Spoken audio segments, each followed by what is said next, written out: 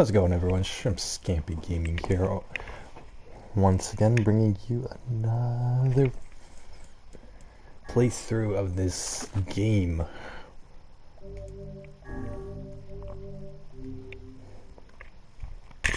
Now,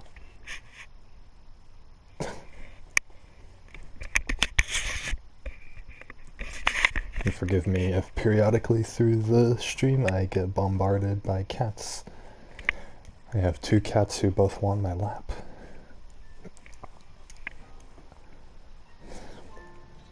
Oh, this one's putting her paw on my wrist, and she's nudging the controller. So I'm gonna have a really hard time playing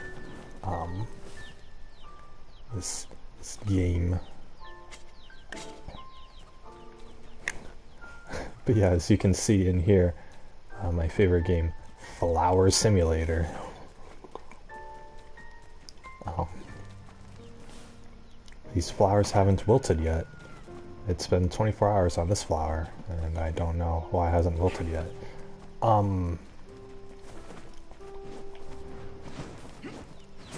Yeah, anyway. If you guys saw from my stream last night, we did quite a bunch of stuff in this game. We defeated like 3 bosses, did like almost every single side quest. We went to the Lost Shrine twice, which freaking I hate the Lost Shrine. I can't stand the thought of young people being killed by shade. That's sad.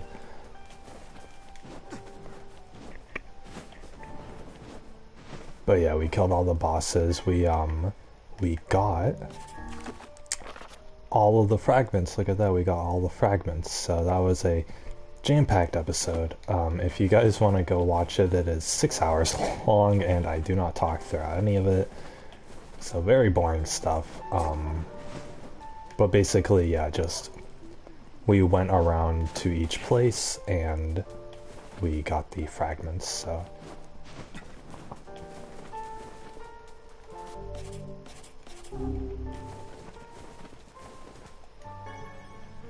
chicken egg. Actually, what ended up happening last time, let's see here. What did we miss?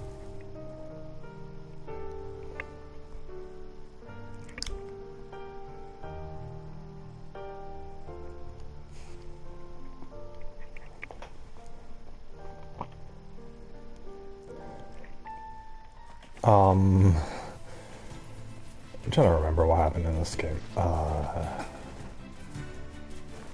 Yeah, freaking, there was a memory piece in the forest, and it was another text adventure. And it was a tough text adventure because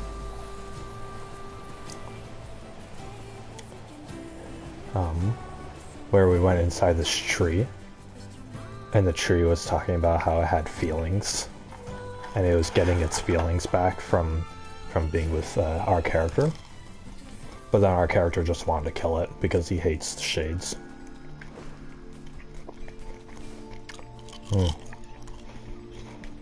And then we went to that village in the area, but they were all freaking out, and they were all turning into shades and everything. So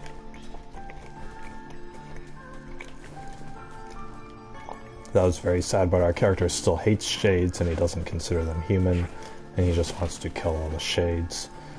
And then we destroyed some robot monster in the junk heap. And that robot monster had a little shade on its back. It was like a shade was working with the machine. Oh yeah, it was a machine. The shade had a...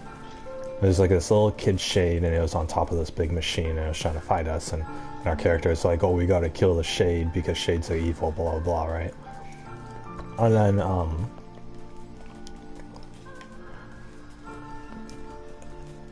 And then yeah, the dog. And then in the desert, they had a wedding ceremony, but the dog in the wedding ceremony, or not the dog, a wolf shade came and ate the wife, and she died during the wedding, and the king got really mad, and we went to go kill all the wolves, because shades are evil. And then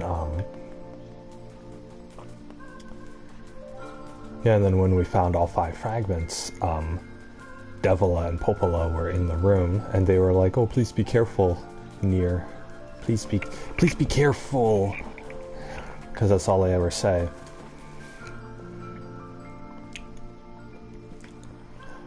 And every time I go into every time I boot up this game, they show the trailer of the game, which has spoilers in it, so I always have to skip it.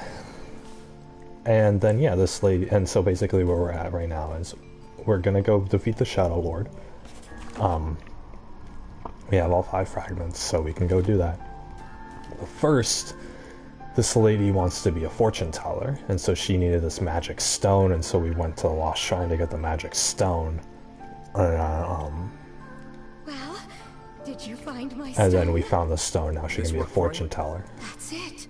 Oh, thank you. Oh, and while you're here, how about a free reading? Come on, it's the least I can do. Sure. Let's listen to my fortune. Sure, might as well. Let's see what the eye has to reveal. In the book, the big tree kept on waiting and waiting. I have to wait a lot too. I wish I could do something. Oh yeah, that's right. The tree boss, which was a text adventure, was just... Where are we? I don't know. Never seen this place before. Hey, wait a minute. Sit! In our dreams? What cheek! Dreams? I refuse to believe that we were simply whisked off to some alien land. Yeah, I suppose. Wait a second. I remember this place. This is...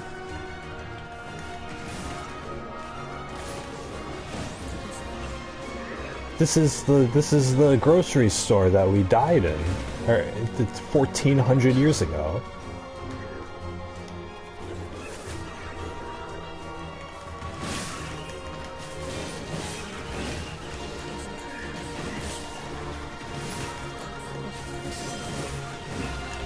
Except now I'm a complete badass, dude. Oh my god.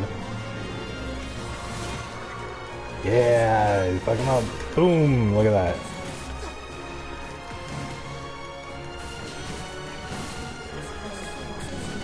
Just own them. Oh my god.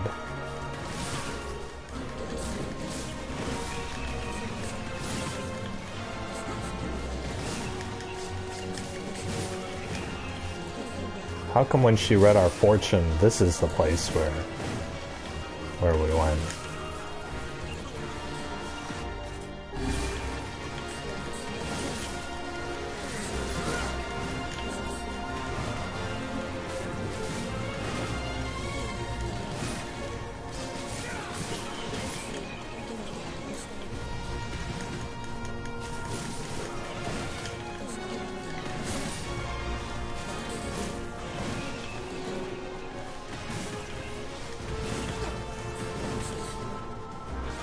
Wait, how many of these are to freaking fight?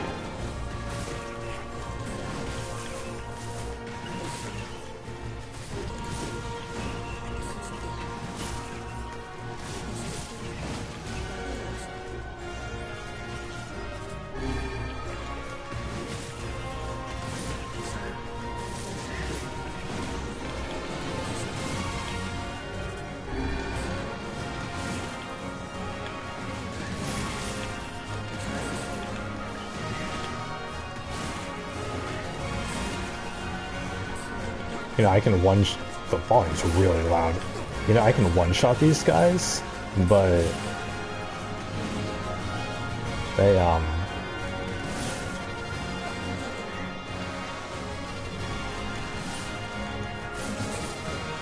move around a lot.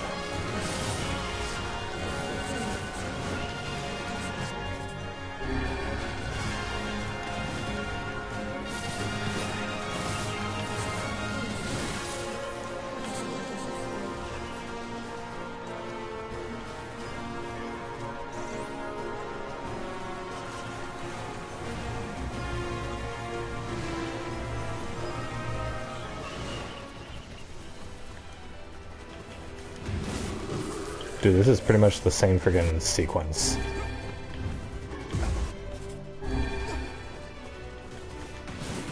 That we were going through in the beginning of the game.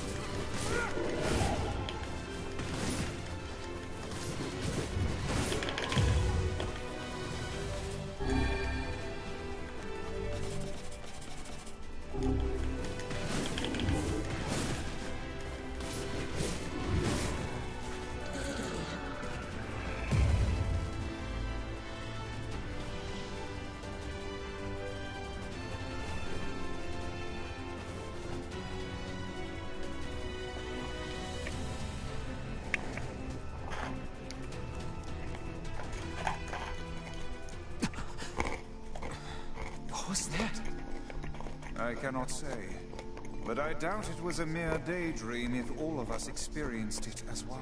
I think I've seen that before. Wow. I don't know what happened, but you guys look pretty shaken up. Wait, what does he mean he thinks he's seen that before? Friggin'...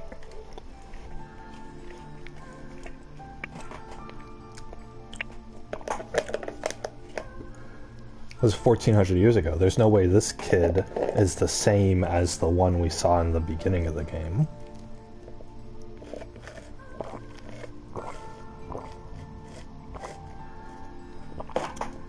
Ah.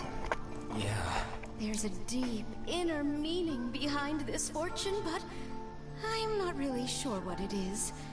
I guess I need more practice. Anyway, thanks again for the help. Stop by anytime. I think I'll pass for now. What was that all about? I don't know.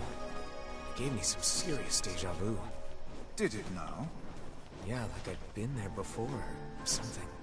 But at the same time, it felt like something was pushing down on my chest. Well, it was just a dream. Best to put it out of your mind. Yeah, just a dream, huh? Even though that place really did exist. Hell yeah, iron pipe.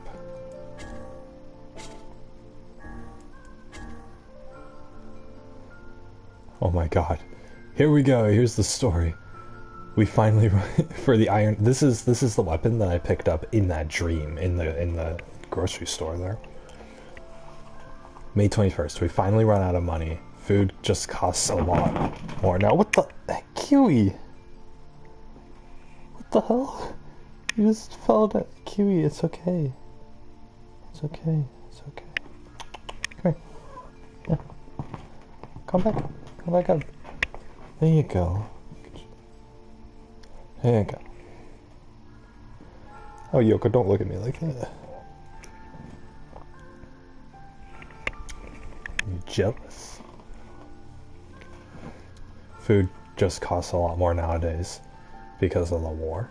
We tried begging at the church, but they have their hands full caring for the wounded and can't spare any. Yona's really lost a lot of weight. I wish I could get her something to eat. Oh my god. I am... Dented metal. Where do I get a dented metal bat? I want to upgrade this. I want to upgrade the iron pipe so I can see the story. Let's see here. Where do I get the upgrade materials?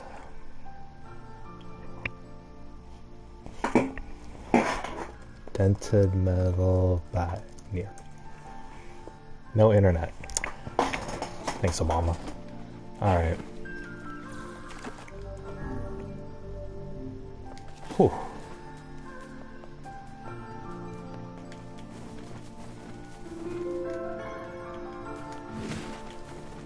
Alright, that's about every side quest I really need to do.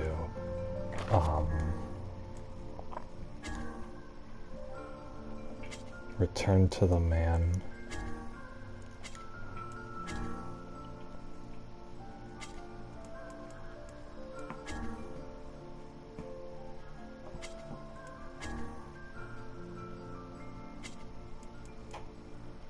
I don't want to do these like quests where I just like collect materials.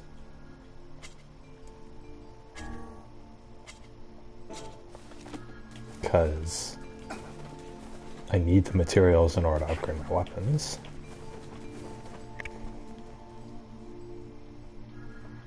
Your replicant, how to get dented metal bat.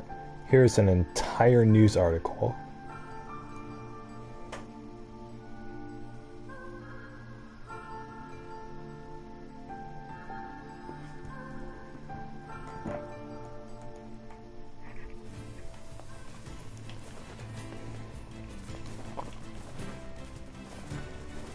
Alright.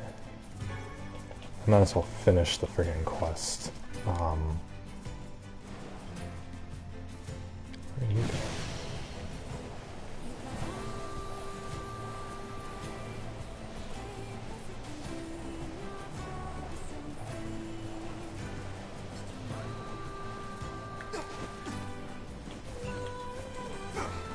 Oh, I can go down here. Oh there. Oh there, getting on.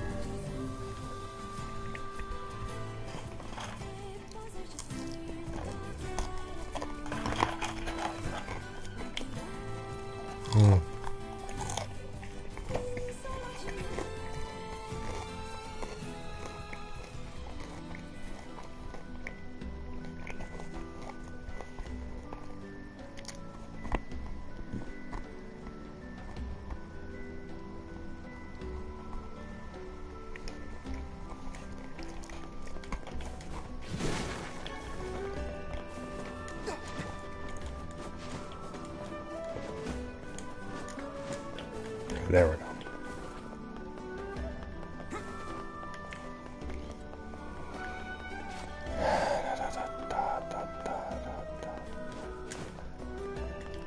I delivered that freezer for you. Hey, thanks. Here's your fee. Sure, I'll mention his girlfriend. Listen, this isn't gonna be easy, but I think you have a right to know. Oh yeah, we found out. What? No. Oh no. This is a dude who started his flower business here and then wanted to give his girlfriend in the area freesia flower. So that, saying like, oh, you can come live with me now, but then she wasn't home. So we were like, oh, she's probably dead. This guy moved on and got a wife and kid 5 years later, but then we made a delivery for him, and then we found out that the person we delivered it to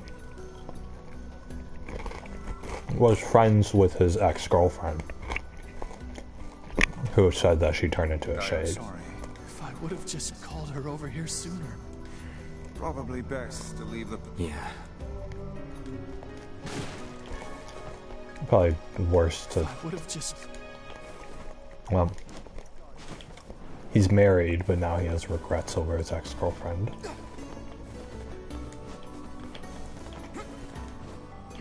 I don't understand people who can like move on like that though. Well, I made 10,000 gold.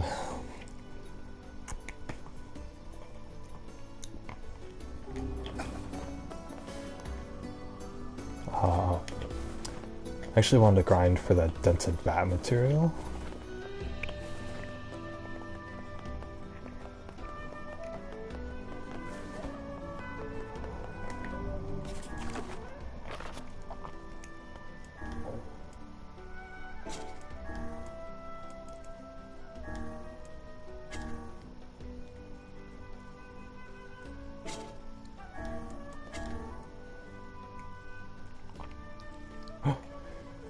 I raised the cry of my birth, the sound of heated iron taking shape, a steel malice striking my form.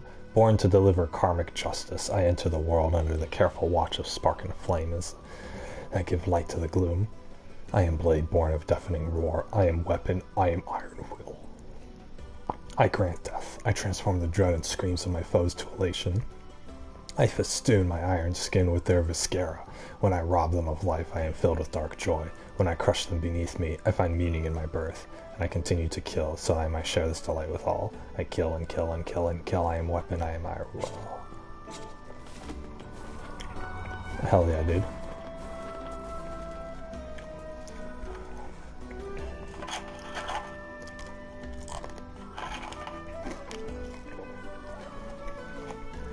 You left pretty quickly. He said he just stopped by to see my face.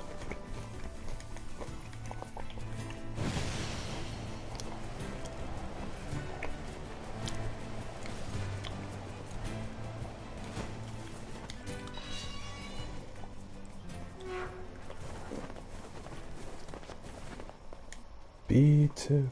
What the? Why'd the music stop?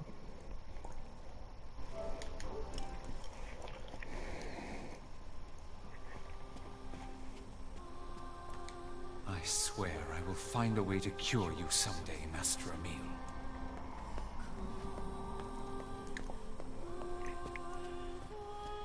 I hate the amount of walking that it takes to actually get over here.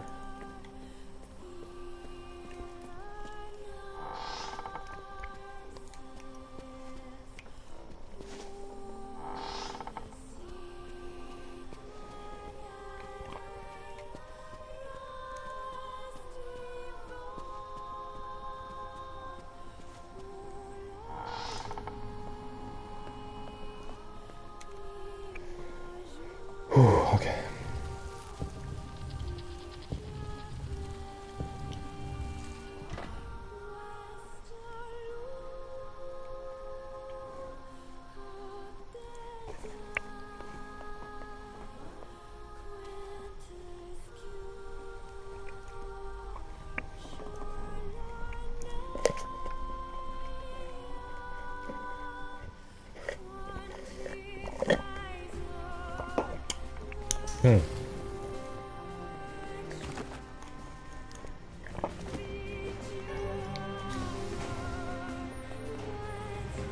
Ba ba ba ba ba ba ba.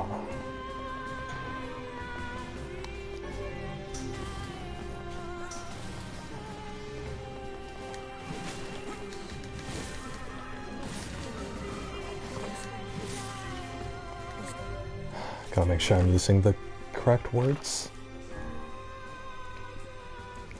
Mahita, Mahita.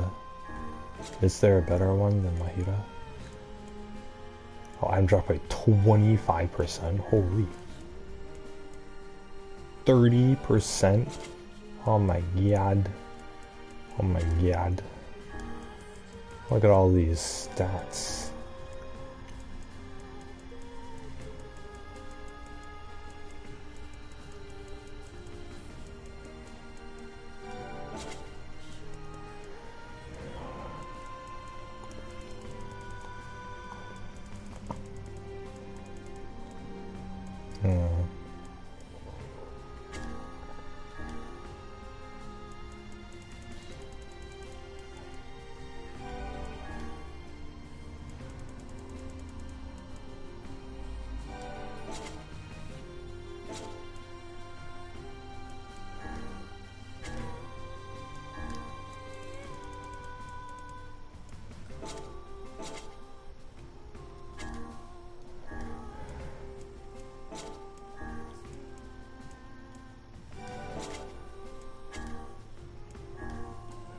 Not Canestra, we want Conca.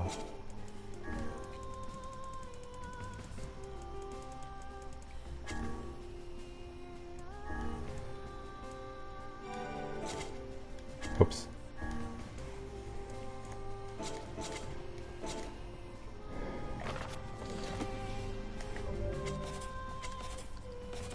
We want Dark Whirlwind.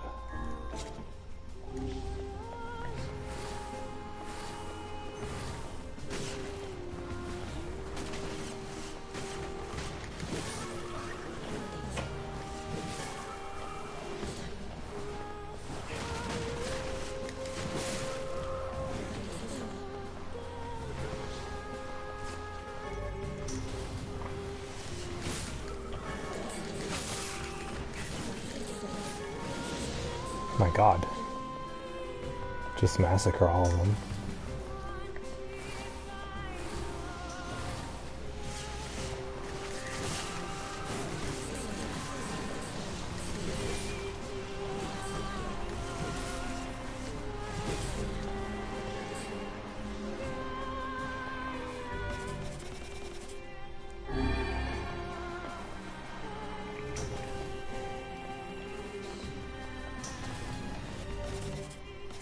Oops.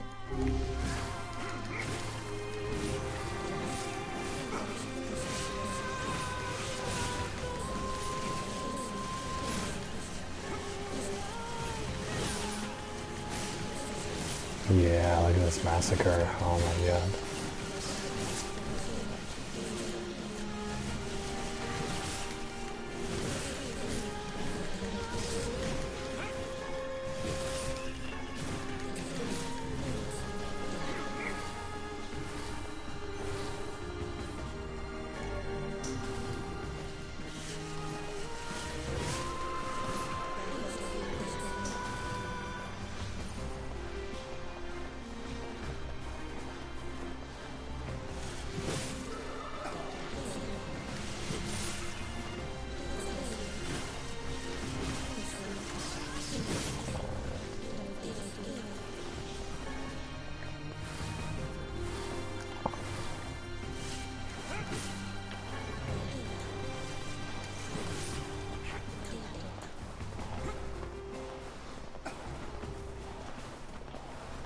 I didn't get a single metal bat off these guys. Unbelievable.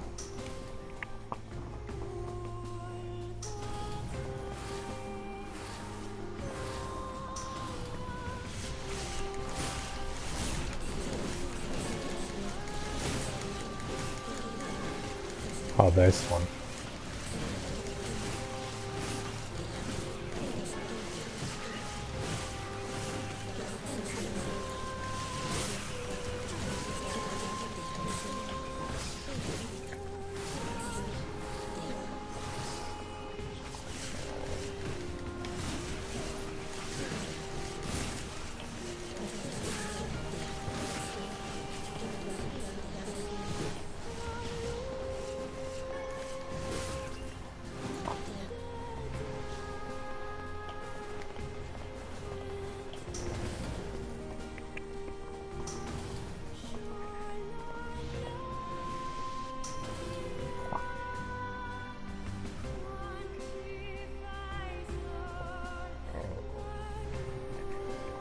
I need 21 dental metal bats. And I don't want to come here again, so...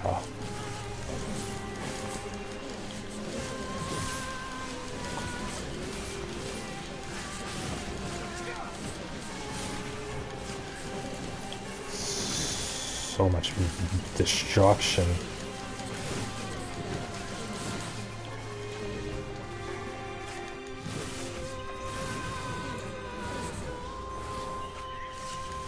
There's one.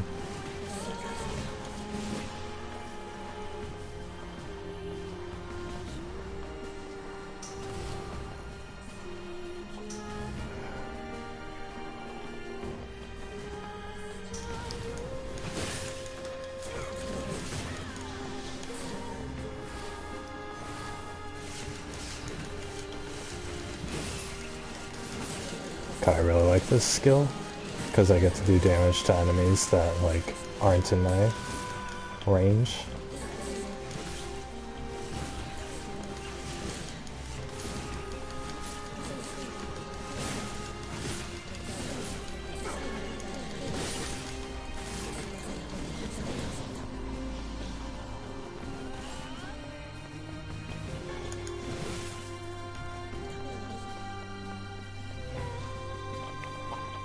Okay, apparently, from what this article says, it's 5 waves of these guys spawn.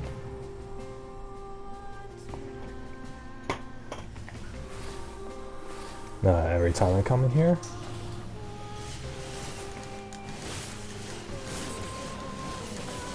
For 5 waves of enemies, this goes by in like a minute.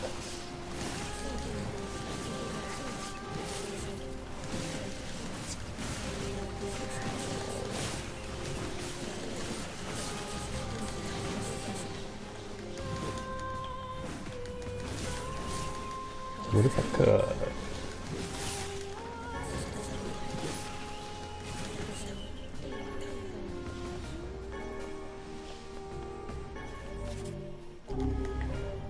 I'm running. Yeah, drop rate. Oh, what the? I didn't change this one.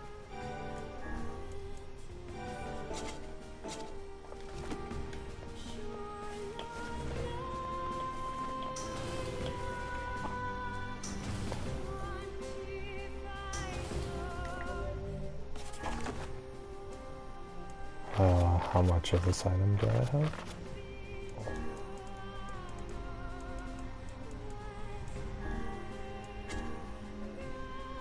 I got 9 of them.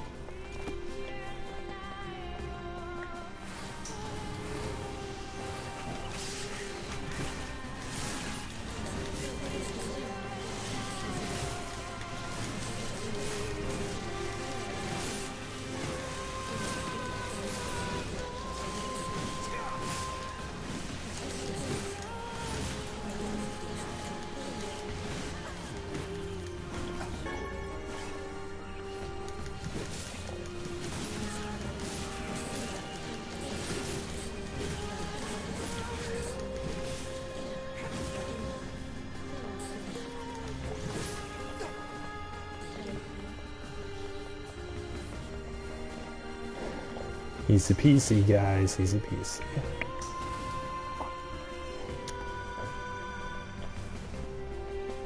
I took my sister out biking again today. It's very nice. It's nice to get out and do stuff like that every once, because it's been more of a consistent thing for me, so.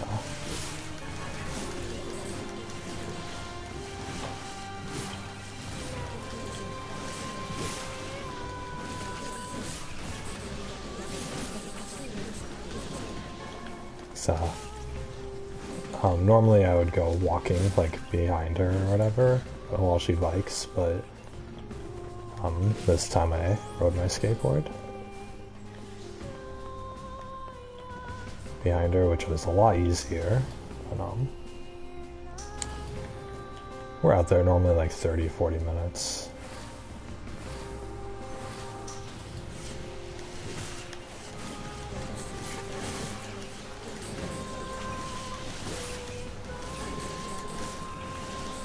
Typically, so. And then after that, I went out and got myself some food. There's a Jack in the Box had a deal where you got free fries, free French fries, so I got a burger and fries. And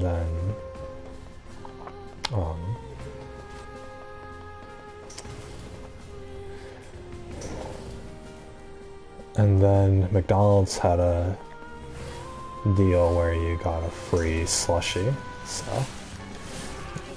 I just got it.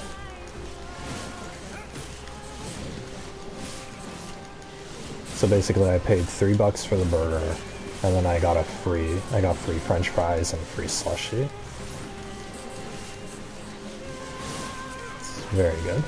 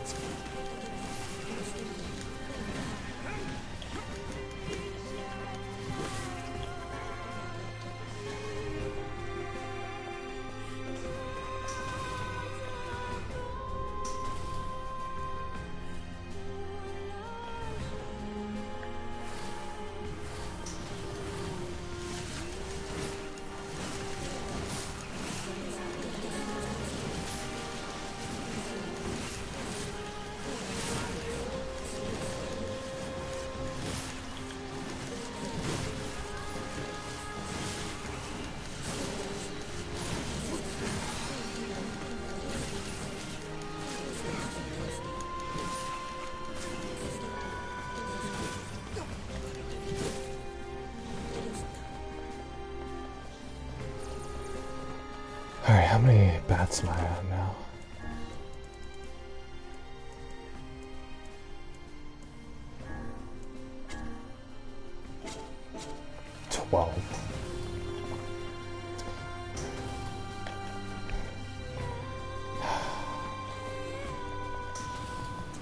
I supposedly need 21, but I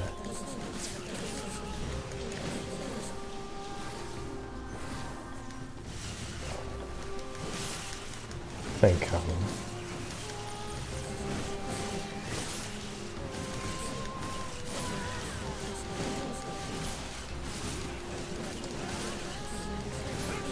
I might stop at like 15, just cause I'm kinda sick of this already.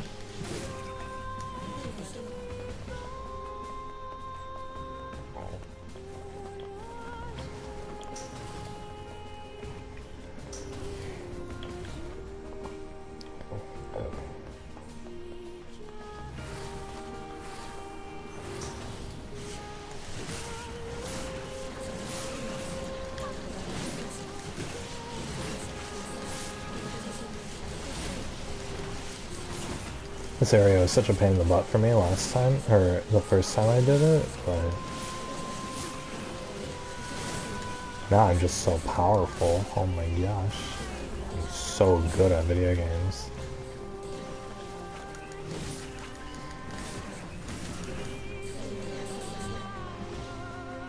I'm joking. This is just a natural progression.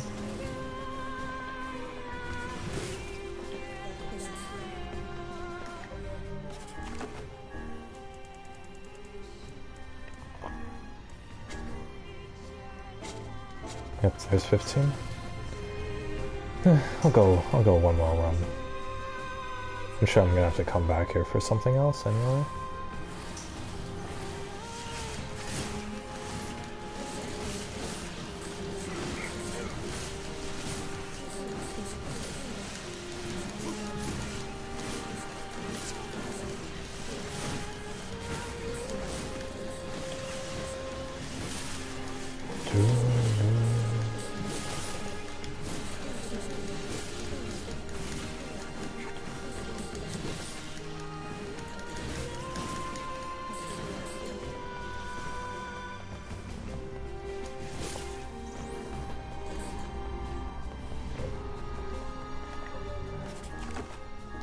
Nothing that run.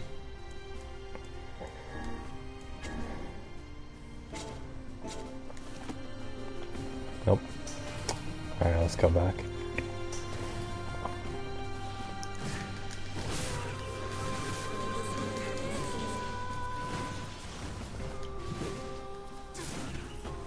If I end up needing like a whole bunch more, I'm going to be very sad.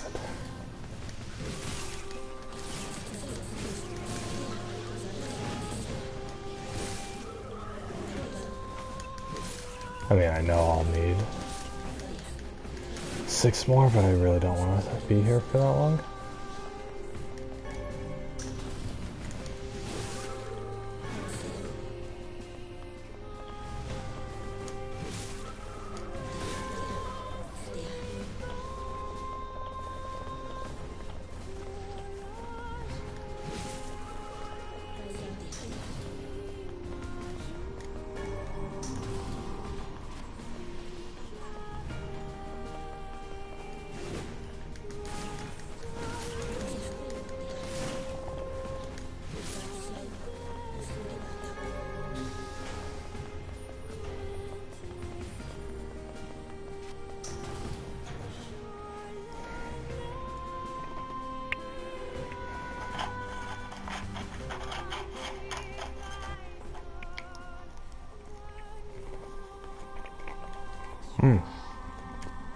Yum yum.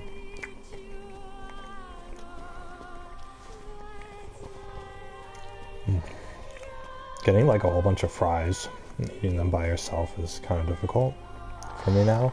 I think it's way too much oil. Like McDonald's always has this deal for like a large fry for $1. I'm like, okay, you know, that's a pretty good deal. I'm craving French fries, right? I can never finish it. I can barely eat like half of it before I'm just so sick of French fries. I don't know why. Like as a kid I would have been able to eat like a whole thing of fries, just chow it down, but now like my body feels like it's gotta be healthy or whatever. Or it can like feel the effects. Whereas I mean, I don't think that's with age, I think that's just with like, I haven't been exposing myself to French fries and like oily foods all that often, which is a good thing health-wise, but you know, I also want cheap food.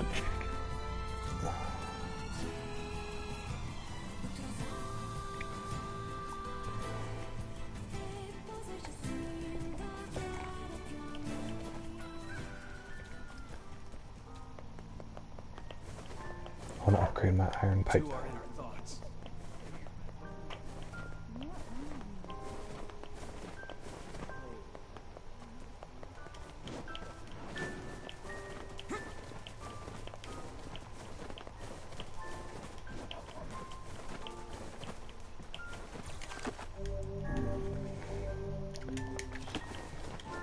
Yeah, I was in there grinding for 22 minutes.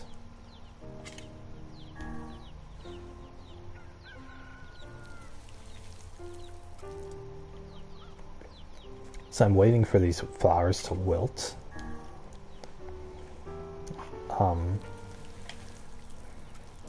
This indigo one that I planted here, and this gold one. I planted them like 2 days ago, and they still haven't wilted. So I'm growing really impatient. Which means the other ones are going to be longer, so it might be like Friday when I actually get the seeds.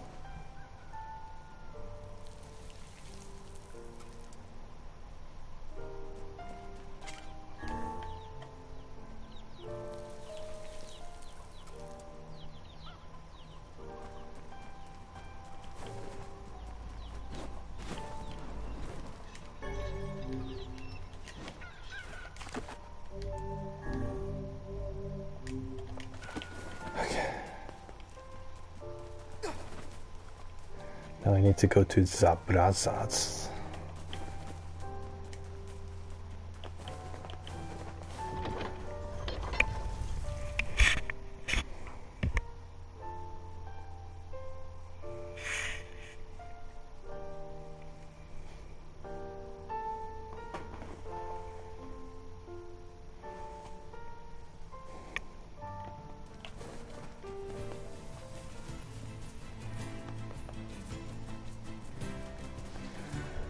I don't understand how cats can sleep all day.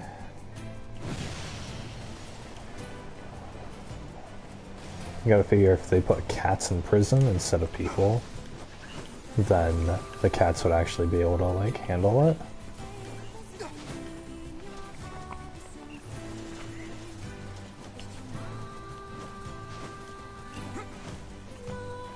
Because that's basically what being a house cat is, or a house pet in general is.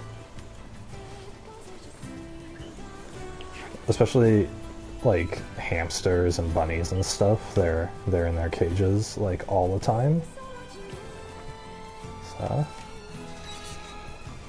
there's a security of like food and shelter, but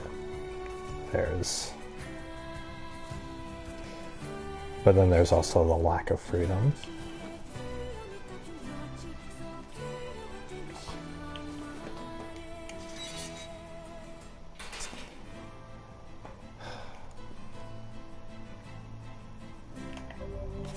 You know what? I'm going to...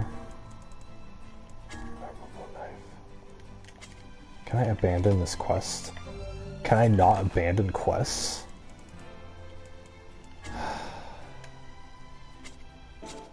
Whatever. I got that titanium. Great. I'll get...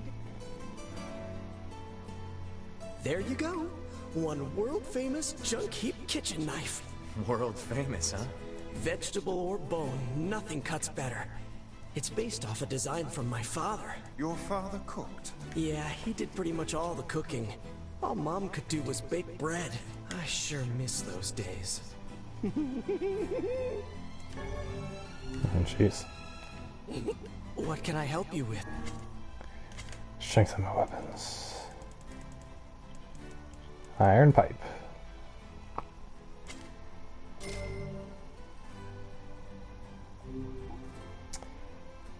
Iron pipe again. I need... Oh my god, I seriously need 4 more dented bats. Are you kidding me? Hate this. Come back. Hey, do you sell What can I help you with? dented bats? Nope. You don't. Come back. He doesn't sell dented bats. God damn it. Do I even want to save? No, not really. Anyway, let's read what the weapon thing has to say. Whoops. Sorry. So yeah, we've run out of money, food costs a lot more, Yona lost a lot of weight. That was May 21st, now July 15th. We met a nice lady who gave us some food. At first I thought she was homeless like us, but she said she was joining some kind of relief and support thing run by the government, so I decided to go with her. At least Yona seems to be doing okay today. August 1st. The nice lady from before used the book and turned it into a monster. We ran away as fast as we could, but I don't think she's human anymore. Everything those adults told us was a lie. They won't give us money, and they won't treat Yona's illness. Also, there's a huge wall around the city now, and we can't get out. We never should have come here. Oh my god.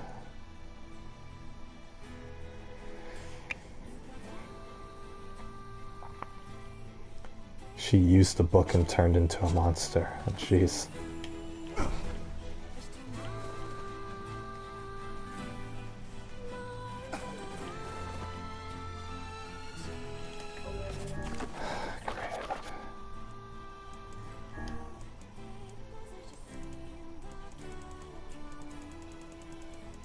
Where is titanium? Titanium alloy? Yeah. Not worth it. Alright. We are going to...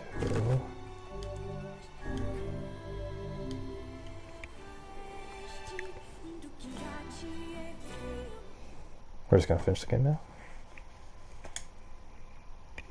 I'm not wasting all that titanium alloy.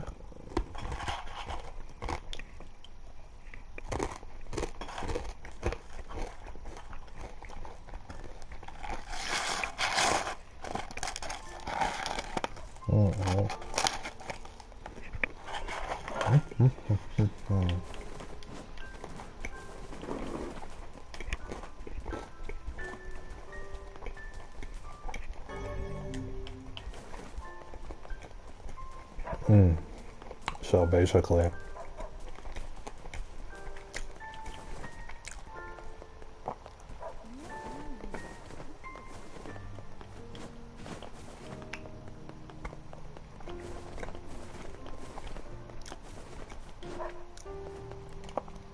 Oh there. now that we have all 5 fragments. Ooh. Because the shade came near the village today, people kept coming to me and say, "Boy, we sure wish your brother was around." And I said, "Me too. Nier could kick that shade's butt."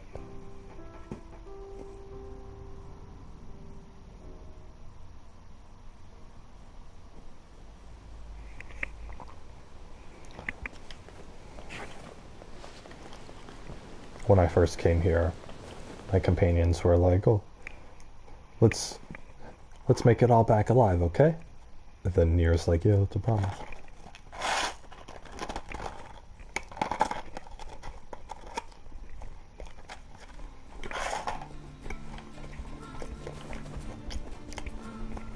So this is the 3rd time I've been here in the past day. And I hate this area. They have all these difficult shades, like defending it.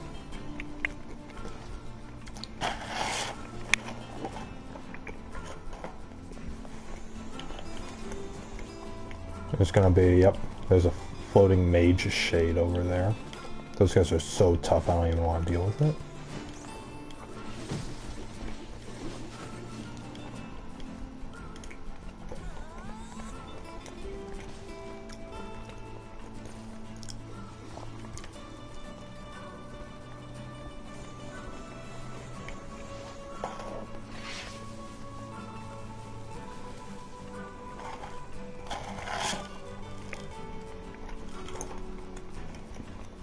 Considering that I have to visit this area 5 different times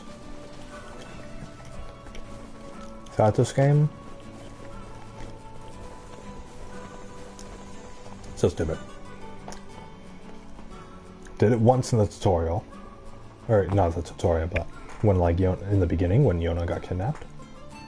So I did it once there, and then I had to come back in order to investigate the tree. And then I had to come back for a treasure report, or for a treasure map thing. For a treasure map quest, and then I had to come back again for that magic fortune-telling eye. And each time I have to like go through it, and then I have to return to town, so I have to backtrack through the whole thing.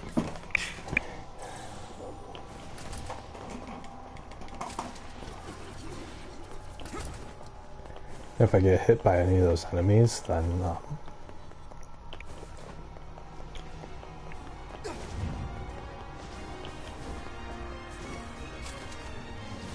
then I can't go through doors, so.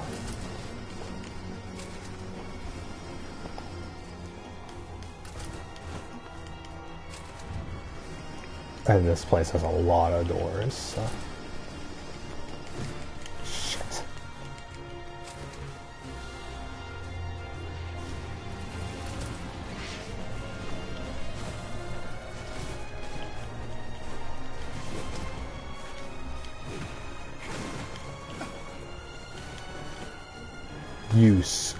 You are fucking kidding me. No way, dude. Oh my god. Unbelievable. Actually unbelievable. Now I have to do it all over again. Whoopie-doo for me.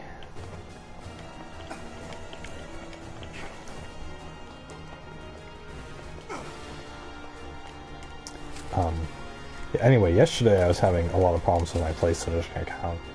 Apparently, someone stole my account information for PlayStation.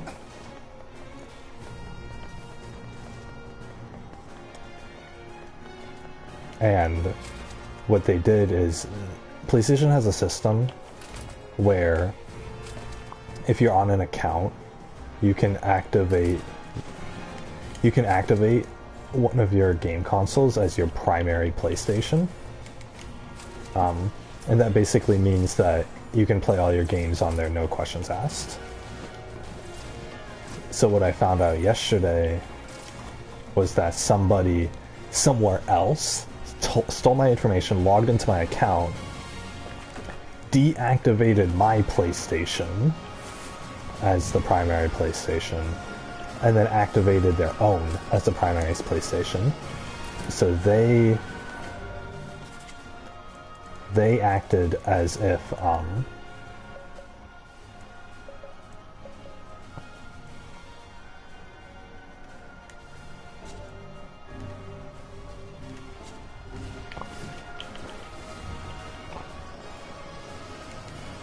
they acted as if they were the ones who owned my account, and it was on their PlayStation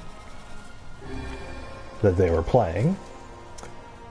And so therefore they don't have to verify the licenses or anything. So even if I change the password on my account, they can still play all my games. Completely messed up.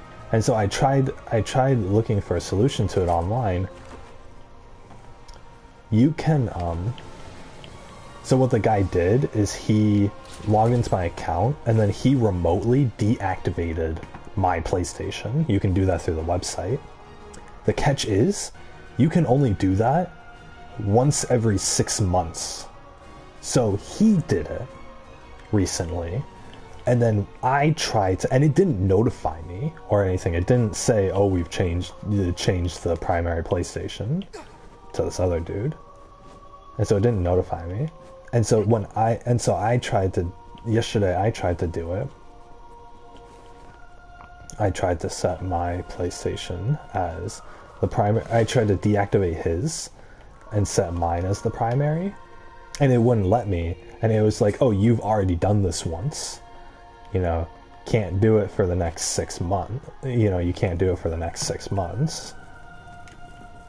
It's so stupid. And so he did it to me. He stole my information and he deactivated my PlayStation, and now they weren't gonna let me deactivate his to get my account back.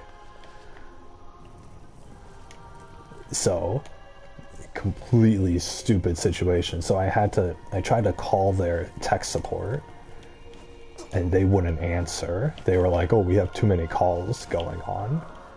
So please try again later, bye-bye. And they freaking,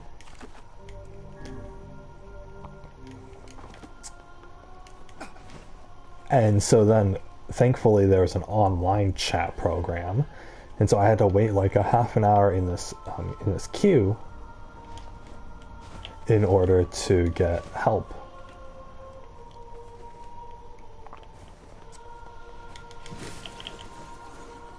With my problem.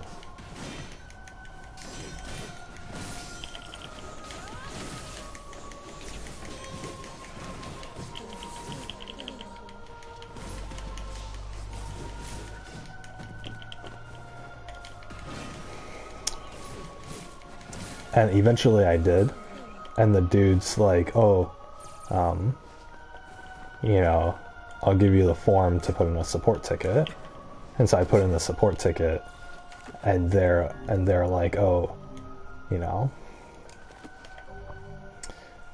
we'll get back to you tomorrow to see if we approve or deny your request. So basically I'm asking, deactivate, you know, get me my stolen information back. You know, don't let this guy play on my account. And they're like, oh, and they could have said no. They could have refused to do it. They could have been like, nope, you gotta wait the 6 months or whatever. I would have flipped. Because the whole reason I couldn't play yesterday was because my PlayStation wasn't the primary PlayStation, and so I needed to always be connected to the servers in order for them to verify that I own the games that I did. And the servers went down yesterday, which means that the servers were down, so they couldn't verify that I owned the games, and so they were going to lock me out of playing the games because this wasn't my primary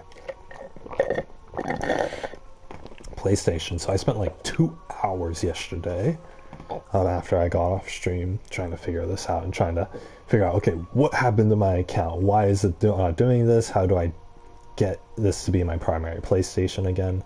Because it won't let me set this to my primary PlayStation unless I deactivate the other one. But obviously I can't deactivate the other one because I'm not the dude. I don't know the dude who stole my info, so it's ridiculous. The dude still has my account, by the way. I changed my password twice. And it's a password that no one knows. So, but the thing is, he still has my email. And he tried to change the password on me, which it went to my email, so he couldn't. I already have the phone security thing attached to the account. So, this whole thing has just been ridiculous.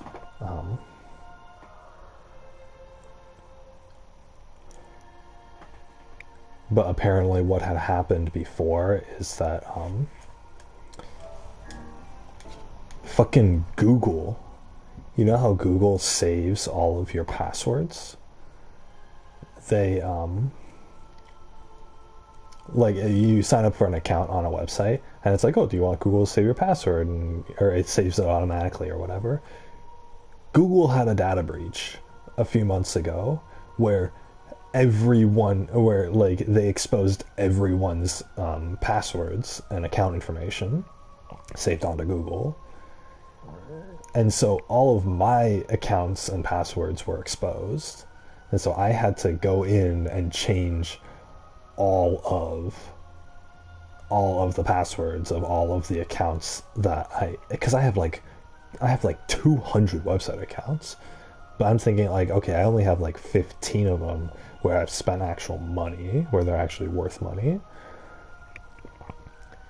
So I had to go change the passwords for those, but I don't have many passwords, so the whole thing was just a mess. But then every single time I try to log on to a website, Google's like, oh, your account information for this website is compromised because we've had a data breach. That's on them. If I can Google, the largest corporation in the world, you know, can't save themselves from a couple of hackers. It's ridiculous. So.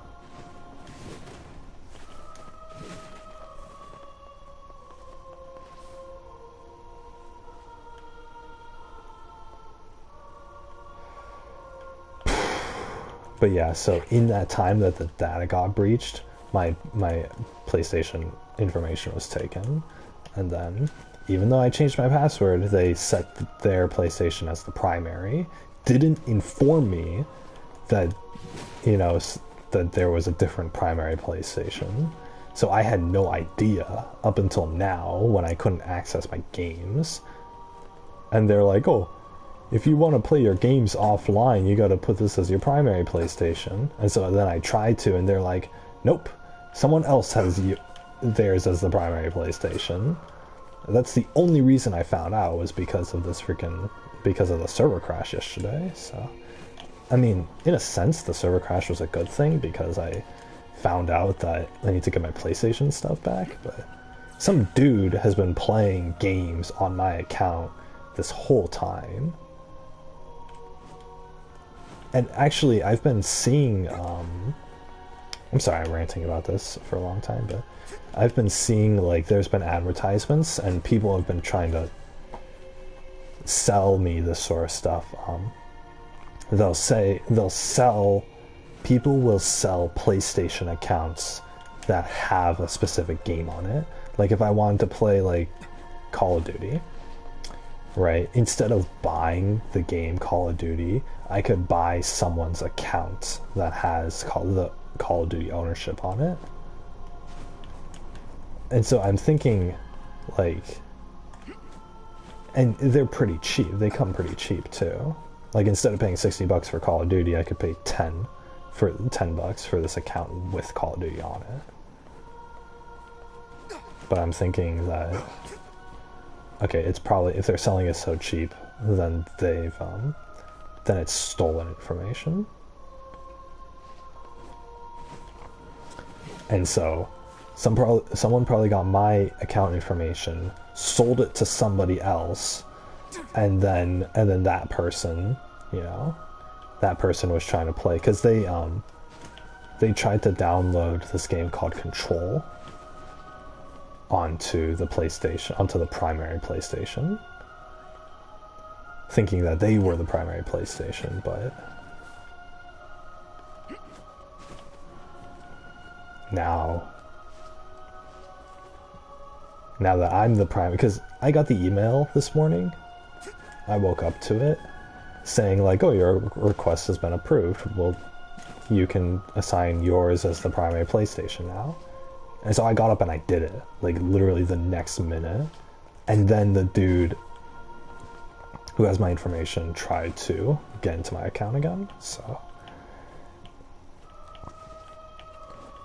he still has my email and my username and everything, but doesn't have my password, doesn't have my access to my email, and he doesn't have access to my phone, which you need in order to log in. So I think he's logged in onto the PlayStation app, but the thing is, I'm pissed about it because I own, like, almost $1,000 worth of games on this account, because I buy a lot of games digitally for this account. So the guy had a pretty nice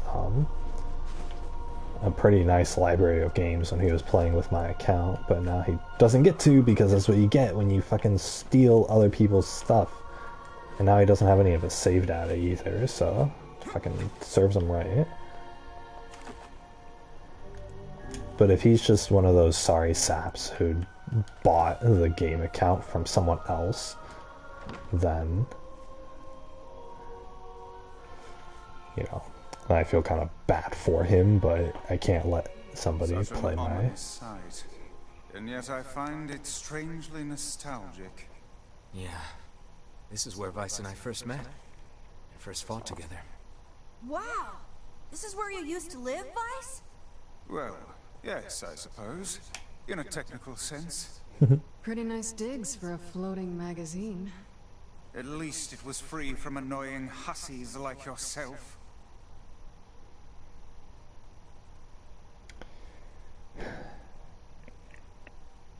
What's the point of this cathedral? But yeah, that's the end of my rant. I got my account back and everything, and this is my primary PlayStation, so even if the servers go down again, then I'll be able to play. I should be able to play my games, so yeah. Anyway. Oh shit. Actually, does that mean that... I'm gonna check something real quick.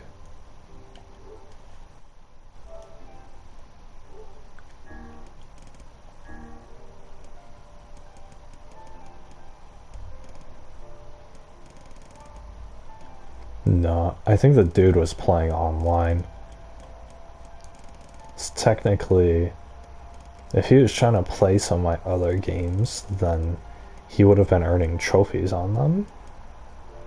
But Doesn't look like that was the case. He hasn't been playing on anything.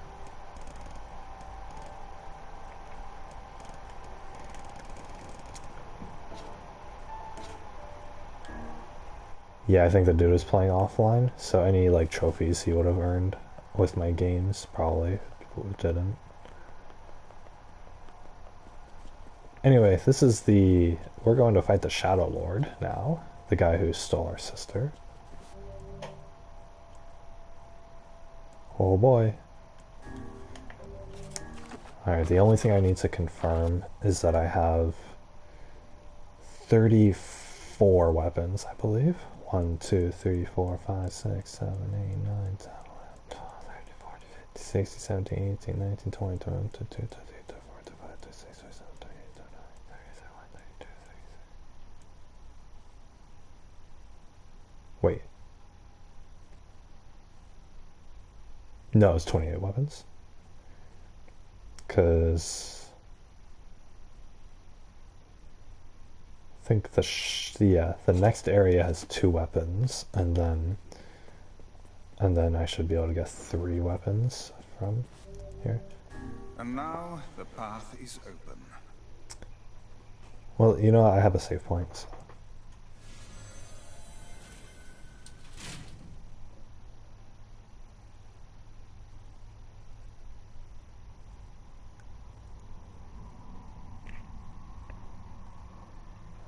Oh boy, Shadow Lord's Castle. Final area of the game.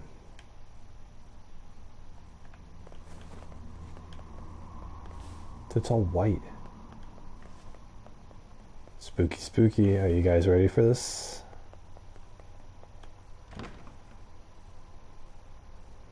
What the heck?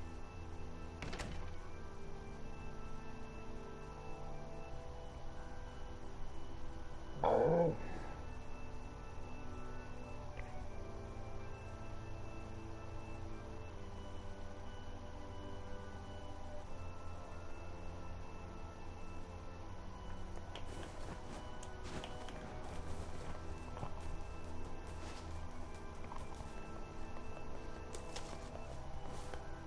Sarah is freaking nice. Oh my god.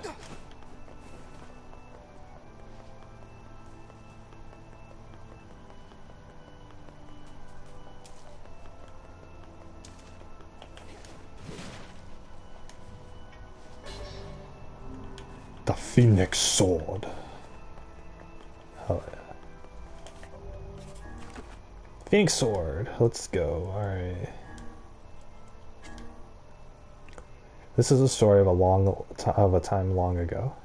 There was once a beautiful bird with resplendent feathers that lived a quiet life deep in the forest. Don't end there.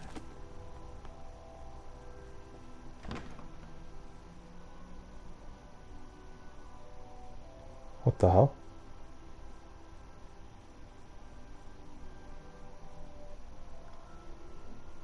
The same area.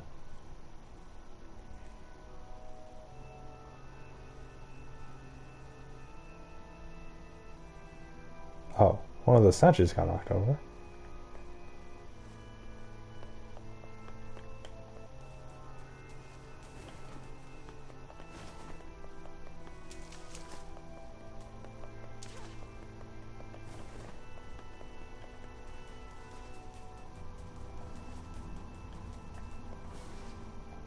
To whom does the true voice speak? To whom does the true form show itself? Shut up, bird. You must answer. It can talk! I ask, why did humans disappear from the world? We're right What here. the hell is this? I believe this is some manner of password. Password? Yes. The correct answer should grant us access to the castle. I feel confident I have heard this somewhere before. To whom I ask, why did you must... I don't know. Because of a black disease. I answer, because of a black disease. I ask, how can humans extend their lives? These are secretary. Separating body from soul? That sounds like this game. I answer by separating body from soul. Separating body from soul. I ask, what is the destination of souls? The destination of souls? They are placed in a promised land. They are placed in their corresponding shells.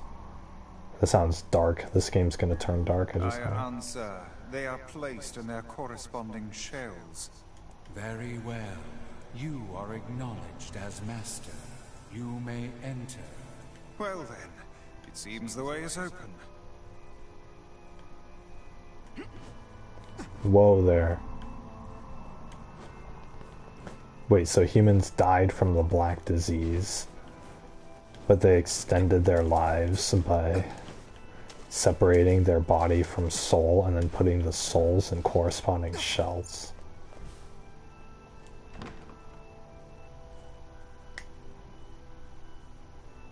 Kind of a... What? Aren't those... It's the twins from your village. Popa, Devil, what are you doing here? Hey, any chance you'll just go back to the village? What? This is a very dangerous place. Even if you can find Yona here, you probably can't get her out. How did you get here? Shh. We're asking the questions right now. Oh my god. They're right. Let's go back to the village. They're right. Let's go back to the village. Do you truly wish to go back? Sure. Yeah. Let's go back. What? I just went back. Wait a second.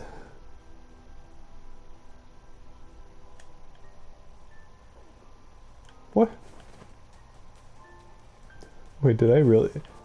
Dude, what a meme, dude. I just went back.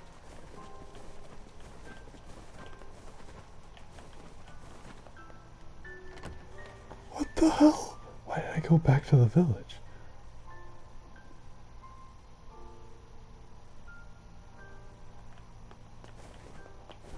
So many questions.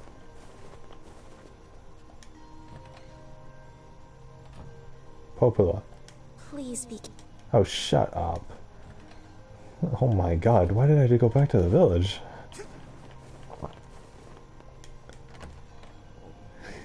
Wait a second. That's not what I was supposed to do.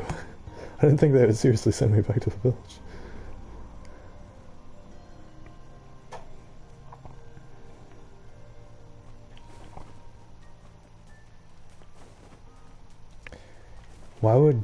Why would they set me up with a fairy going to a lost shrine if...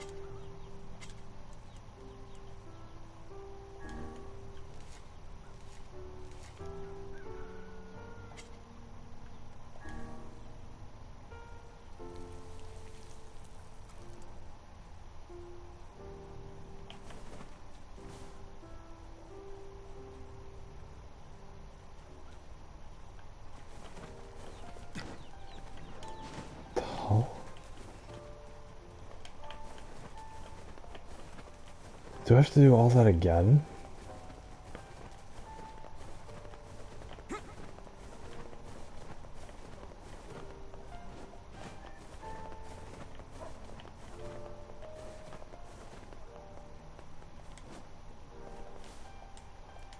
Hold it.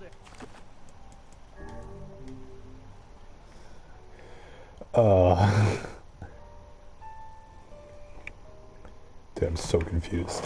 Why did I... Why were Devil and Popolo there? Why did I just go back to the village? So many questions.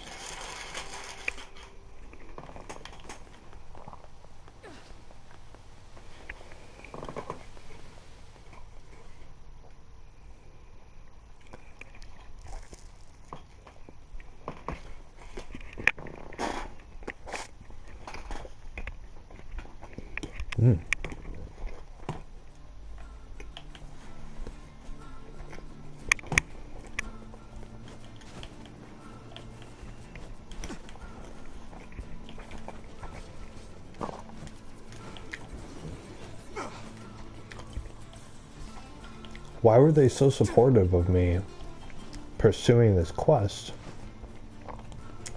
if they just wanted me to go back to the village?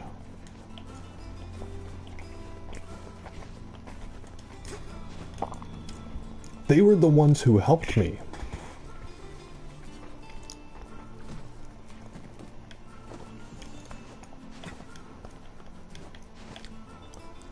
They were the ones who helped me get here in the first place. I wouldn't have been able to do this without their help.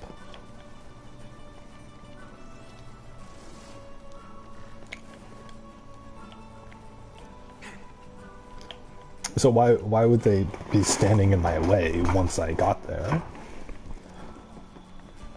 It's like if you drive someone somewhere and then they pull up to the stop and be like, "Hey, I don't want you getting out of the car." You know, let's drive back. So weird.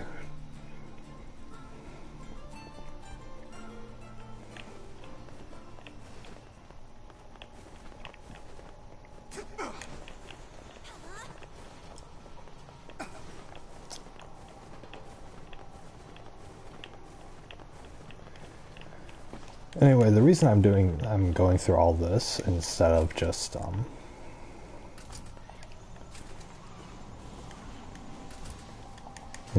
reloading my save that was at the beginning of that section is because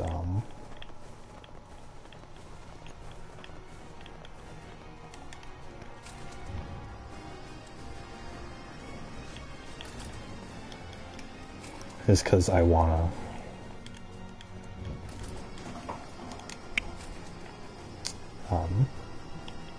I got my indigo seeds.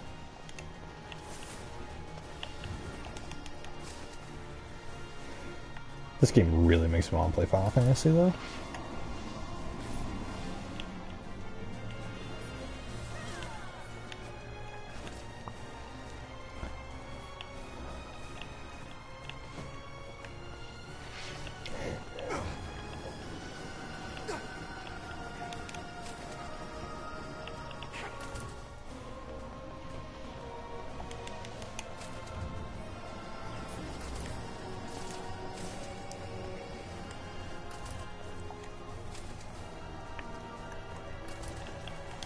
So used to trekking through this area. I'm like eternally thankful that I can open the doors without having to kill the enemies.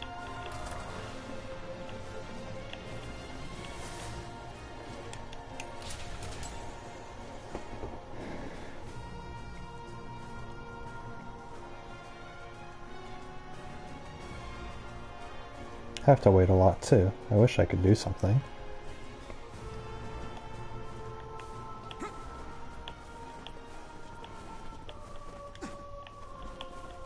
Can't believe I had fallen down the shrine from the top level before. That was embarrassing.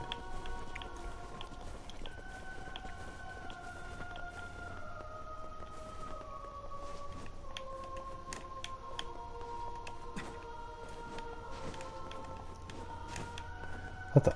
How do I get...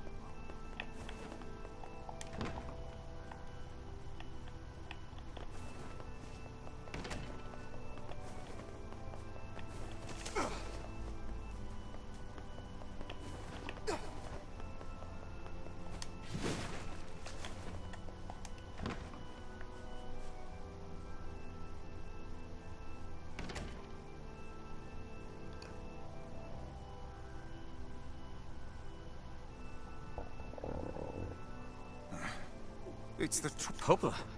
Hey, any chance you'll just go back to the village? This is a very dangerous place. Even if you can find Yona here, you probably can't get her out.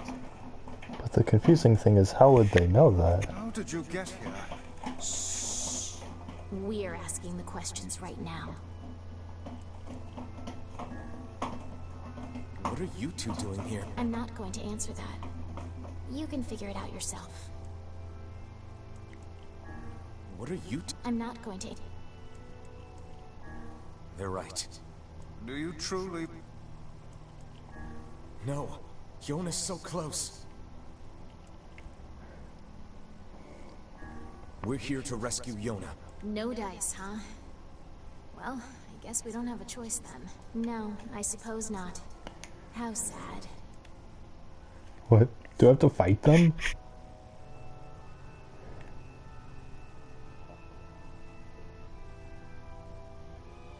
We didn't want to fight you. We really didn't want to.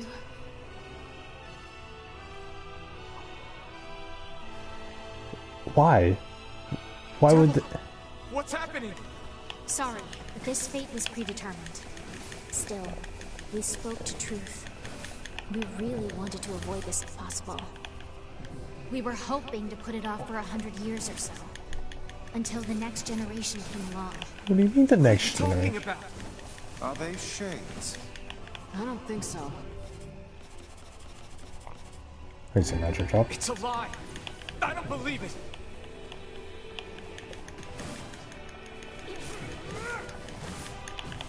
We never thought you'd grow to be this powerful. This is mad. Why do you block our path? You have no cause to speak so with us, Grimoire Weiss. You are a traitor. A traitor?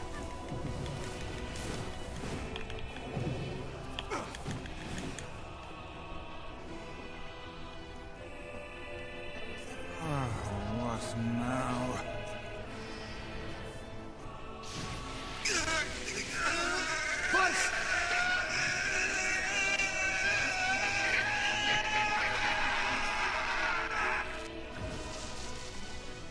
They copied my powers. Oh, shit on a shingle. They can use the sealed verses. Of course we can. The power came from us in the first place. What? We simply loaned a small portion of it. Vice, are you all right? Popola! Popola! Why are you guys doing this? Why are you siding with the Shades?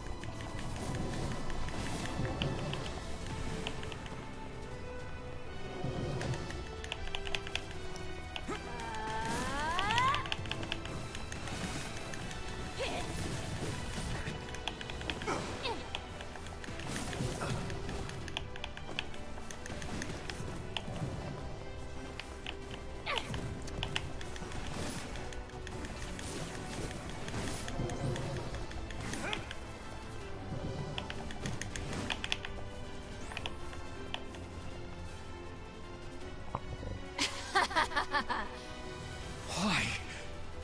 The answer to every riddle lies within the heart of the Shadow Lord. The Shadow Lord? So you've been on his side this whole time? You must search for that answer yourself. You've got to face your own truth now. Please, enter the Shadow Lord's castle. What?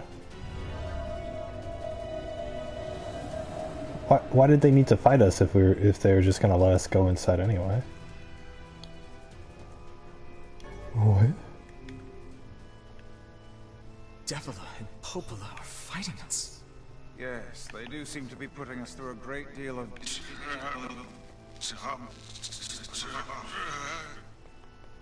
You okay, Vice? How odd. For long years, my mind and tongue have been my greatest assets. But now the latter seems to be... Vice? Do not look at me like that. I am Grimoire Weiss. I am perfect with...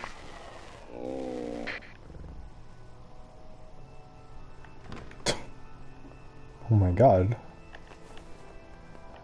No, I Grimoire. hear a waltz.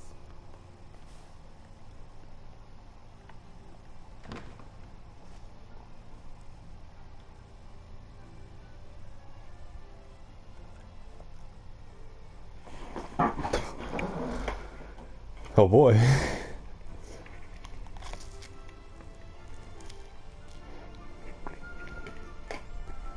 The wall.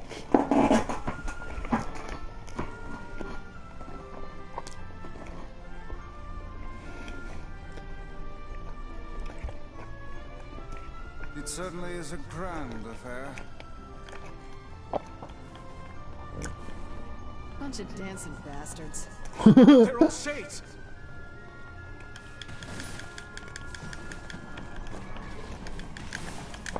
I think we're locked in. It's not like I was planning to leave. Yeah, it's a bit late for that.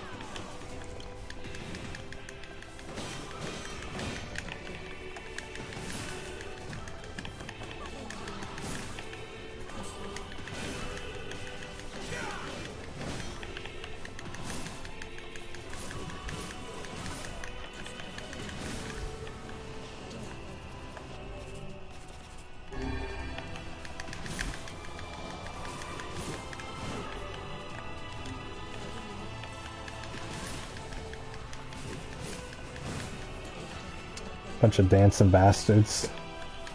How dare you enjoy your life? I'll show you.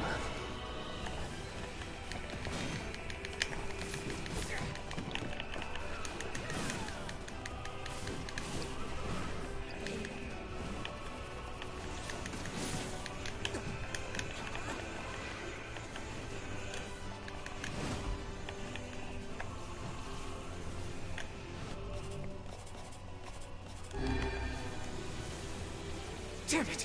They won't stop coming! I'll open the next door. Cover me. Oh, how I do love a good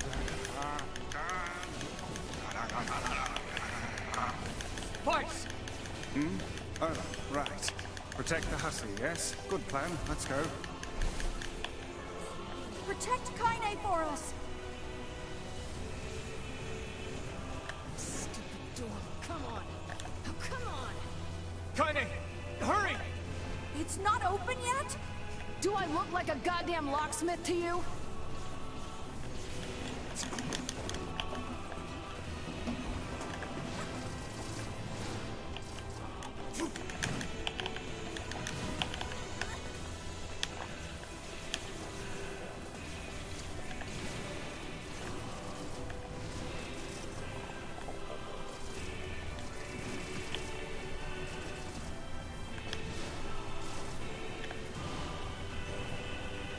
No, you idiots! What are you doing?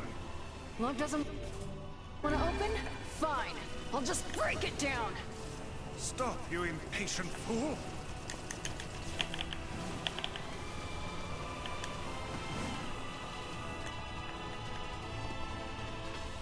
Goddamn no good bullshit bastard! Open the fuck up already! Ugh! Got it. Kaine, look out!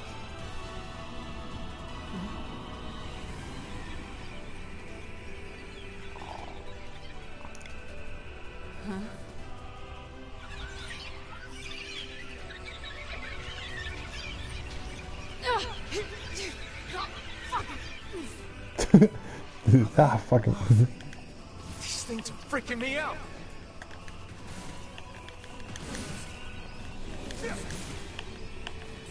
Kaine! What's wrong? We need to help Kaine!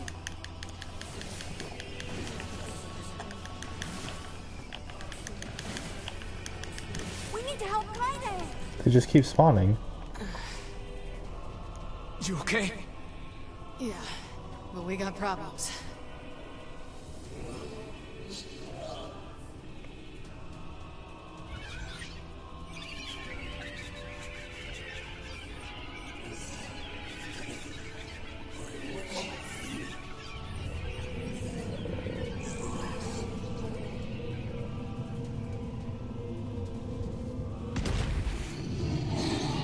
Oh, hell yeah, dude.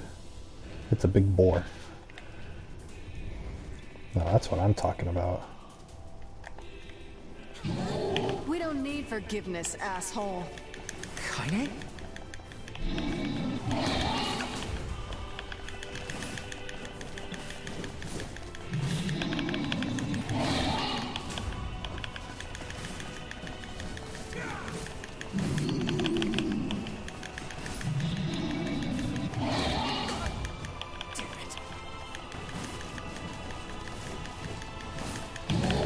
How should I know?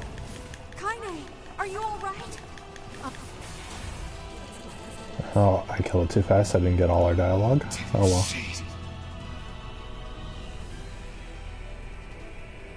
Oh dear.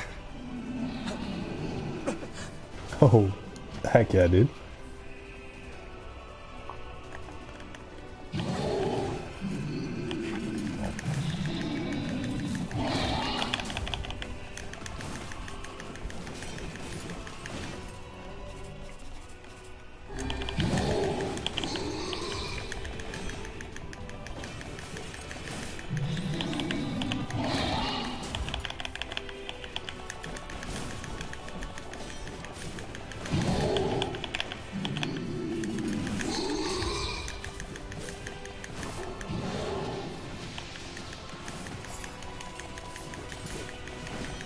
Can we even hurt this thing? Fuck! Oh no!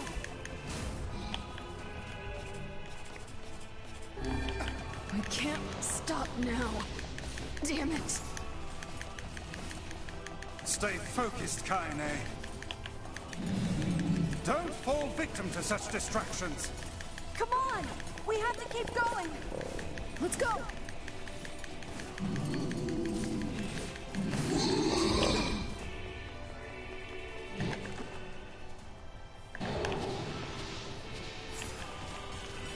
This way. Move. Oh, okay. Oh, we left it. Oh, and we all face through the door? Alright, cool. There it is, the Dragoon Lance. Now we have 34 Up weapons. here! Nope.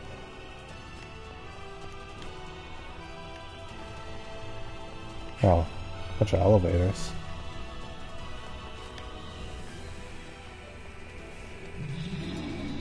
How can we deal with this thing?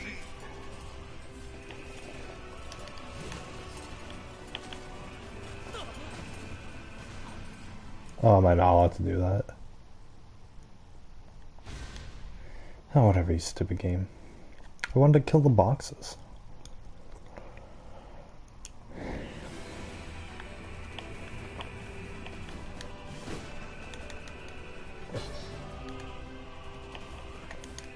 Up here!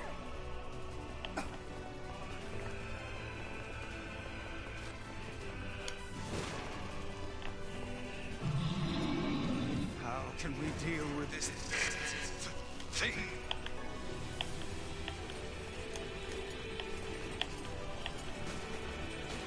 Please, hurry!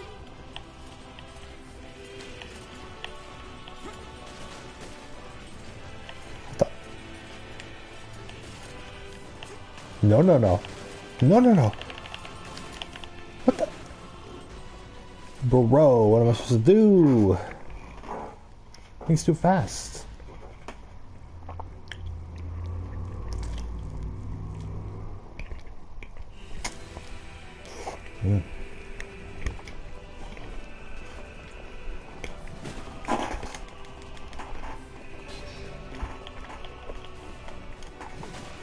Up here.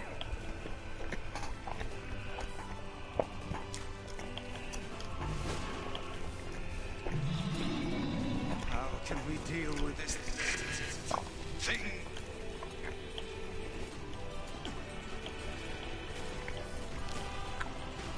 Please hurry.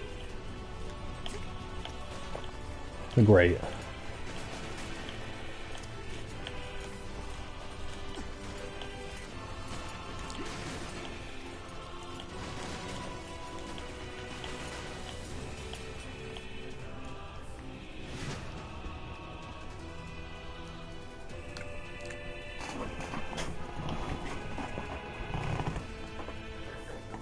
Damn it, I can't get it open. Attack incoming!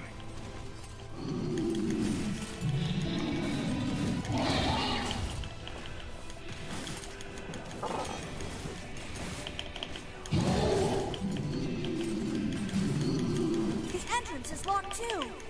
It seems we are in a bit of a predicament. Strike the beast while it's down.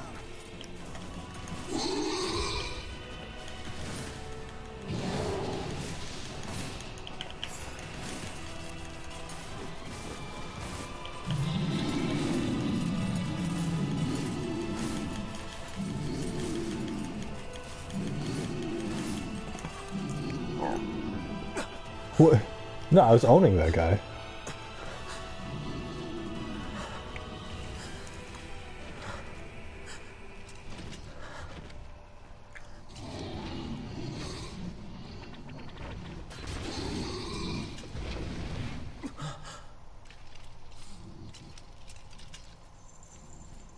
Oh hey, it's the Ishtar Warriors.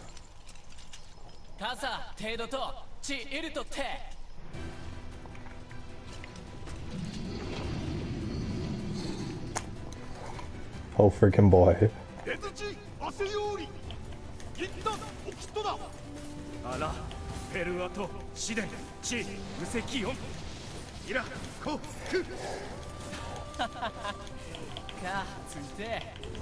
What are you doing here?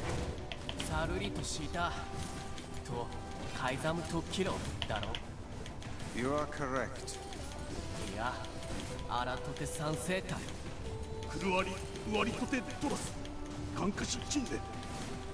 But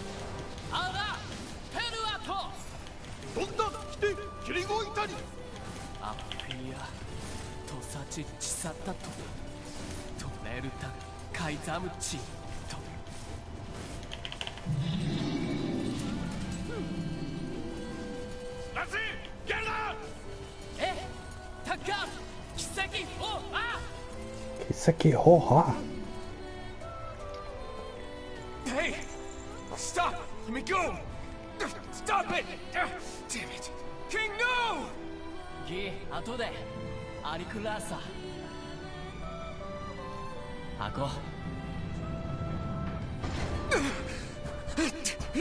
No! Open the door! You can't fight that thing on your own!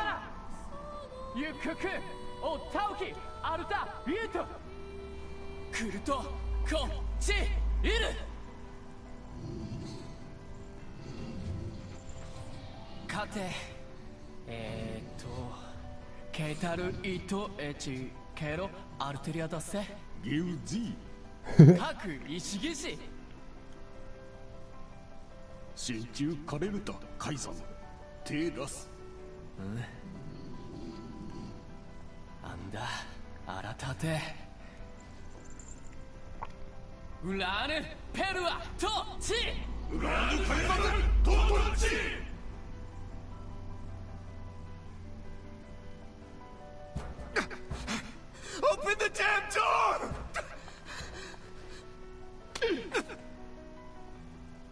Knock it off already. Let's go. Kaine. He's fighting for you. And for Fira. Don't let him die for nothing. My friend.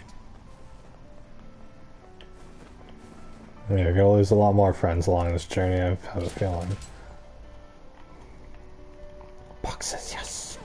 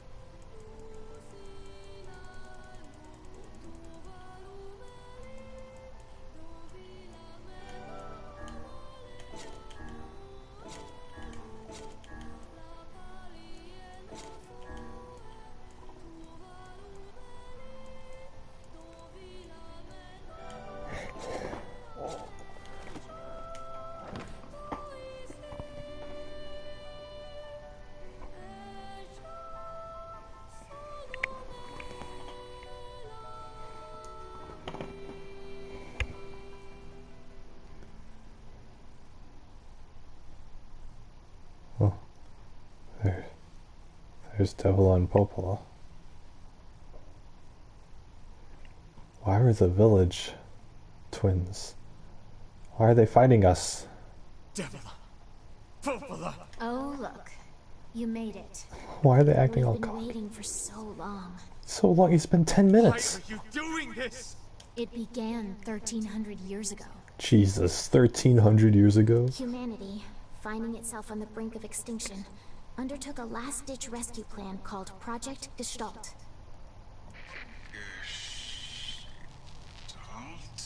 Do you still not remember, Grimoire Weiss? Then let's give you a refresher.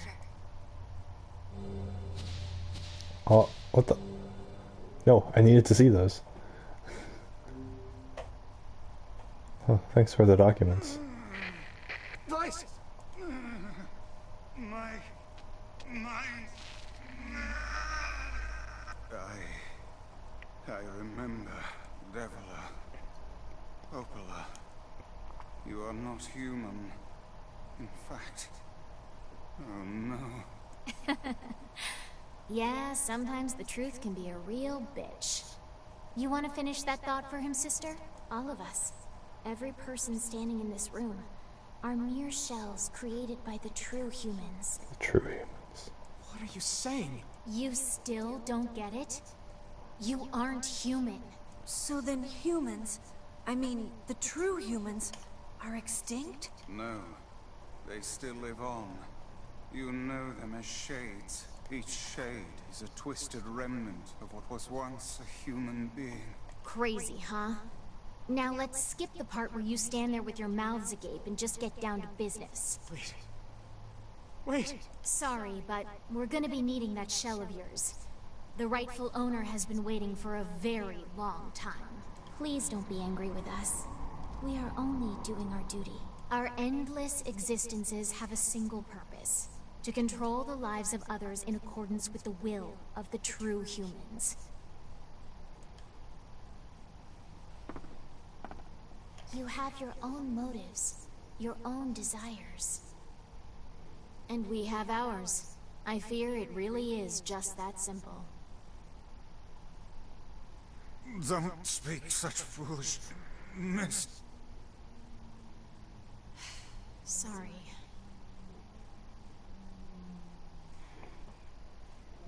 Kill them.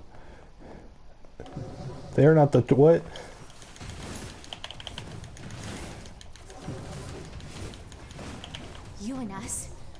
the same. Tools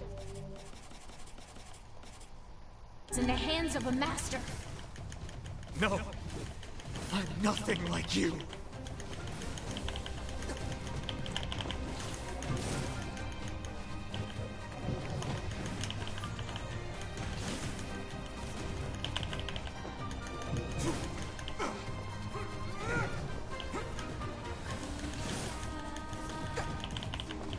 Oh, don't sing their song while friggin'...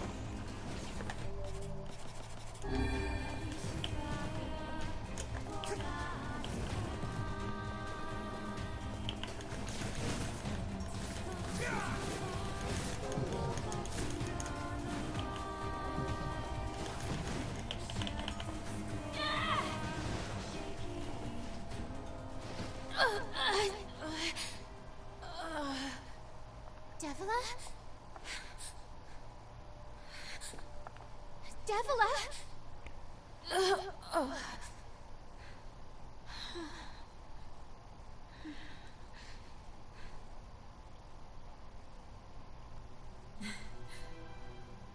Popola, are you crying? What? No! Don't die! What do you mean? What? You know, Popola, I understand now why we're twins.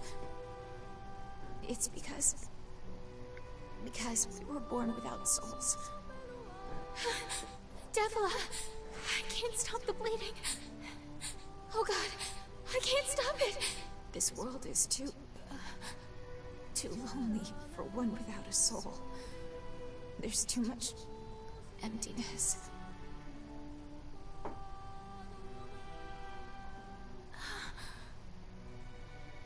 Our souls are missing. And yet somehow our tears still work. It's kind of weird. Sorry, sis. I love you. Devila! Devila! Don't you go! No, I can't be alone! Devila!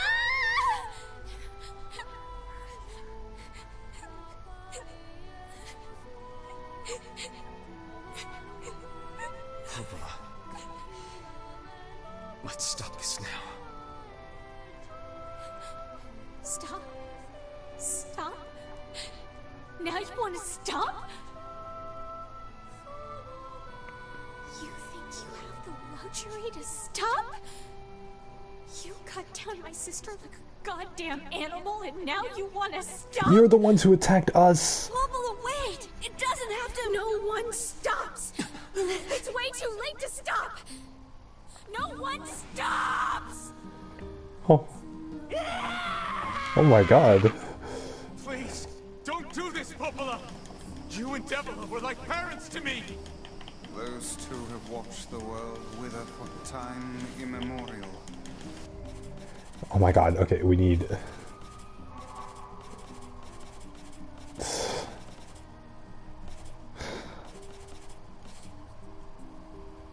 cruelness of such a fate is difficult to imagine. I don't want to do this! I don't want to fight her!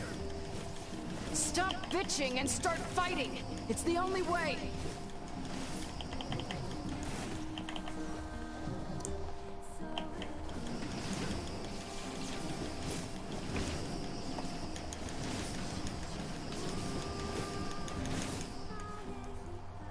Well, there she goes. I just murdered her.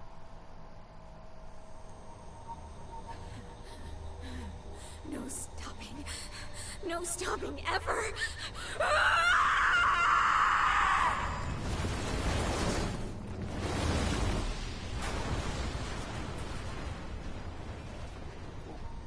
The bridge! Blast!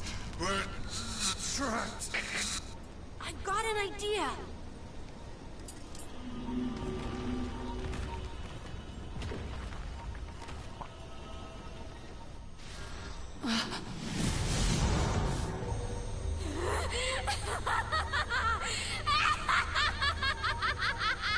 I fear we're done for. It'll be all right.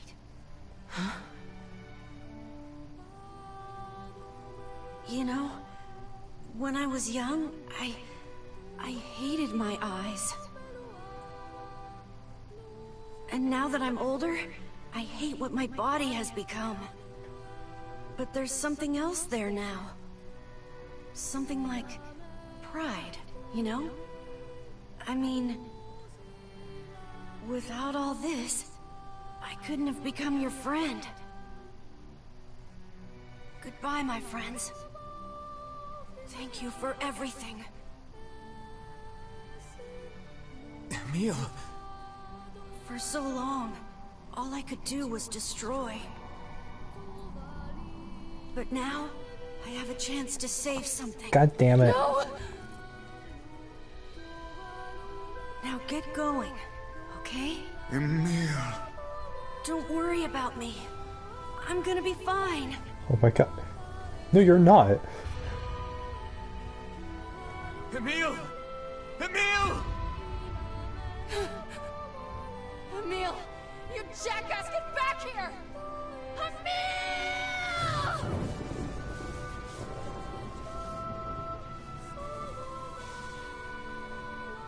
Oh dear. Kaine's so unstable, and Vice can't stop arguing with people. I hope they can hold it together once I'm gone. Well, I guess they'll just have to learn.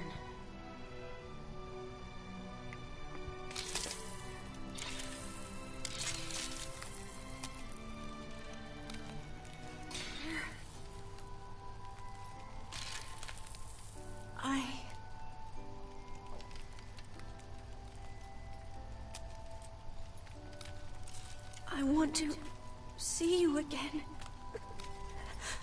I want to see all of you again. Just one more time. No, don't hit me with that. Oh my god. I'm scared. I don't want to die.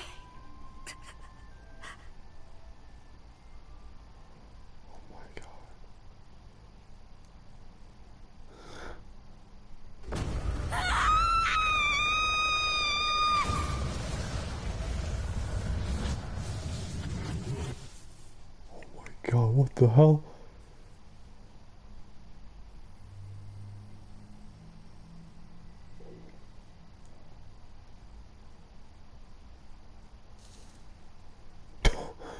No! Emil! God, no, you're freaking kidding me, dude. Oh my god, they just killed him! No! Damn. Fucking Emil, dude. Didn't know I hate that Emil did nothing wrong.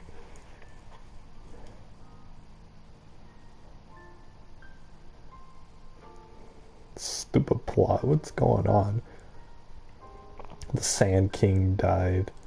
Emil died.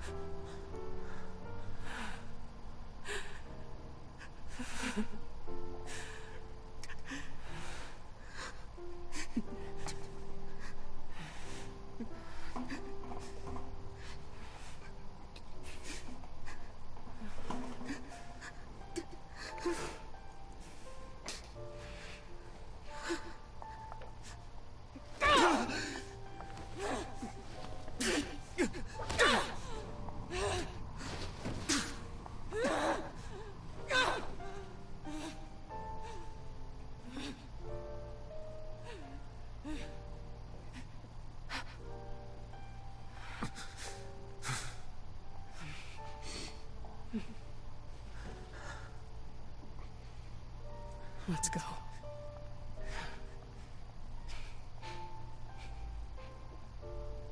Yeah.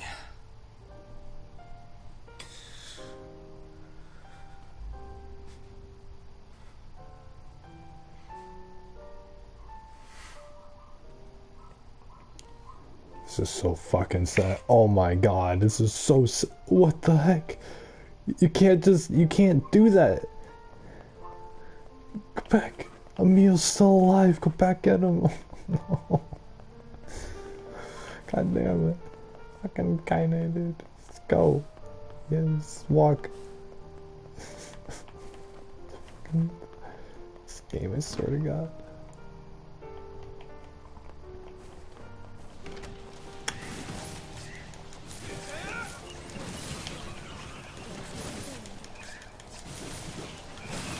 This is for Emil, you sick bastards.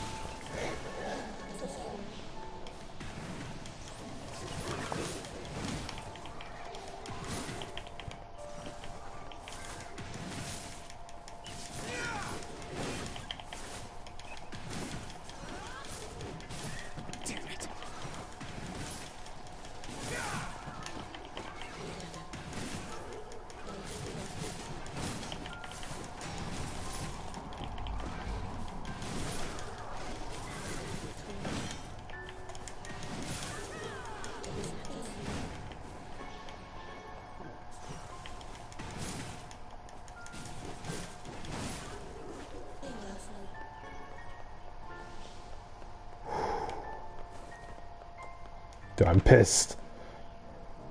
Another door.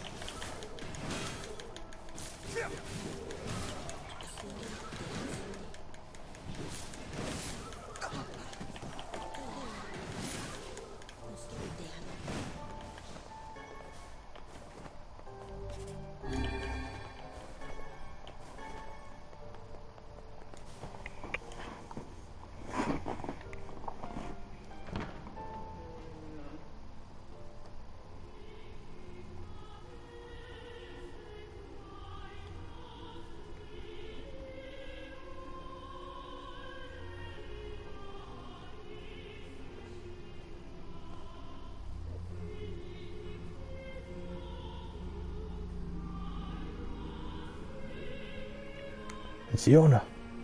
Yona!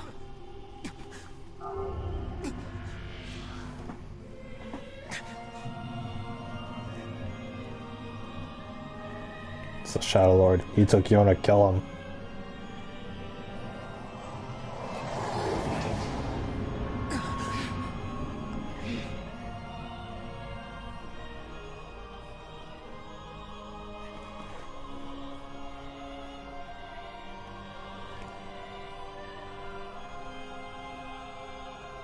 Why did you take Yona, you sick bastard?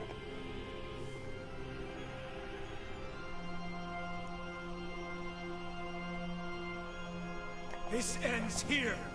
Strike hard. Hold nothing back. Destroy the book. We're using everything. We're using strength drop. How can a mere tool hope to stand against the Shadow Lord? Don't speak in such a manner, fool. I am nothing like you.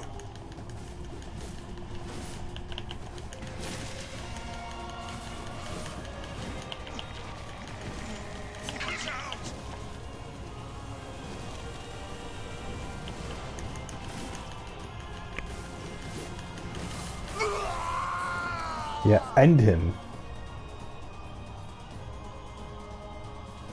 Be careful! I know!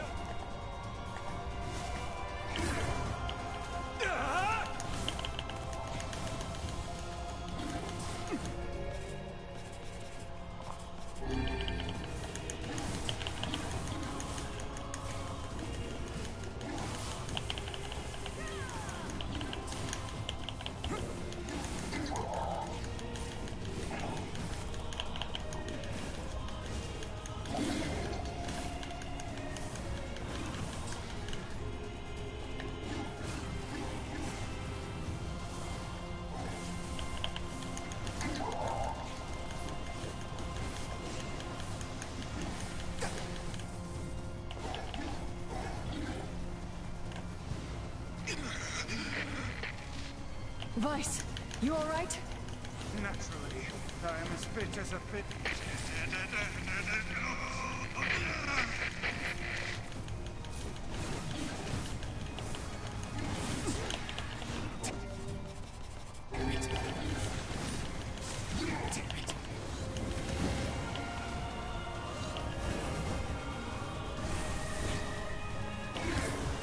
This boss fight's pretty epic.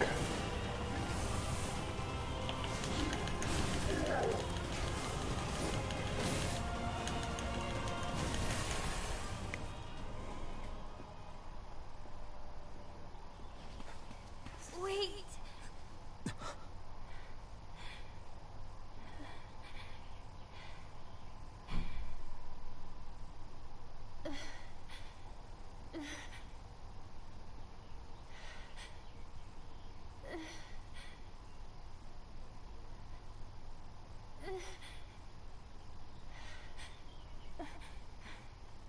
Brother?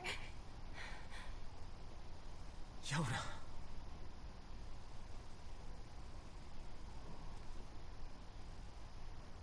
What? Huh?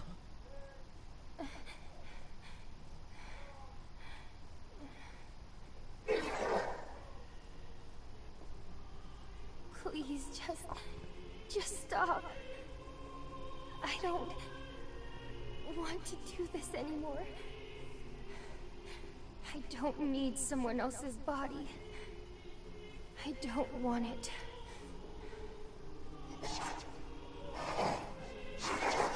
There's another girl inside this body. I can hear her. She won't stop crying. She says she wants to see her brother. Yona's been possessed? This girl loves her brother too, just as much as I do. It's not right, you know? It's not right that she can't see him.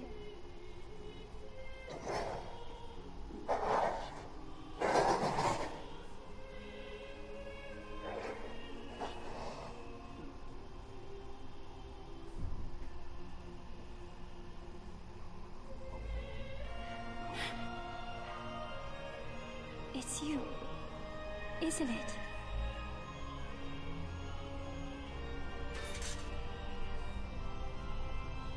Yes, it's me. Let's go home.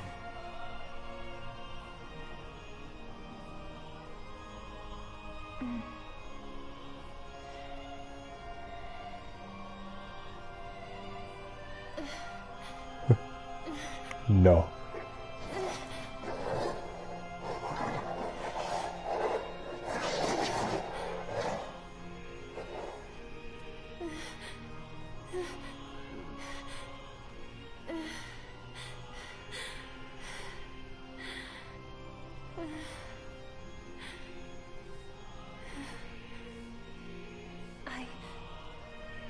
I'm really sorry. I don't know what to... I'm so very sorry. No matter what. Just know that... I love you.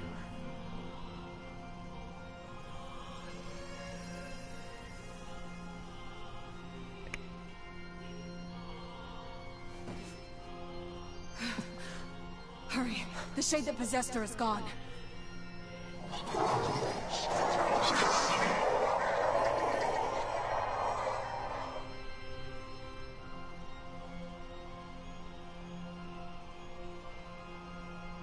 Kaine, watch over Yona for me. You want me to understand your sadness? You think I'm gonna sympathize with you? I swore to protect my sister and my friends. If someone puts them in danger, they must stand aside or be cut down. Now come on! Let's finish this!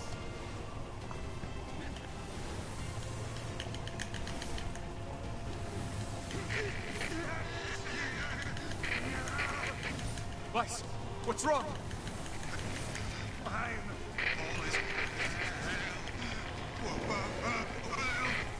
You're freaking me out here, Vice. What are you doing? Come so... just do it! Strike the killing blow!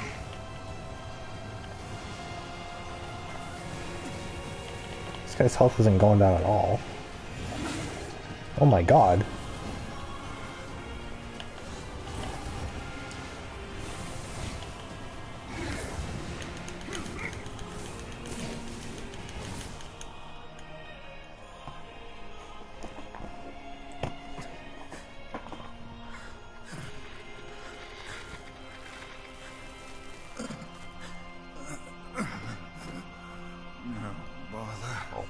One moment, please.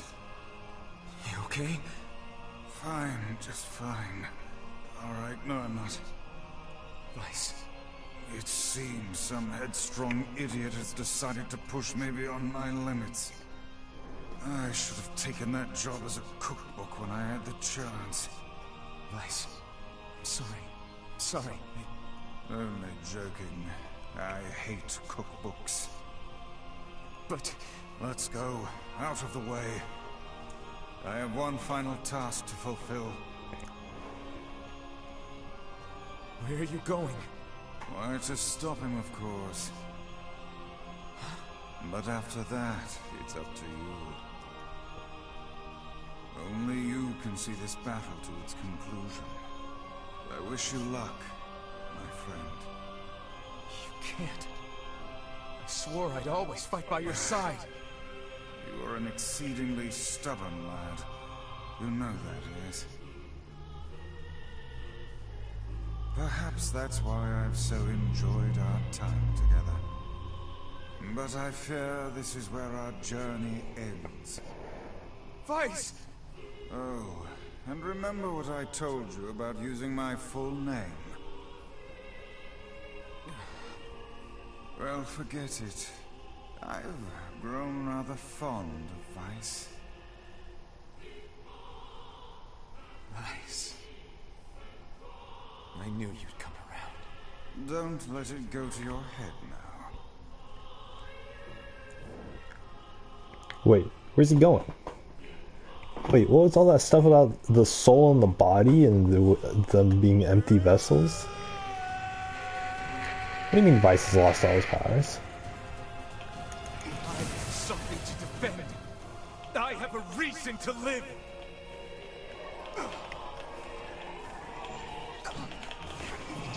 Shut up.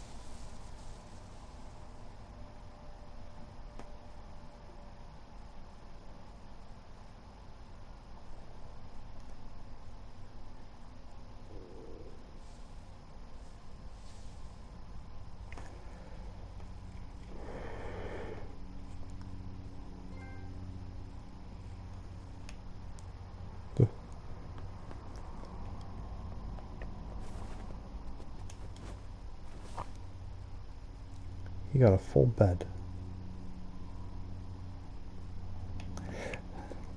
It's a pretty good living area for post-apocalyptic world. Is Fiona all right?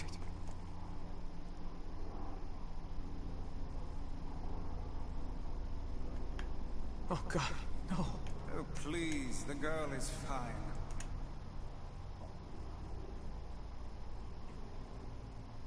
Vice? Where are you? Are you okay? I am as well as can be, considering I have lost my physical form. Doubtless my voice will be the next to go, so listen closely. Your sister is safe. Do not mourn her, and do not give up hope. Instead, you must call her back to you. How? Use your memories. Recall the times you spent with her. Didn't really spend much time with her, Present but... her with proof that the two of you live still, and that your lives have meaning. I don't know. Typical. But take heart. I know you can do it.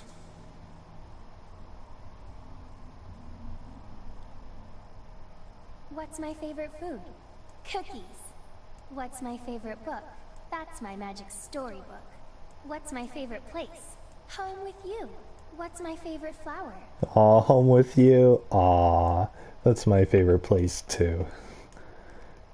It's the lunar tier. Tier, of course. Yeah. Okay, one more question. Who do I love more than anyone? My big brother.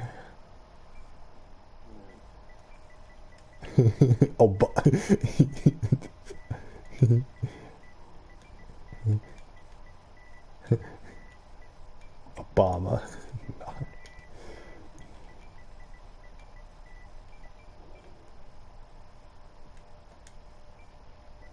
Wait.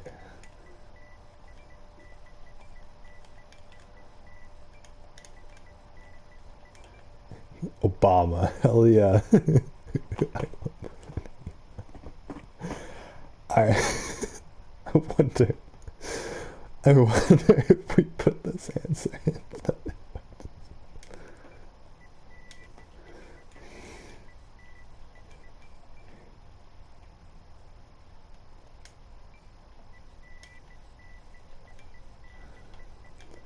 You know what? We're gonna put in Obama. There we go. That's not the right name. Aww.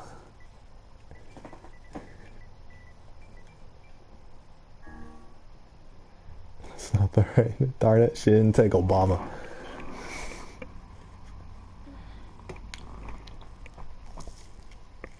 Is that you?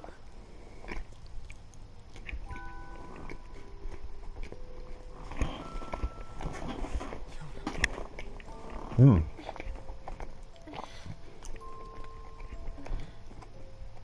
Is this my body? Yes. It's yours and yours alone. You look bigger than before. Like you've grown up. Yeah. I guess you haven't seen me for a while. Have I been asleep this whole time? Something like that. It's almost like I'm a princess from some fairy tale. Aww. I'm so happy to have you back. Me too. Actually hug. Kaine. You and your sister. You have a good life, Kay? Where are you gonna go? Guess I'll... You could stay with us, you know. Thanks, but I'll pass. You know how it is. I got my own shit to take care of. Yeah, what shit? What do you mean? Personal shit, alright? Anyway, take it easy, yeah? Kaine. Hey, look. It's beautiful.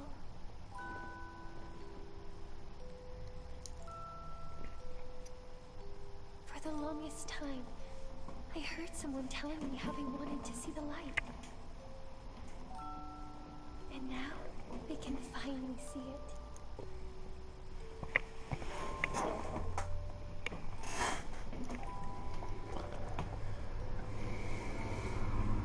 Now they can finally see it.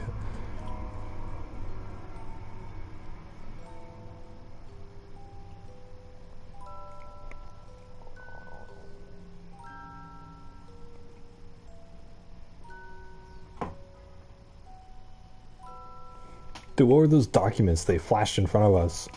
One of them had a picture of Yuna on it. Dude, what's this village gonna do without Devil and Popola?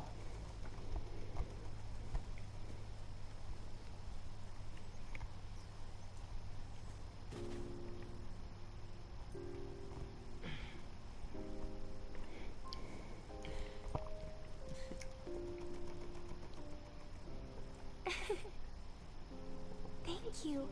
I love it. Picked it right next to him. Here, what? Hey, here's a piece of grass. Oh, thank you, I love it. It's so sunny today. Yeah, it sure is.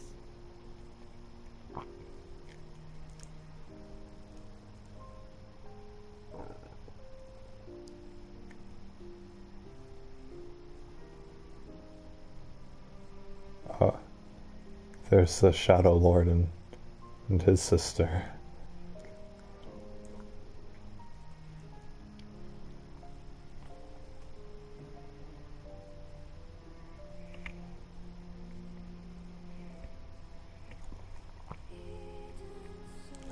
That's the end of the game.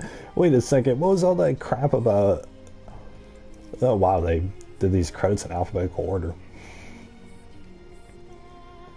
All Square Enix Europe staff. They just won't even credit them.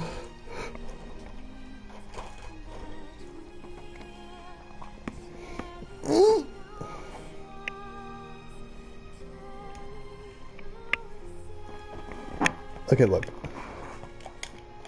This isn't the end of the game, alright? They can't do that. Where's the book? Where'd Kaine go? What about Emil dying? Mystery behind Devil and Popola, they said they didn't have souls? And then, like... And then, that whole thing about how, oh, nobody's really human. It's just they're the shells of the former humans or something. Like,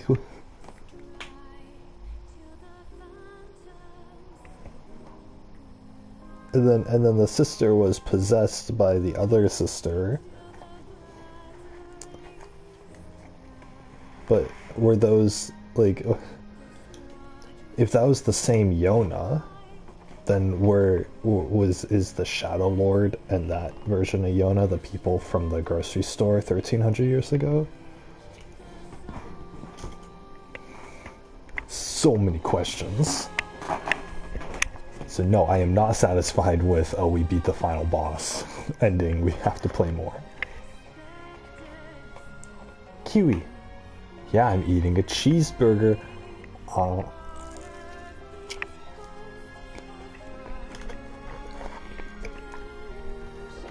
Every time I put something in my mouth, my cat Kiwi thinks that she's like entitled to a bite of it. So she just stares at me with these shocked eyes.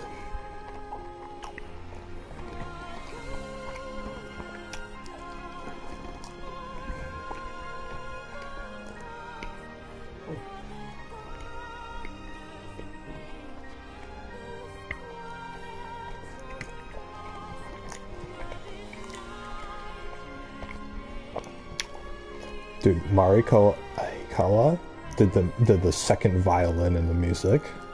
What a trooper.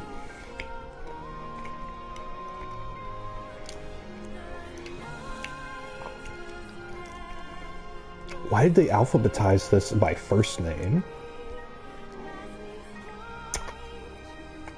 Oh, there are 2 Momokos. 3 Naokis. 3 Natskis. Oh, a bunch of new wins. Oh my god. There were like 10 new wins.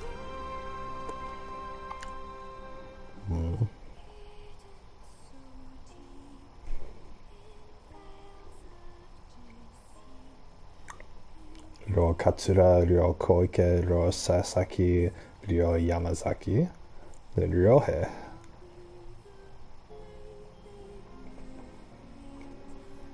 3 Satoshis.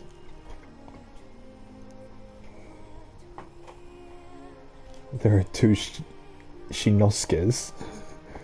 Didn't know Shinosuke was such a name, or such a common name. Sound Studio.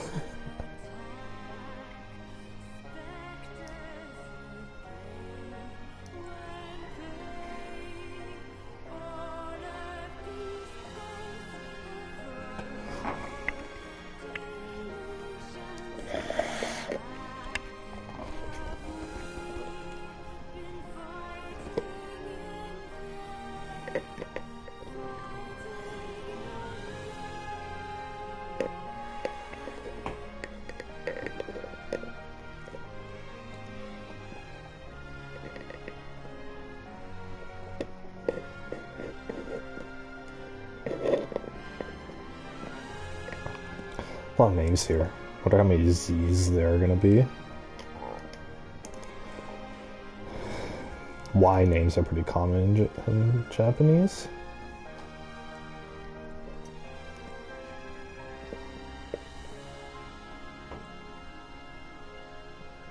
Yeah, they're like 10 Z names.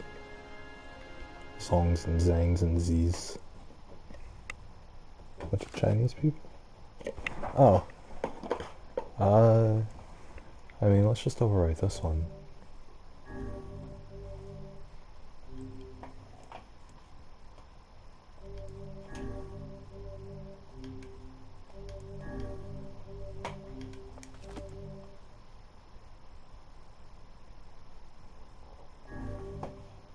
Load your clear data after completing the game to experience Kaine's story. You can now read a departed mother's diary in your house. Wardrobe has been added. New outfits can be obtained. Change music.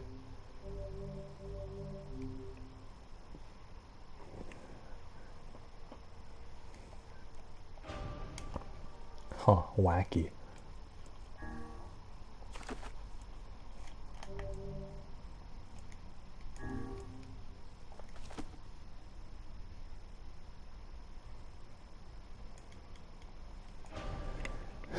Yep, so that was ending A.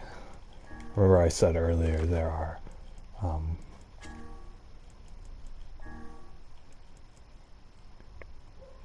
change the game's background music to tracks from Nier Automata. Oh, hell yeah, dude. We are going to enjoy that.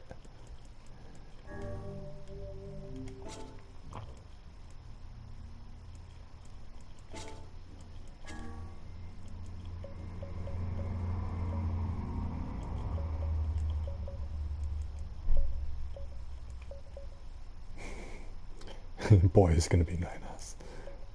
And Kaine is going to be 2B. Hell yeah. This is totally going to remove the immersion of the game, but whatever. Anyway, guys. I am going to be right back. Ooh, that music. Oh god, yeah, I remember this.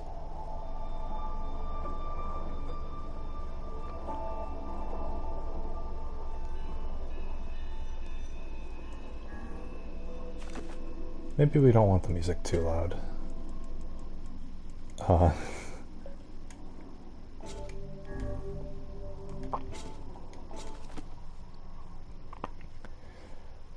This was the intro music to Nier Automata. It's kind of creepy, kind of psychedelic. Location library. Dude, do we get to play as Kaine? Oh, hell yeah. Anyway, I'm gonna be right back. Like, maybe like 5 minutes or so. Be right back. Bye-bye.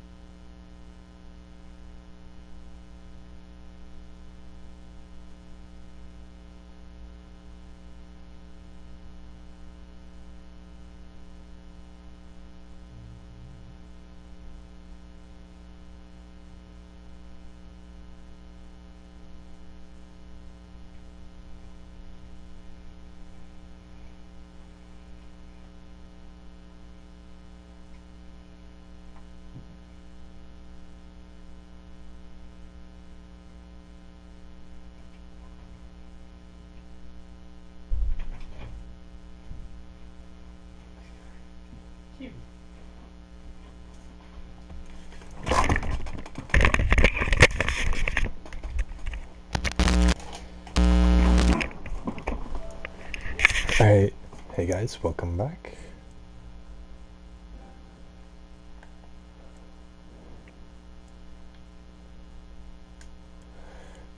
We are going to be starting the next playthrough. Oh boy, ending B. Let me see.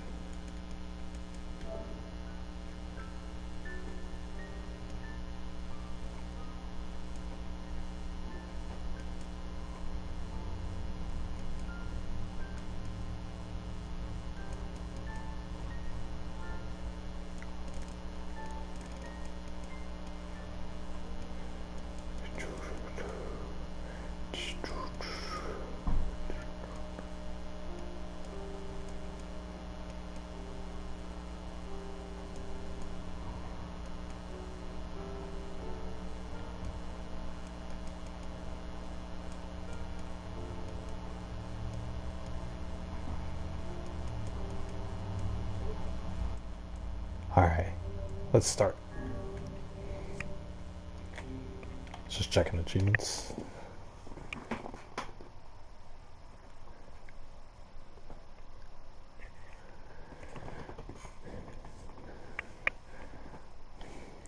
I got a drink, went to the bathroom. Now I'm all spruced Whenever up. I interacted with Kaine, I was reminded about something from my past. Oh, this part of the game. Maybe my mind has been confusing her with my sister this whole time. Emil, you're alive. Anyway.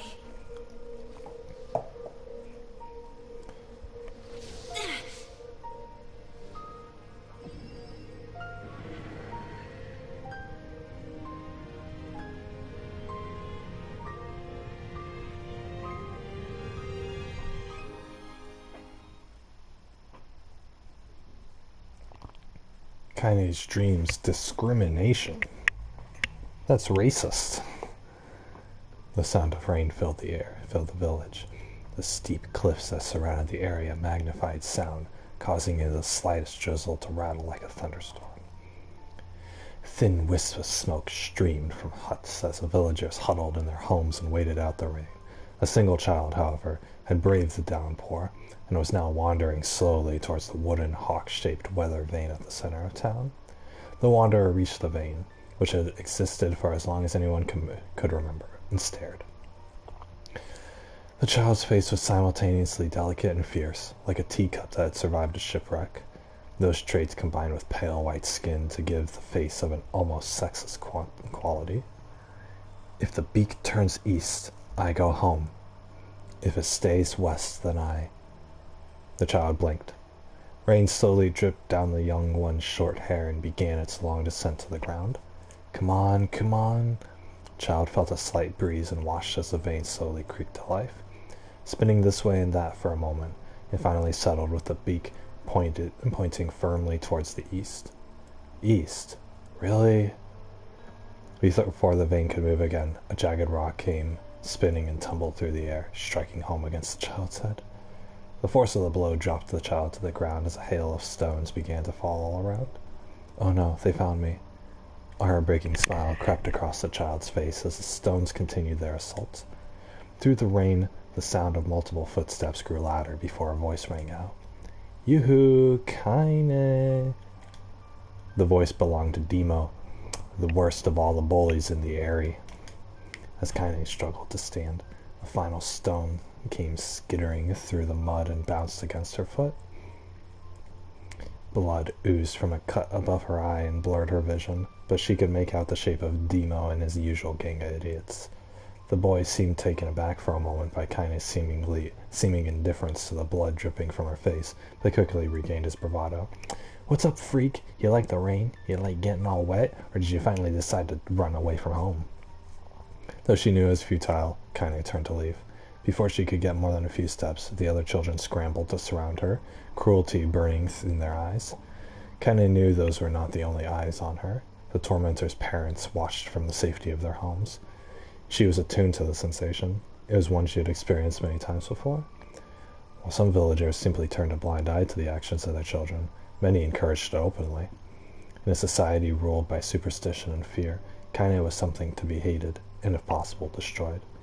I didn't say you could leave, freak. Demo's words chewed at her like a worm through an apple. He can't hurt me, she lied to herself.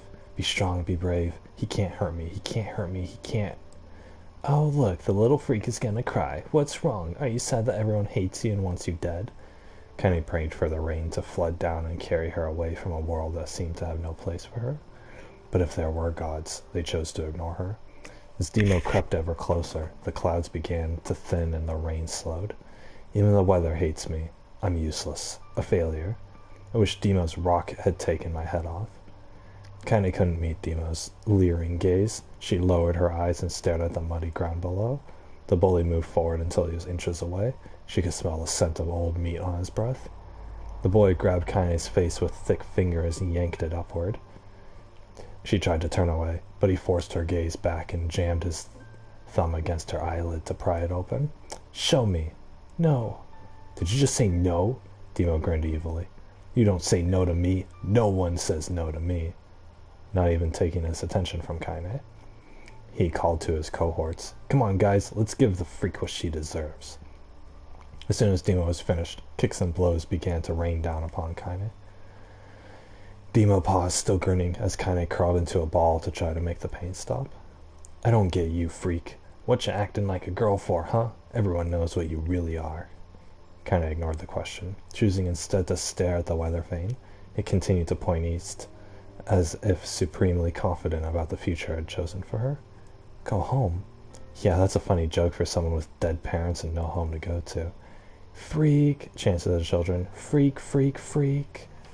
Kaine closed her eyes and listened to the rain, waiting for the pain to start again. As the clutched hands of the village children closed around her, she bent her mind to the sound of the rain, letting it become her world entire. The rain fell, but the pain never came. Only when the laughter of her tormentors turned to terrified cries did she dare open a single blood-caked eye. Kaine was shocked to see Demo sprawled on the ground, holding his head and screaming in pain. She could see blood welling from spaces between his fat, twisted fingers. Oh my god, he's crying. He's actually crying. Depraved of their leader, the other children glanced back and forth between themselves, as if waiting for someone to step forward and take charge. When no savior emerged, they began an uneasy shuffle away from Kaine, but the young girl was the least of their concerns.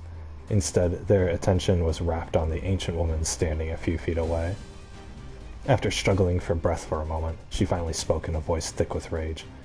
Hurts like a bitch, don't it? Now I suggest you scatter before I throw another one.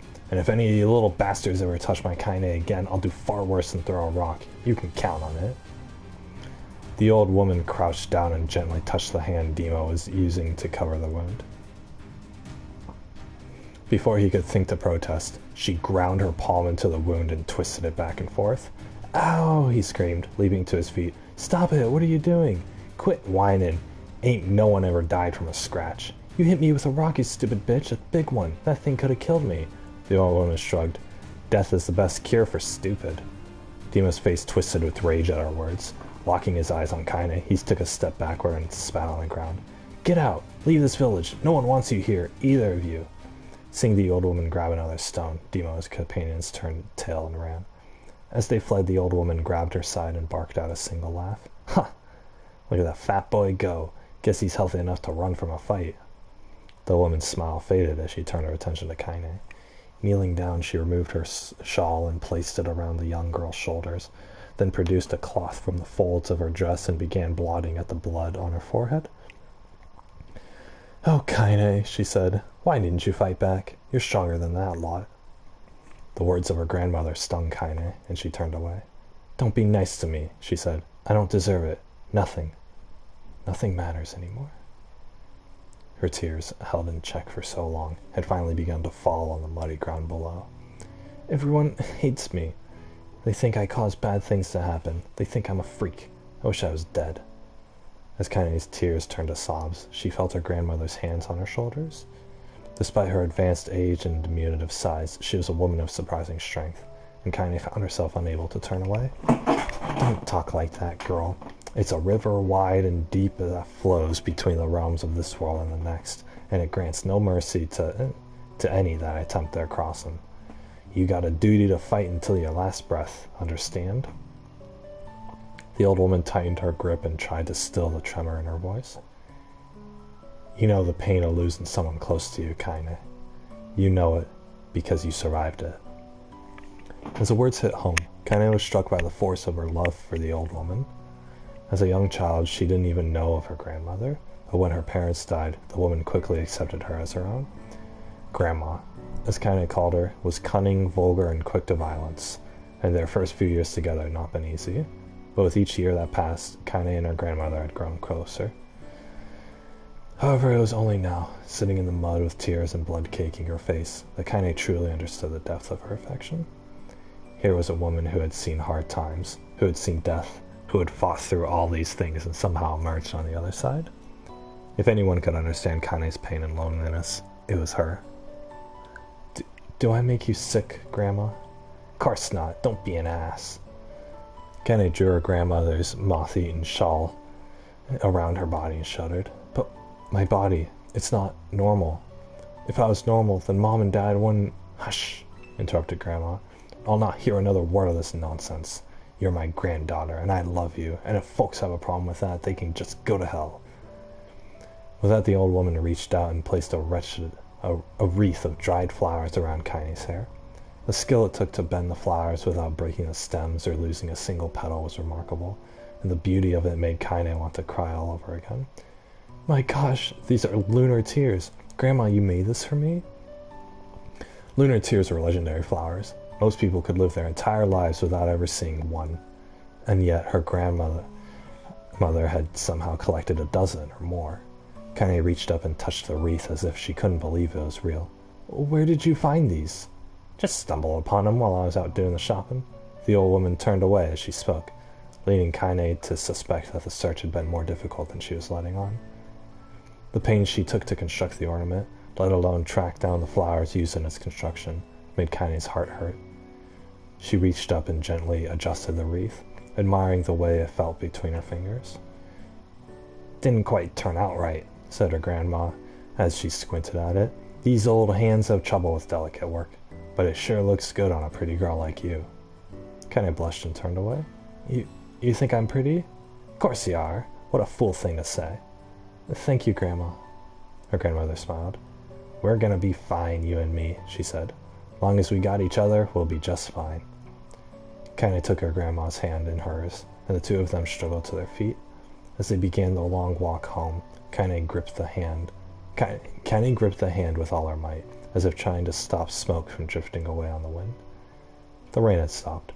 Kaine stood beneath the weather vane, watching it spin in lazy circles, no longer caring about the direction it faced when it stopped. I don't need to escape. I have a home now. Grandma loves me, and that's enough, even if it's us against the world.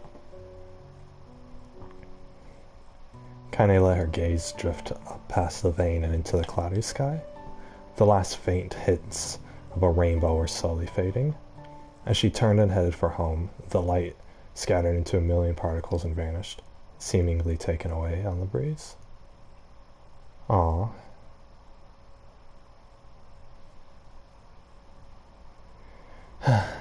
That's all you need. You know, just one person to love you. And then it can be you against the world.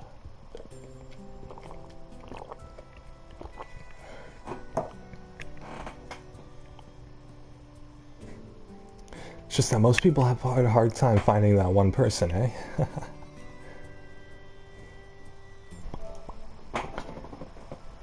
Well, that's loud. In the distance, Kaine heard the steady sounds of an axe striking wood. The noise had a purposeful quality to it, as if she was hearing a master woodsman go about his work. The firewood being produced, however, was as far from a work of art as could be. Pieces of every shape and size were being flung around the barren yard with wild abandon. Anyone trying to sack such wood would probably die from frustration before the job was through. Stupid piece of shit axe! Kaine's grandma flailed away with the axe, filling the air with both splinters of wood and words that would make the most hardened sailor blush. Grandma, called Kaine. That you, Kaine? Yelled the old woman, taking her eyes off the wood for a moment. Don't get too close, or I might take your goddamn foot off by mistake. She brought the axe down on a piece of wood, sending chips flying in every direction. One spun past Kaine, close enough for her to hear the whistle, at which point she decided to step back. Once she scuttled to a safe distance, she cupped her hands around her mouth and shouted, "Grandma, do you need help? I can get water or lunch or a new axe or something." The axe poised to strike another wobbly blow, paused in midair. The old woman considered her granddaughter's offer for a moment, then smiled. "Tell you what, since I'm doing such a piss-poor job of chopping, why don't you come here and take over while I go get the water? Shades have been restless lately, and I don't want you running into one of them bastards." Relinquishing the axe, her grandma picked up a long pole with wooden buckets on either end. Gathering water was by far the more difficult of the two jobs, but Kaine knew better than to complain. Once Grandma's mind was set, there was no change in it. Kaine did her best to help with chores, but Grandma took every task that required travel to the village. Though she had a long list of plausible excuses, Kaine knew the real reason. She didn't want her granddaughter to be taunted and harassed by the villagers. Once Kaine moved in, Grandma decided to take up residence a good distance from the area. Out of sight, out of mind seemed to be the best policy when it came to the villagers and her granddaughter, and rare were the days when any but the two of them could be found on the rocky acre of land they called home. Kaine enjoyed the solitude, but harbored a secret resentment that her grandma was forced to spend her golden years in such a place. After watching her grandmother leave, Kaine turned her attention to the task at hand. She had never chopped wood before in her life, and soon discovered why the old woman hated the chore. Swing after swing of the axe produced only a tiny crack in the wood, and when she finally managed to connect with a solid stroke, the tool embedded itself in the log and refused to budge. Frustrated, Kaine swung the axe around her head and threw it, log and all, across the yard. Damn it, crap! She suddenly understood the joy her grandmother felt in a good curse. Happier now, she picked up the axe, forced it from the wood, and resumed chopping. She had a natural skill with the blade, but the task was challenging, and blisters soon began to form on her small pink hands. "This is tough, and my logs are all weird sizes." Spitting on her palms and ignoring the pain, Kaine redoubled her efforts. Just as she was developing a rhythm, Grandma returned from the village. Setting down her buckets with a small sigh, she took one look at the logs and coughed out a wheezy laugh. "Pretty clumsy, girl. You better practice if you..." Her grandma suddenly collapsed to her knees, causing one of the buckets to wobble precariously. Eyes wide, Kaine dropped the axe and ran to her grandma's side. "Grandma!" The old woman shook her head and pointed a trembling finger at the bucket. "Get the bucket. Can't let it spill." Kaine steadied the bucket with a foot as she knelt by her grandma. A small bit of water sloshed over the side and made a new home in the hem of her dress, but Kaine didn't notice. "Grandma? Grandma, what's happening?" Crazed with panic, she grabbed her grandma by the shoulders and shook. After a moment, the woman lifted her arms and batted Kaine away. "Stop that! Just stop!" she cried, breathing heavily. "It ain't like I'm dying. Just tired from the trip is all." Kaine desperately wanted to believe her, but one look at the old woman's shaking hands and worn face told her that more than words could ever. Her grandma had lived a long, hard life, and it seemed the bill was finally coming due. The time when her grandma watched over Kaine was ending. Sooner than either of them had feared, the positions would be reversed. The next morning, Kaine came to the side of her grandmother's bed and took her wrinkled hand. "Grandma, you're sick, and you need medicine. I'm going to the village." The old woman shook her head and tried to rise, but Kaine gently pushed her down. "It's all right," she said. "I'll be fine." Her grandmother fixed her with a gaze that could melt steel. After what seemed an eternity, she finally lowered her eyes and sighed. "Well, I don't like it, god damn it, but I guess I should quit being so stubborn and let you grow up." The old woman watched as Kaine strapped on her boots and made her way down the road to the village. Hours later, as an unseen sun made its way across a dark and rainy sky, she was still watching. Kaine moved at a brisk pace, checking her pockets every few minutes to make sure the money her grandmother gave her was still there. Every noise caused her to spin on her heels, making sure she wasn't being stalked by a shade, or worse, Demo and his gang. But she encountered neither tormentors nor shades, and finally found herself at the entrance to the village. The few adults she could see glanced sideways at her, then muttered to each other behind raised hands before sinking away into the shadows. Her heart racing, Kaine took a series of rapid, shallow breaths and tried to calm herself. I have to prove myself. I have to help Grandma. I have to be strong. She chanted those words to herself over and over as she slowly made her way. Finally, her eyes settled on a rotund older woman who was angrily waving her arms in the air and telling anyone who would listen exactly what she thought of Kaine's presence. "Hey lady," said Kaine with a bravado she did not feel, "where's the apothecary?" The woman's flabby cheeks shook in bewildered anger. "How dare this thing speak to me?" they seemed to say, but Kaine saw that her eyes held a different emotion. Fear. "Yeah, we're both scared, lady. Trust me on this one." "Which way?" Kaine repeated. The woman pointed at a small building to her right before hitching up her dress and stumbling off in the other direction. Kaine cringed, expecting a stone to come flying from the assembled crowd, but none came. Her mind was filled with a strange sense of pride as she made her way to the apothecary, but the new emotion had little time to take root. For as soon as she opened the door, she noticed a familiar customer at the counter. It was Demo. He'd clearly been sent here on some kind of family errand, because his gang of followers was nowhere to be found. "Oh my god," he sputtered. What are you doing here, freak?" The insult was delivered without force, and Kaine happily ignored it. Stretching on tiptoes to see over the counter, she asked the shopkeeper for medication. "Ha!" barked Demo. "That old bitch finally keel over? Go to hell, Demo." The boy's eyes grew so wide they seemed ready to fall out of his head. But before he could let fly a comeback, or worse, a punch, the apothecary told them to knock it off before he kicked him out of the store. Demo slunk out of the shop, cursing Kaine in his breath. Once he was gone, she allowed herself to breathe once more, taking a brief tour of the shop while the owner prepared a medication. Countless tiny bottles filled the cramped store, each with a label written in some kind of indecipherable language. An ocean of aromas assaulted her nose, creating a scent that was exotic, but not altogether unpleasant. Seeing such a variety of supplies gave Kaine a sense of peace. Surely, in a world so vast, there would be a place that she could call home. On the far wall behind the counter rested a portrait of a stunning young girl. The picture had once contained bright, vibrant colors, but time had worked its cruel magic, and they were beginning to fade. The beauty of the work, however, remained undiminished. "You like that picture?" Kaine turned to find the apothecary with a small vial of medicine in his hand. His eyes were gentle but sad. They seemed to stare through her and into nothing as he spoke. "That's my daughter. I sketched it when she was just a little girl. She's been dead a long time now." Kaine didn't know how to respond. She just stared at the portrait and tried to come up with the right words. "Pictures are wonderful things," continued the shopkeeper. "They let the ones closest to you live on forever." He shook his head slightly, then looked down at Kaine and smiled. Handing her the medicine, he reached into his sizable green apron and produced a handful of old wax crayons. "You should have these. There's no one left that I wish to draw." Kaine took an instinctive step back, causing the shopkeeper's face to darken.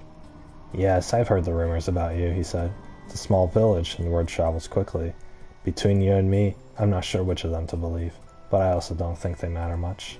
I know your grandmother, Callie, and I think the way she was driven out of this town is just deplorable." "Grandma's name is Callie?" thought Kaine suddenly. She was still mulling this new fact over in her mind as she reached out and gently took the crayons from the apothecary's hands. "Your grandmother is an old friend of mine," he said as Kaine scooted away yet again, "and I owe her much.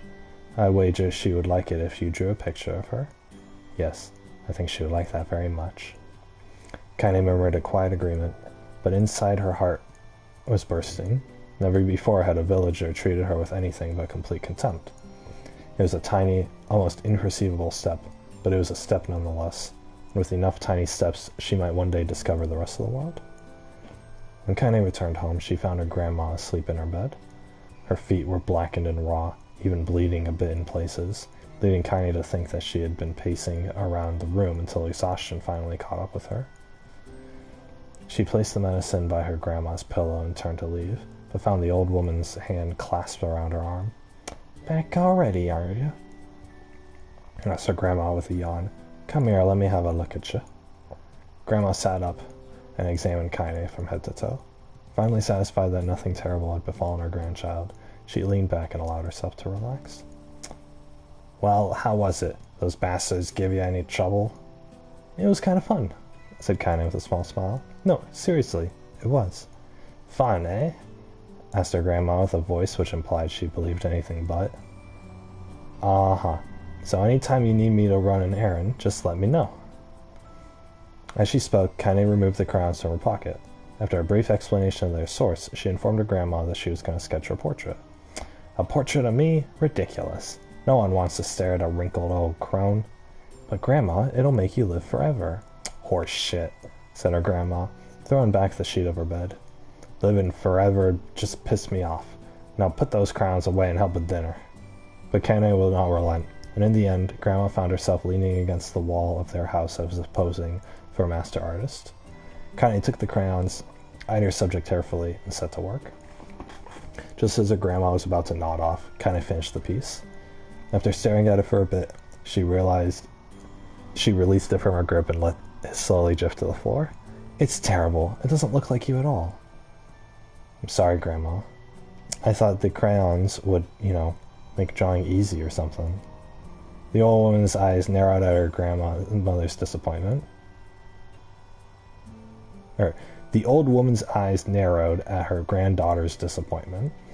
Let me be the judge of that, she said, ignoring the pain in her back and reaching for the paper. The sketch could have been a person's face. It could have been a boulder, a lump of clay, or an incredibly misshapen loaf of bread, all rendered in a chaotic array of colors. The old woman stared at the picture for a long time, then slowly wheezed out a laugh. Oh, Kaine, she said between laughter.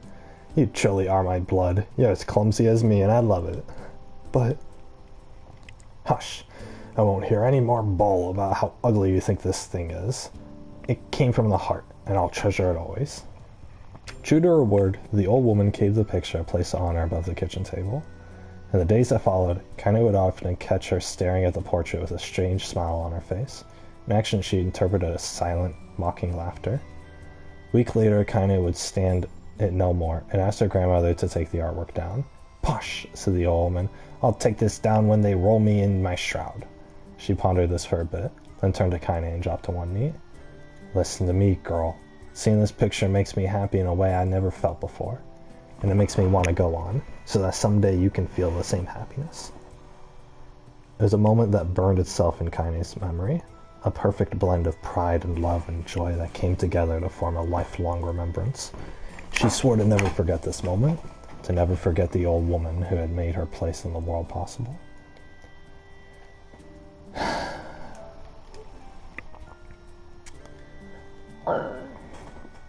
Time moves on. People and memories move in and out of a life like ghosts, passing through a hall. But this moment will be different, Kaine swore, because I'll remember it forever. Forever. Extreme separation. Oh, God, another story. I like it. It's an interesting story, but it's so much reading. Like, my God, why does this game have so much reading? It's a video game.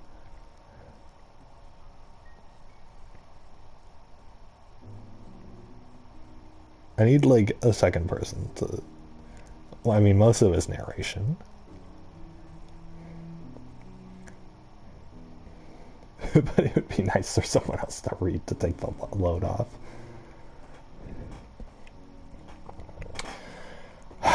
Alright, here we go. I'm pumped, alright? Just need a drink.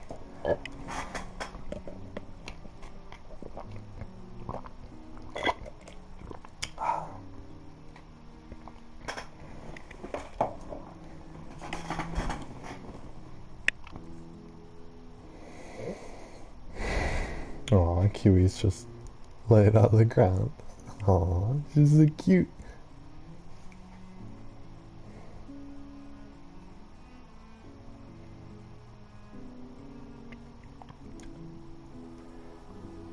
Oh, I like the music. Kaine listened to the sound of crackling firewood and stared at the black object on her plate. She'd been pushing it around the wooden disc for a good 10 minutes, ignoring the bemused stare of her grandmother. Finally, she summoned her courage and gave the object a brief sniff. Sharp, bitter scent flew up through her nostrils, and made its home there, causing her face to twist with disgust. "Grandma, I can't believe you want me to eat a bug." The old woman threw some more wood under the cooking pot and snorted. "It's no bug, you fool girl, it's a berry." "Why the hell would I be feeding you bugs?" "Yeah, well, it sure looks like a bug," said Kaine, "and I think it's burnt or something, because it smells terrible." With that, Kaine held her nose and threw the berry in her mouth, chewing as little as possible. Yeah, that's terrible, alright." "Why, you little brat," laughed the old woman. "Look at the sass on you. You've been spending too much time with me, and that's a fact." 5 years had passed since the moment when Kaine's grandma saved her from the bullies. As is often the way with two stubborn people, their relationship had grown in fits and starts, but had moved forward all the same. Meals that used to be somber affairs were now filled with laughter and hurled abuse in equal measure. Kaine could not remember a time where she'd been happier. As the years went by, Kaine started to shoulder more and more of the daily responsibilities. Her grandma's legs grew weaker by the day, and she could no longer do many of the chores she used to take for granted.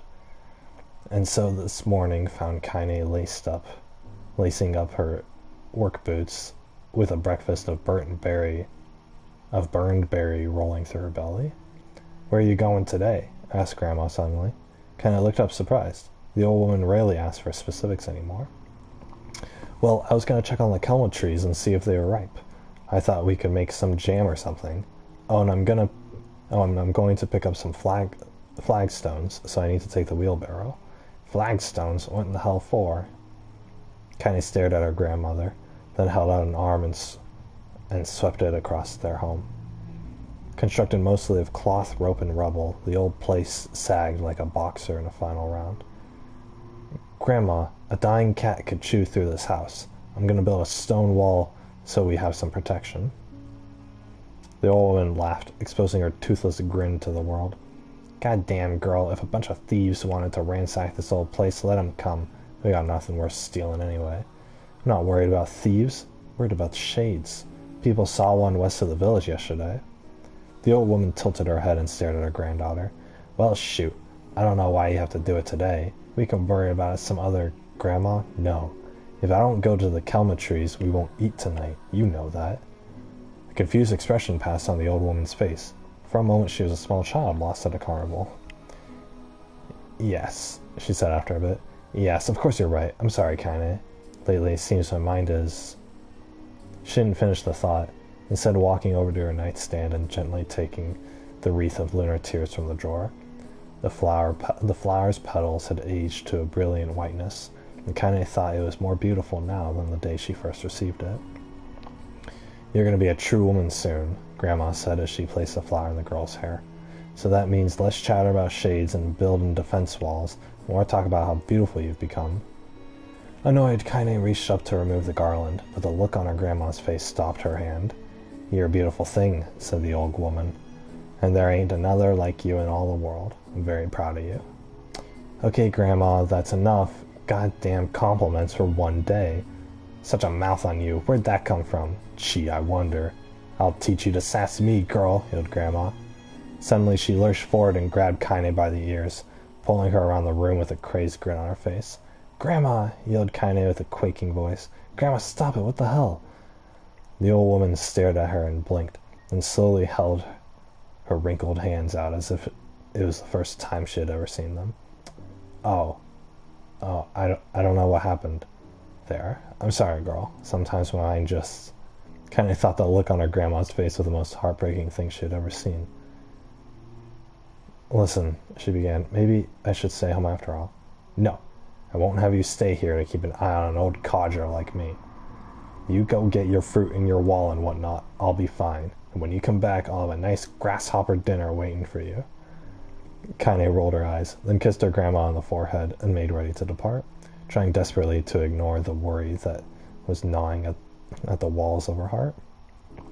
Kaine could feel the old woman's eyes watching her as she moved down the path. Don't turn around, she told herself. But in the end, the temptation was too great.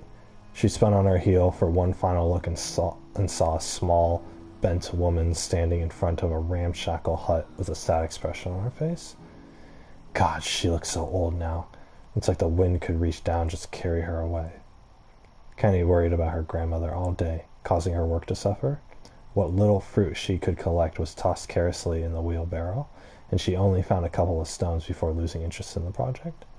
Finally, as dusk approached, she decided to call it a day. Cursing herself for her lack of focus, Kaine pushed the nearly empty wheelbarrow back down the path. As she crested the final hill, she suddenly froze in place. The wheelbarrow fell from her fingers and collapsed on its side, sending a few pieces of wrinkled brown fruit rolling down the hill.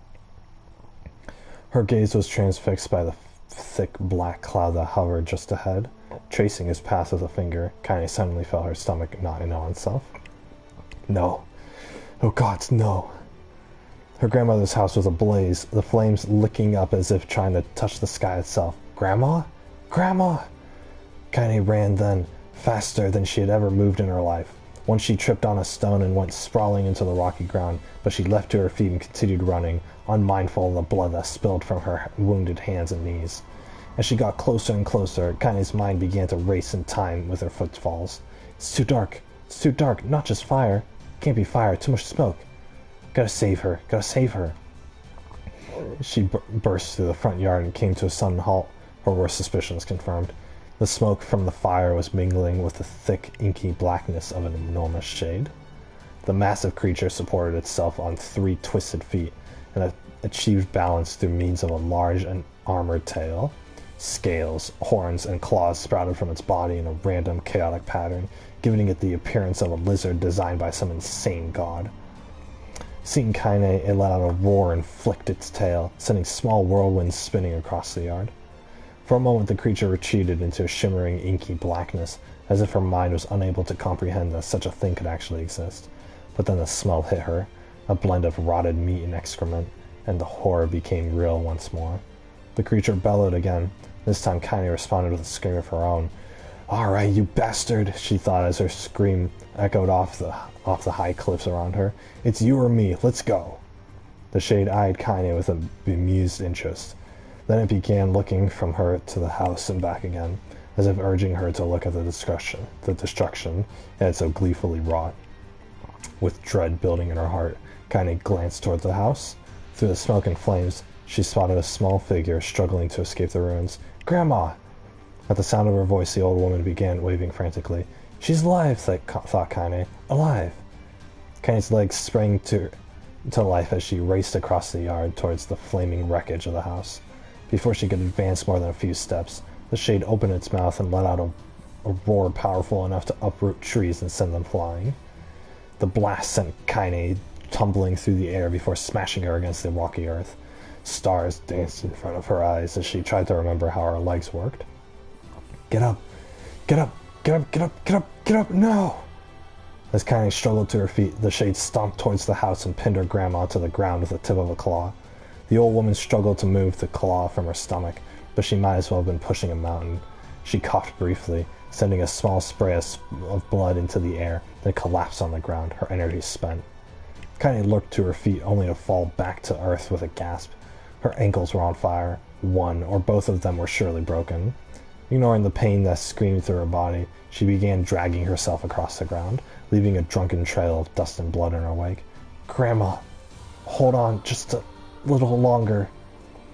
Her grandmother's face was turning blue, her eyes rolling back until only the whites were exposed. Kaine pulled herself across the ground with maddening slowness, the distance seeming to increase with every second that passed. The shade glanced between the two women and flicked out its tongue, its giant mouth turning up at the corners. Short, panting breaths belched from somewhere deep inside its core. "Bastard! Laughing at us!" She had no idea how such a mindless creature could experience emotion, but there could be no doubt that the shade was taking joy in their suffering. "Yeah, I see your plan." The shade moved its claw slightly, allowing Grandma to breathe again. It was clearly keeping her alive, only to snuff out her life when Kaine was close enough to touch her. "I'm gonna kill this bastard." Summoning all her strength, Kaine rose to her feet. There was a sickening snap from her right ankle as the foot twisted backward, but she forced it from her mind and began to hobble towards the monster. Pulling a small knife from the pouch at her waist, she leapt on the foot that pinned her grandmother and plunged the weapon deep.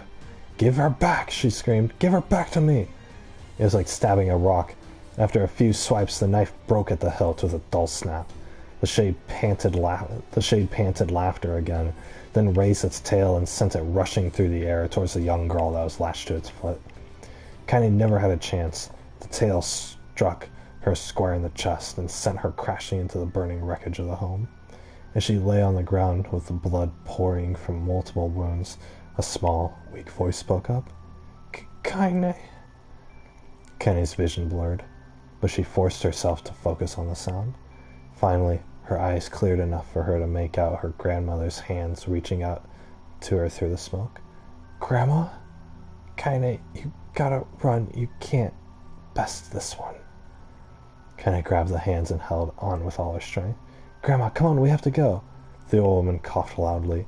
One of her hands, slick with blood, slipped from Kaine's grasp and thumped to the ground below. "Grandma, no! No! I said run, goddammit! You have to live. You have to get through." The thought would stay forever unfinished. Before she could say another word, the shade's clawed foot descended, smashing through the remains of the roof and down upon the shattered figure of the old woman. Blood oozed from gaps in the creature's toes as the terrible, putrid smell assaulted Kaine's nose once again. She stared at the foot, dumbfounded, convinced that what she was seeing could not possibly be real. When the creature finally lifted its appendage, all that remained underneath was a twisted, unrecognizable mass of rubble and red. Her grandmother was gone. Kaine blinked, trying to feel the hands which had been in hers just a moment before. For a fleeting instant, she could remember the warmth of that embrace, the trembling of the fingers. But then the sensation drifted away on the breeze and was gone. Memories flashed through Kaine's mind, one after the other, faster and faster, until they became a meaningless jangle of noise. Kaine screamed then, a thunderous sound that echoed off the cliffs and seemed to roll away forever. The shade eased forward, black ichor pouring from its mouth and dissolving into smoke on the ground below. The earth shook with every step as it crept towards its prey. Kaine's body slowly rose as if controlled by a mad puppet master. Her arms and legs were bent at impossible angles. Her head lolled dangerously to the side, yet somehow she managed to stand. Staring at the shade, her eyes began to glow with a deep red fire. The creature, so confident just moments before, took a slow, hesitant step backward, trying to discern if this broken human could possibly pose a threat. Kaine seized the moment. Laughing like a madwoman, she leapt into the air and plunged the shattered hilt of her knife deep into the leg of the shade. The shade shook Kaine off like a fly, sending her crashing to the earth once again. Her chest rose and fell slowly, as if a great weight were resting on it. Moist sounds of pain echoed throughout her mind. Something warm and thick oozed from her eyes. "Is that blood? Think it is. Think I'm bleeding to death. No, can't die. Grandma told me to live." Deep inside Kaine's mind, something finally broke. The sound, the pain, the smoke and flames, all of it faded away until all that remained was a single incantation repeated over and over again. "Kill it. Kill it. Kill it. Kill it. Kill it. Kill it. Kill it. Kill it. Kill it. Kill it. Kill it. Kill it. Kill it. Kill it. Kill it now." As a spark that was in Kaine slowly began to flicker and die, she felt her desire to kill and her desire to live blend into one. The distance between heartbeats grew longer and longer and longer.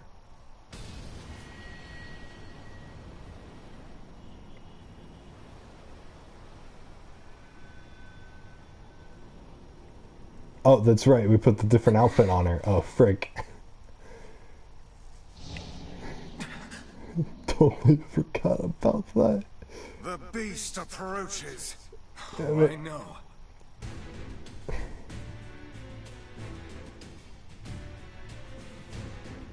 Maybe I should switch back.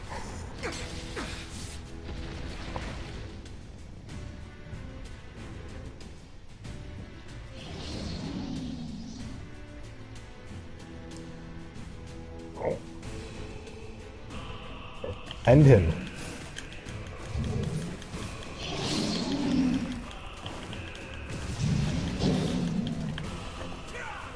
What anger this creature must have. How did it even survive these past 5 years? I'm not gonna let this happen again. It dies today. My sword feels lighter. It's not the blade, but the skill of the user. Strike it down.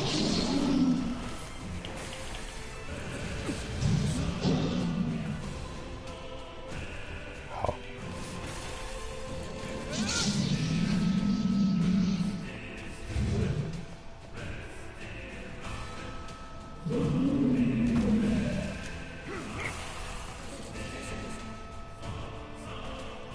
Whoa, after all that reading, I forgot we were playing a video game.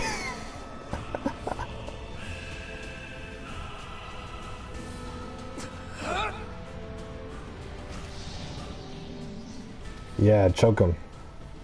I think I said that last time. Yeah, dude. Use force choke. Boom.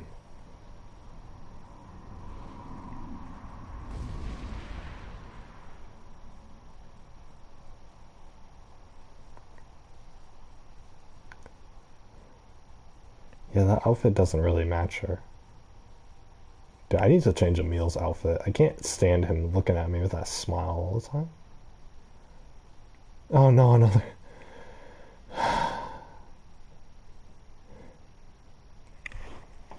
It's 4:20. I'm taking my vitamin.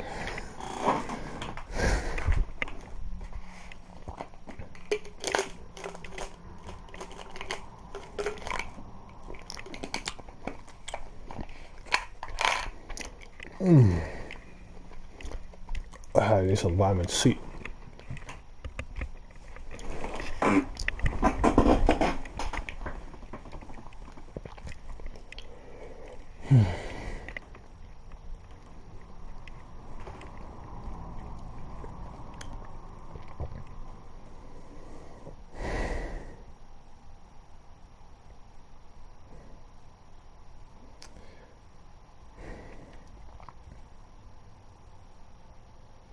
You know, technically I could just skip all this dialogue.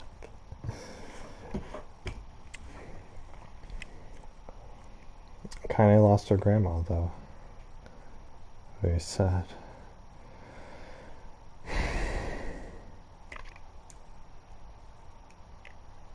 Would have been nice if it was like animated or whatever. But yeah, whatever. Guess they spent like $10 million remaking this game and they couldn't animate this part. So.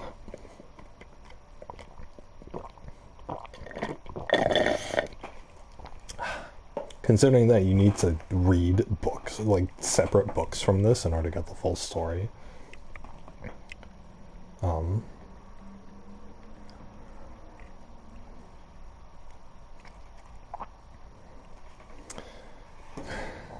Makes the reading part here fit, but still.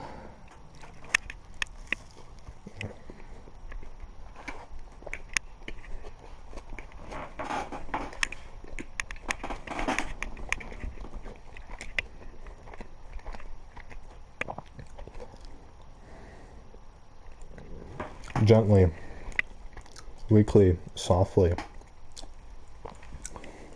the shade, sure that his tormentor was dead, turned and stomped off towards the horizon, stopping along the way to bellow one final roar.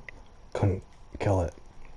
Shamed beyond imagining, Kaine tried to turn her head to the side, but only succeeded in coughing up a huge gout of blood. It was getting difficult to see, and only after a moment of fierce concentration did she realize her left eye was gone. Oh jeez. Laughing to herself, she turned her remaining eye to the ruins of her home and noticed a ragged stump of arm resting a few feet away. Oh, Christ. Yeah, that's mine, she thought with a mad giggle. This is gonna make clapping a real bitch. Ha! Cried a sudden voice from the depths of her mind. Finally gonna die, are ya? Well, you had it coming. Go to hell, Demo, she thought at the unseen assailant. Go to hell before I pluck your eyes out and feed them to a dog. The voice of her childhood terror evaporated into smoke. only to be replaced by another, more recent voice. "Hold still," said the apothecary, materializing from the ruins like a ghost. "I want to draw you. That way you can live forever." "No. Stop. Don't want to live forever. Want to die right here." "I see," he said quietly. "Well, if that's what you want." The spectral shopkeeper fluttered in and out of existence for a moment, then produced a piece of paper and sketched quickly. After a few seconds he turned the page to Kaine and smiled. "Since you rejected my offer, I decided to draw someone else." It was a picture of her grandma, real as life. Kaine opened her mouth to thank the man, but stopped as the picture began to blacken in the middle.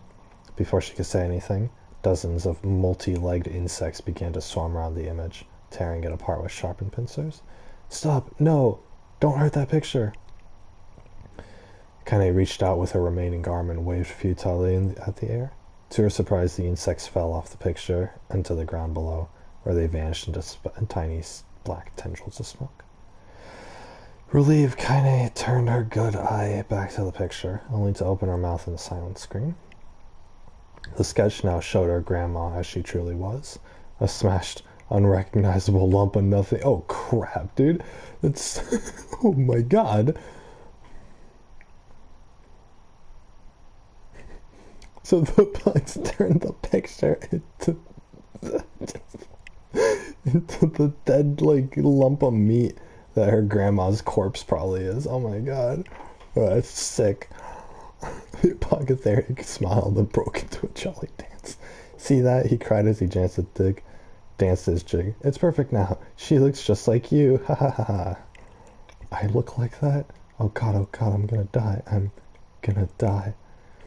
Drowning in despair, Kaine laid her head back in the mud and smoke of her ruined house and waited for the end to come. But just before she let everything go, an unfamiliar voice began whispering in her ear. "Ain't you got a wish, sunshine?" The voice was vulgar and fierce at the same time. As if insanity had somehow found a way to take form, Kaine wanted to scream as the voice crawled under her skin, but her lungs refused to work. "You know, a wish? Like a prayer or something? Why don't you get on your hands and knees and start praying to heaven? Please, invisible man in the sky, save me, save me."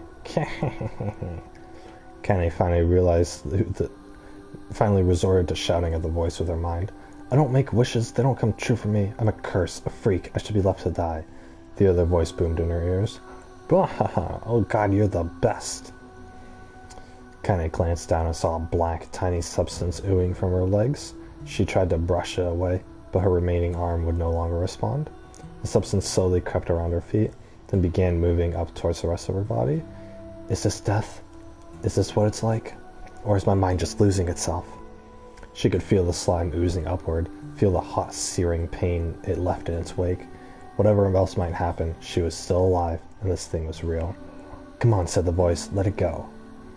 Kaine tried to ignore the voice and concentrate on the pain, but the newcomer would have none of it. "Don't ignore me, sunshine. You're ready to give up, ready to die, so why not let me have it?" "Have what?" "Your body. Come on, give it to me, give it to me. I want to stand on the ground, feel the rain, taste the wind." The voice paused, as if licking its lips. When it resumed, it was filled with mad, unabated joy. "And I want to take your hands and use them to choke the goddamn life out of other people. I want to tear out their throats and bathe in their blood just like before." In response, Kaine shifted her head and vomited. The warmth of it crept down her front and mingled with the pain of the encroaching black ooze. "Are you a shade?" "Yeah, maybe. What of it?" The slime reached her face, creeping up past her nose, and slowly oozed into the socket of her missing eye. The moment it touched her brain, Kaine was struck with the most powerful sensation she'd ever felt in her life. It was ecstasy. She wanted to scream with delight, but all she could manage was a small, whispered moan. "Feels good, don't it?" asked the voice with a chuckle. "Yeah, what can I say? I know how to please the ladies." Oh god. "Now give me that body. Come on, give me the body and I'll give you more of this feeling. It's a fair trade." A black lump began to protrude from Kaine's side. As she watched, it grew longer and thicker, eventually taking form of her missing arm. I can see better, she thought. My eye must be growing back, too. The slime reached up to envelop the rest of her face, but she managed to brush it away. Stop, she whispered, marveling at how she had regained her voice. Stop. The black ooze hesitated, as if considering this request, and quickly shimmered down her body before disappearing in a cloud of smoke. Ah, what the hell, Sunshine, screamed the voice. We had a deal. Thought you wanted to die. Grandma said, can't die yet. A brief image of her grandmother, bloodied and broken, flashed before her eyes.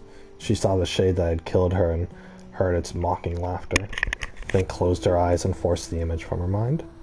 Her whole body was quaking with rage. When she opened her eyes again, they burnt bright red. That thing took my grandmother. I have to kill it before I die. Kaine glanced down and saw a mysterious pattern, the pattern of shades, burn itself into her left arm. Well, I'll be damned, said the voice cheerfully. Look at that, Sunshine. I think you and me are going to be good friends now. Kaine stared intently at her arm. The more emotional she felt, the more the letters seemed ready to puncture her skin and begin infecting the rest of her body. The arm clearly had a will of its own now. Stop. Gotta stop. Holding her left arm in her right, Kaine took a deep breath and tried to calm herself. Come on, don't fight it, pleaded the voice. Hate's my favorite dish, and I'm hungry. Let it go. Feel the anger. Burn with the fire of revenge. Thirst for blood. Then go out there and... Shut the up and get the hell out of my body. Your body? Oh, that's rich, Sunshine. Real rich. Look, why don't you just up and die so I can have this body all myself? What do you say? I bet those buddies of yours in the area would love to see you dead. Kaine grabbed a nearby shard of glass and tried to saw off the shade-infected portion of her side. Before she could, her darkened left arm grabbed her right wrist, crushing it. Kaine screamed and dropped the shard as the sound of bone crunching on bone filled the air. Gah, stupid idiot girl. You're possessed now, Sunshine. There ain't no going back. The voice laughed again, a loud, long wail that seemed to go on without end. Possessed, whispered Kaine. Yeah, possessed. You and me, we got what you might call a timeshare arrangement. Remember how folks used to think you were a freak? Well, wait till they'll get a load of you now. Kaine looked up, tears in her eyes. The sky seemed smaller now, darker. Is this because of that shade? Is this how they see the world? So I listen, purred the voice. I know this whole possession thing seems a bit sudden, but it ain't all bad. There's plenty of it in for you too. There's plenty in it for you too. A very powerful creature, Sunshine. Now that power belongs to you. Got enemies? People you want to kill? I can make it happen. That little fat kid who kept picking on you? That big old shade that squashed your granny? We'll wrap them up in their own assholes. No more abuse for you, Sunshine. No more pain. Wait, said Kaine. You're a shade. Why would you help me kill another shade? What, you think I'm some kind of racist? Some killing snob? I don't give a good goddamn who you murder, honey pants. I just want to drink from the well. Kaine considered this as she struggled to her feet, the power of the shade coursing through her. The smoke from her house was drifting away with the wind, and she enjoyed the way the cool evening breeze felt on her new left arm. After a long pause, the voice spoke up again. So, how about it? You and me? We got some real good times together. Look, I'll even take care of the bloody part, if you don't want to. Fuck off, asshole, muttered Kaine. I'll handle the killing. Kya, screamed the voice. Look at you go. Oh, Sunshine, we're gonna have so much fun. So listen, my name's Tyron, and if you ever need me, I'll be hanging out in this piece of meat you call a heart. Now get to it. The more you kill, the more your heart turns rotten and sour, and I like rotten and sour. Kaine found herself nodding at the voice. Yeah, she said. Yeah, I think this can work. I'm gonna find that shade, I'm gonna strangle it with its own guts. When I'm done, I'm gonna do the same to you, Tyron. Count on it. Ha! laughed Tyron. I have shit bigger than you, so good luck with that. Oh, and hey, one more thing. Right now, you and me are sharing this body, but if you ever run out of hate, if you ever, go soft, then I'm gonna take over everything. So keep on killing, Sunshine, and watch your back. The voice grew fainter and gradually faded away, fading to somewhere deep inside Kaine herself. Kaine waited until she was sure the voice was gone, then waved her new left arm around a few times. Feels perfectly normal, she thought. Feels like mine. Desperately, she began poking and prodding at the new limb, determined to find something wrong with it. She didn't want it to feel normal. That would mean the creature inside her had already won. I'm not a shade. I'm Kaine. Beating this mantra in her mind, she slowly began digging through the rubble of her house, being careful to ignore a certain red-stained spot in the corner. Finally, after what seemed like an eternity of heartbreaking work, she found what she was looking for. It was a wreath of lunar tears. Though it had been through hell and back, the garland's petals were as bright as ever. Kaine started to place it in her hair, then slowly lowered the wreath and stared at it. I'm sorry, Grandma. I'm so sorry, but I don't deserve to wear this anymore. I'm possessed, corrupted, a freak. And this time, I don't think there's any going back. Holding the flowers to her heart, Kaine fell to the ground and sobbed. As night gradually lightened to dawn and the people of the area arose to their daily lives, she remained in that position, as if tears could somehow wash away the horror that now infected her world. Stay alive. Stay alive. Please stay alive. Yeah, Grandma, come on. Kaine, you gotta live. You gotta come back to us. God damn it. Stupid freaking. Did she open her eyes? I have no idea. God. This was the worst idea I've to put this outfit on her.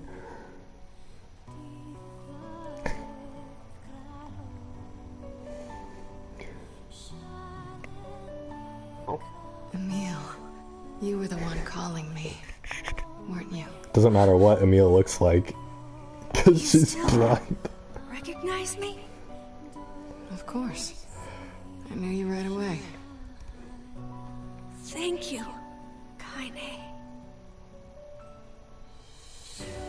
Welcome back, Kaine. Wow, you grew up. So, how long has it been? 5 years.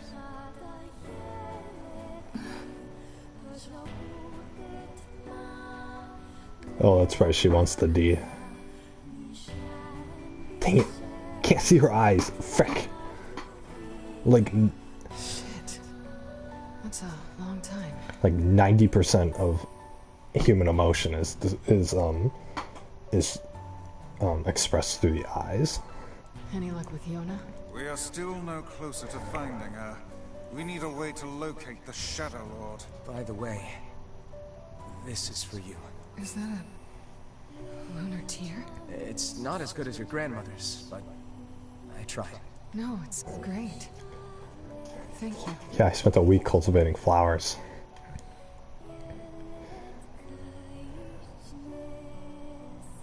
Please don't have me do more breeding, please. Waking from her long petrified sleep. Please narrate this for me. Emil's unflagging kindness. Dude, this is so weird. Our reunion was a happy one.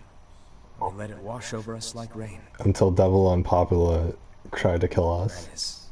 Until Devila and Popola had to go and ruin it all. Yeah, what we do.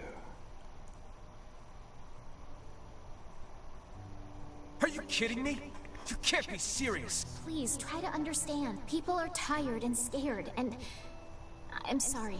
This is crap. It's okay. We can sleep. No one sleeps. You and Kaine saved this village, and now they want to run you out? People are afraid of us.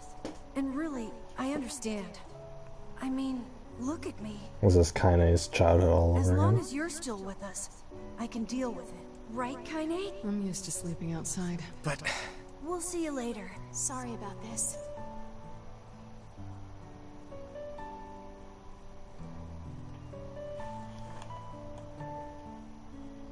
What is the matter? Kaine always sleeps outside. I never thought about that until just now. She's been frozen for 5 Never even years. occurred to me. Damn it. We should turn in. Kind of always sleeps outside. She's... I didn't get much sleep that night. Yeah, I'll bet you didn't. For the first time in my life, I hated Devila. For the first time in my life, I doubted Popola. Well, you're gonna be hating and doubting them more. But those feelings are pointless in the end. Don't worry, you get to kill them in a few hours here. You'll get to kill them. They said and did what they did for the sake of the village. To protect it from the horror of the Shades. Yeah, they sure did, huh?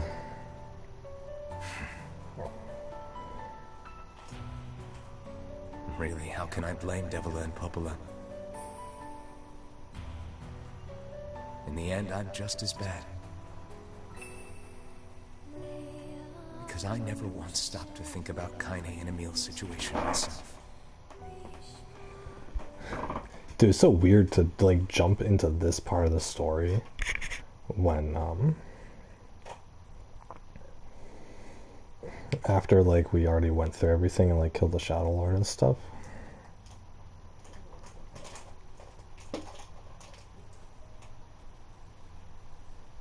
What's this? This is new.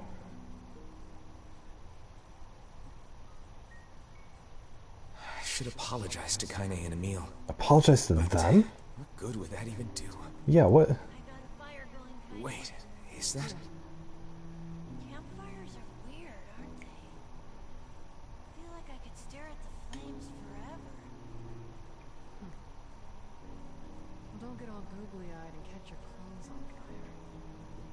Obviously. Aw. I'm so happy to get to talk to you again, Kaine. Yeah, me too. I tried everything I could think of to save you, you know. God, I gotta get that costume off of her. It's so... I'm so not immersed. I polished you with a special cloth. I poured warm water over you. Wait, you poured water on me? Yeah, but it didn't really do much except make you all shiny. Hey, Emil. Thanks for saving me. I guess you noticed how I look different now. I'm sorry, Emil. I'm sorry for all of it. Well, I mean, this new form isn't all bad, you know? At least I can look at you when we talk, right? Hey, so why don't you tell me something about yourself? I'm not very interesting. Sorry. Come on. I just want to know you better. Please? Fine. This all happened when I was a kid. Before the whole shade possession thing. Yeah, which we spent like 2 hours freaking reading about.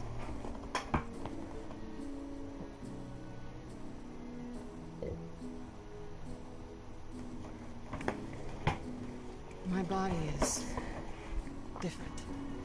And when the villagers found out about it, they started treating me like a freak. But one person, my grandmother, accepted me just as I was, no matter how bad things got. She gave me the strength to keep going. How was her body different before being possessed? She's really special to you, huh? Yeah. Oh, hey! That gives me an idea. Since we cured your petrification, we should start looking for a way to cure your possession in my body.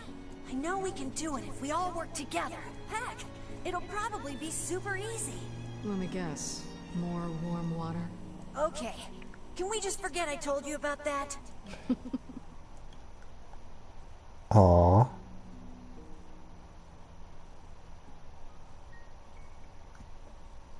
They're bonding. He's jealous. Wait, where's his book?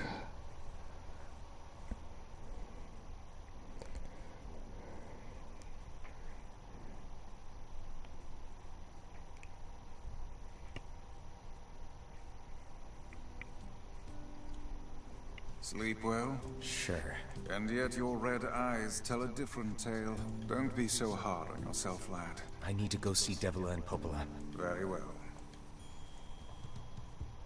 Give me the money. Oh yeah.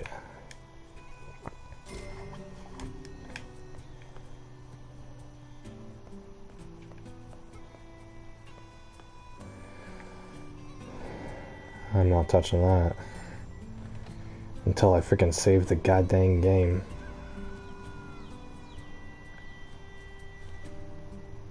red.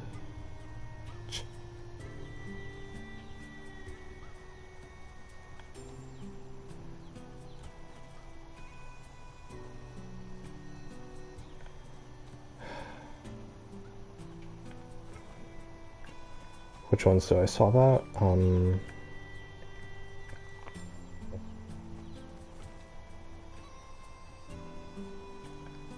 Wait. Red, indigo, red, indigo. Okay, I need...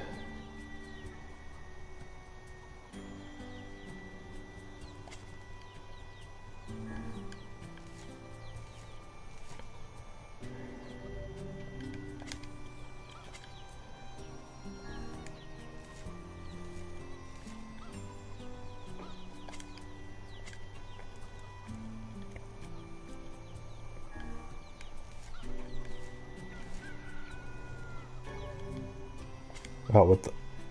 No, that was important. God dang it. It said something about harvesting. Can't believe I skipped through that. You know what I can do? I can watch my stream and see what it said.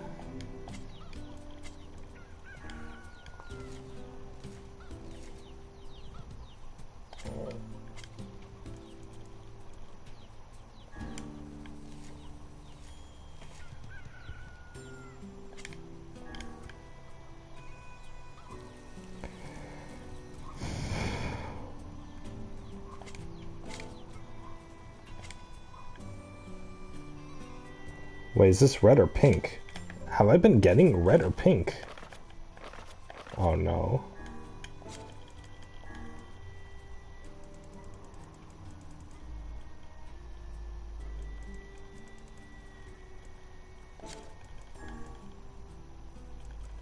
Okay, I'm getting red.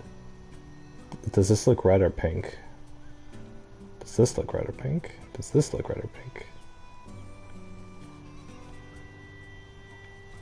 Okay, I know these are red. These look pink. I'm so colorblind.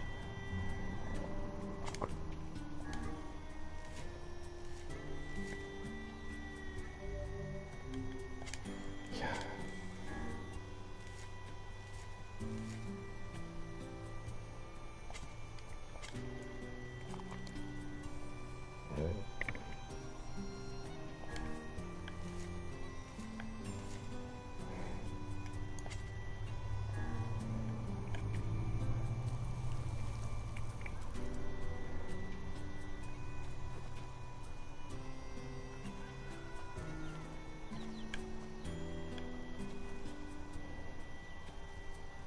This is indigo, which means that red and red.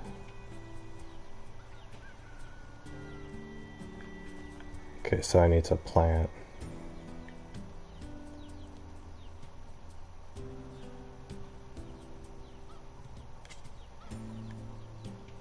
I need to plant indigo here.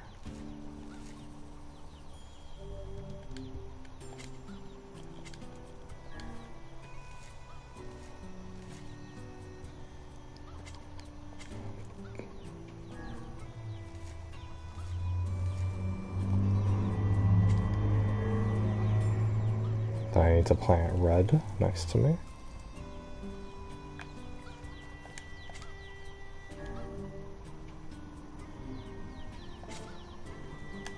Whatever.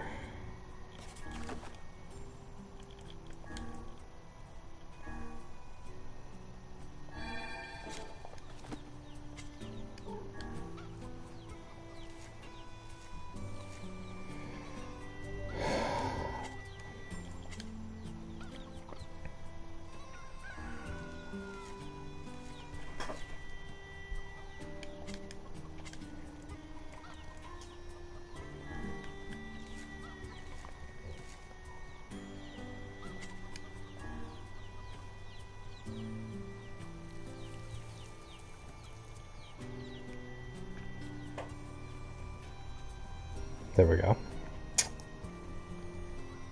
Once all these wilt, I'm gonna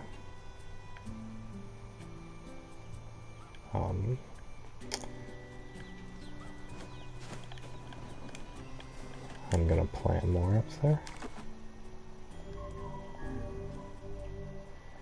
God, that was over an hour. Just reading. I don't have the whole thing. Hey. Hey. Oh, hi. I kinda thought you'd never talk to us again. I understand you're doing this for the village, and that you don't have a choice. Pretty much, yeah. But look, why don't you go talk to Popola? I think she wanted to discuss the Shadow Lord with you. Why is Headed she? there next. Why? Devila? Yeah? Sorry about yesterday. I shouldn't have lost my temper like that. You don't need to apologize. Anyone would be upset when their friends are hurting. Let Emil and Kaine know that we're sorry, alright? Alright.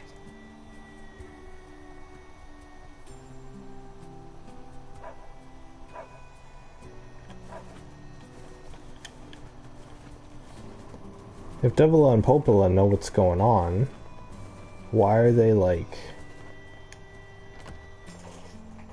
Why are they doing this?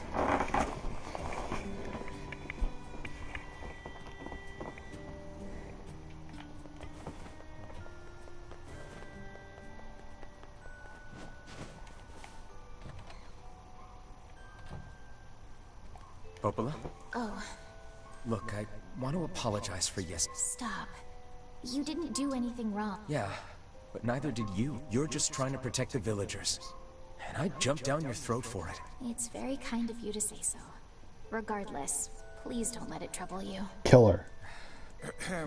I believe... Oh, right. You know about the lost shrine. The temple where I... That's it. Well, it seems that the Shadow Lord's lair is connected to it somehow. Why would you give me that hint? Why wouldn't you just point me in a different direction? Oh, it was right under our pages the whole time. But the bridge that leads there is a... So, take a boat. A boat? Yes. It took a lot longer than I also asked them to provide a book. The ferryman will let you use it. That should make it easy. Thanks, Pope. I feel like you've done I'm really grateful. Alright? And for the love of And for the... I don't understand why she's pointing us in this direction. What is the purpose of this place? Beats me. Some of the bosses are missing.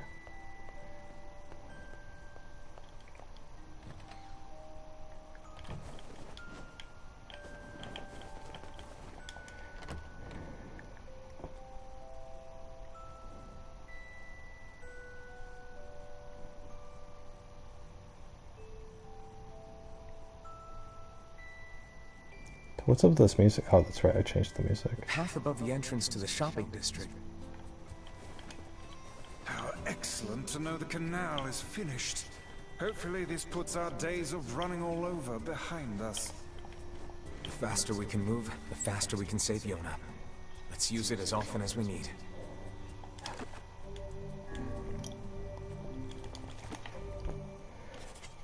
We are not going to look at this stupid costume all the time. On Kaine, we're going back to our A2 costume.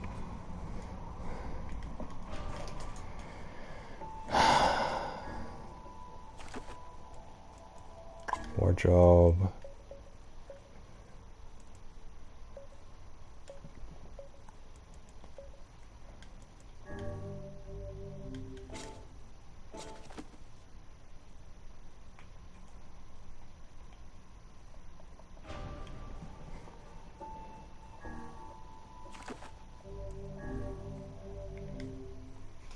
Cut.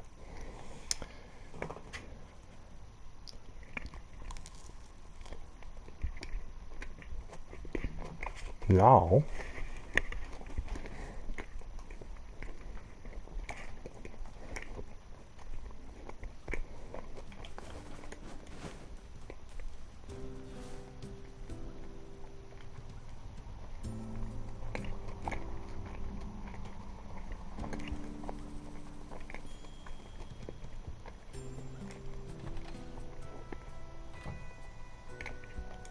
What might that be?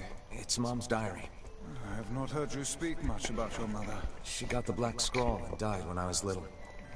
My apologies for bringing it up. It's all right. I can barely remember her face anymore. This is the only thing I have left of her. Reading it helps remind me of when we were still a family. I see. But the final entries get a little strange. In what way? Well, here, take a look. Here we go. My cough just wouldn't quit today. I bet Nier would have rubbed my back if you were here. Aww. Say there, can you not hear me?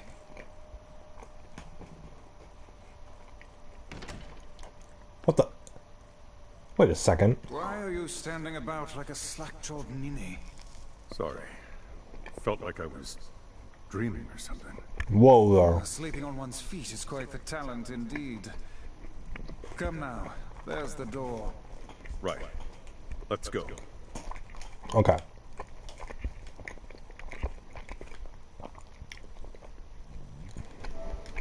Okay, so obviously we're not the character.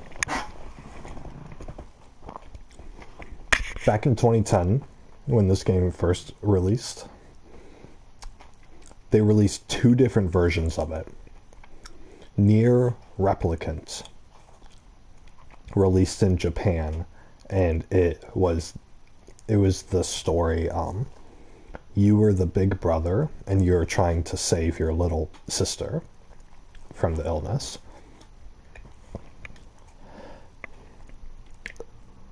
In America, in the Western world, they changed the game. They called it Nier Gestalt. It was the same exact storyline, except you played as the father, so an older man, and he was trying to save his daughter from the Black Scrawl disease. So they changed the main character. They changed, instead of playing a big brother, in America you played as a father saving a daughter. This is the father character from the original Western release of the game. He is not a character in the story in this game, because this version of the game that was remade is a remake of the Japanese game, which is why we're playing as a big brother. So this isn't an actual character in the story, but this guy is the father, who we were technically playing as. So freaking weird. I don't know why did they even include him in the game? It's bizarre.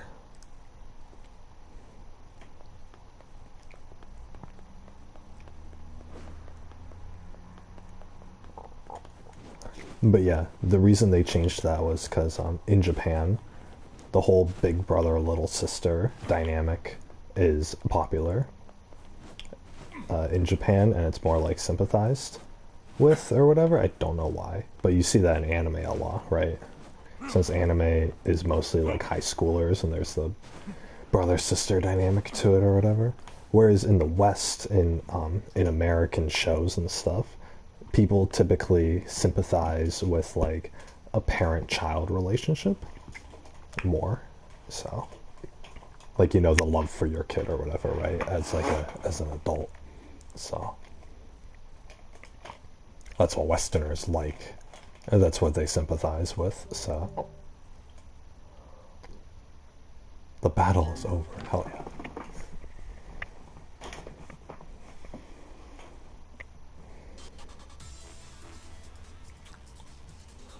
This is the world of the recycled vessel created to avoid the destruction of all. The heck?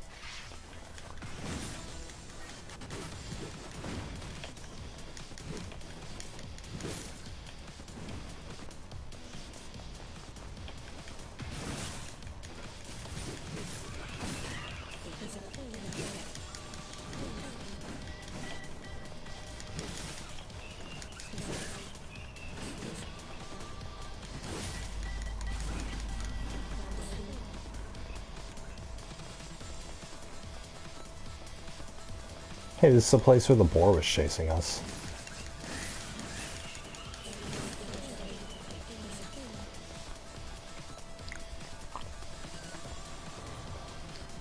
What is this?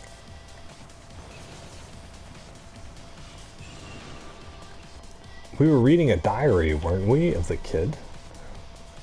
Why is this dude?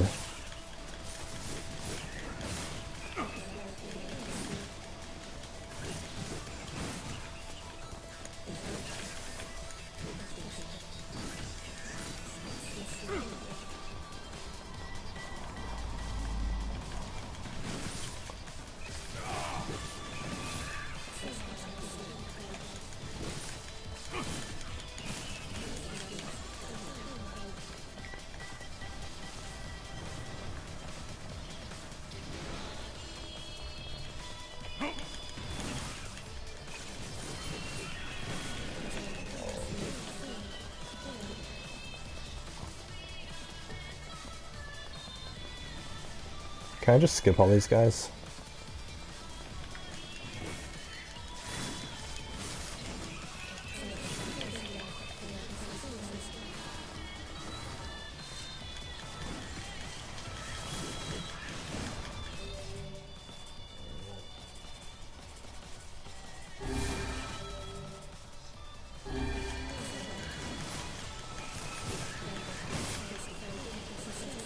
I have no idea what this is, by the way.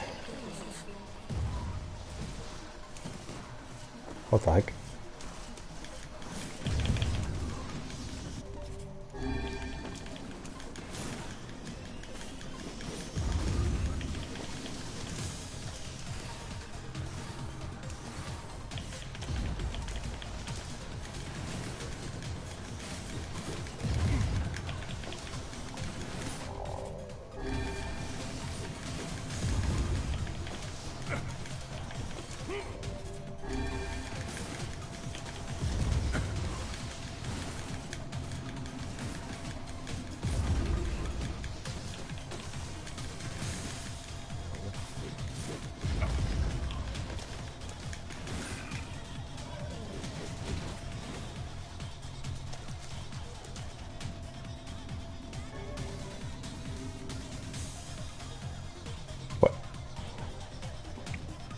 Wait a second.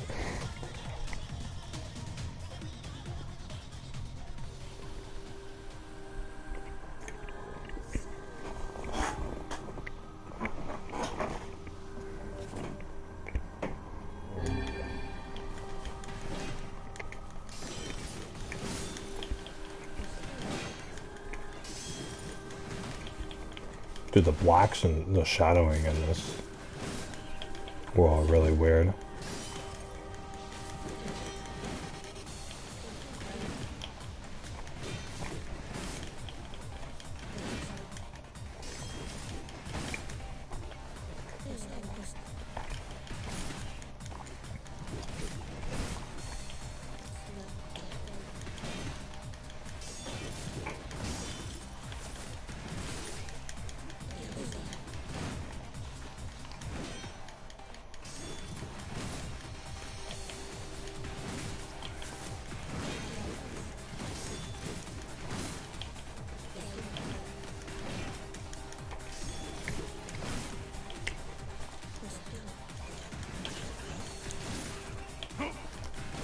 Is this just supposed to be a grind, or?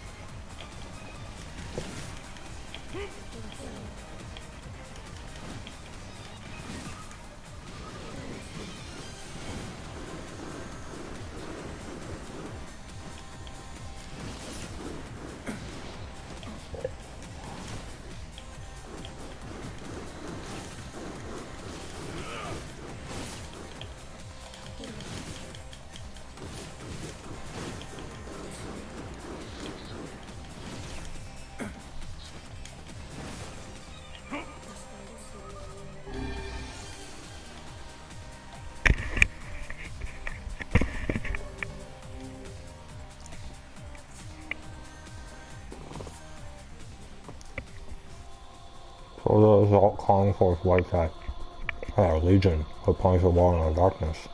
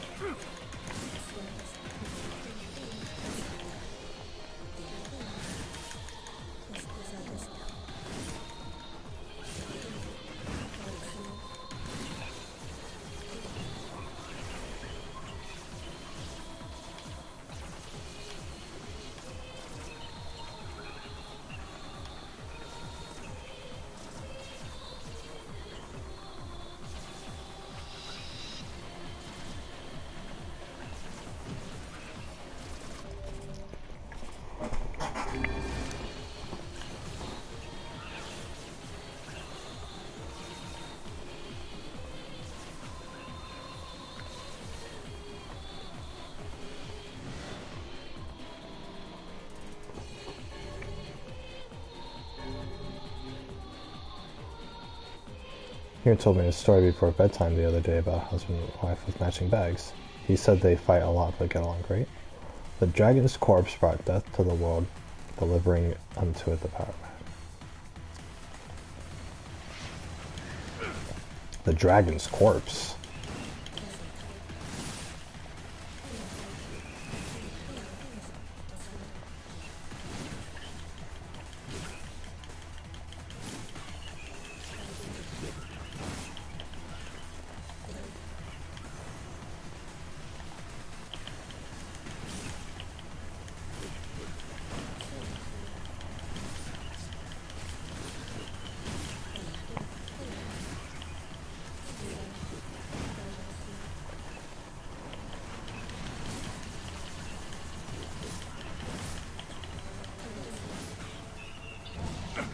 Oh, jeez.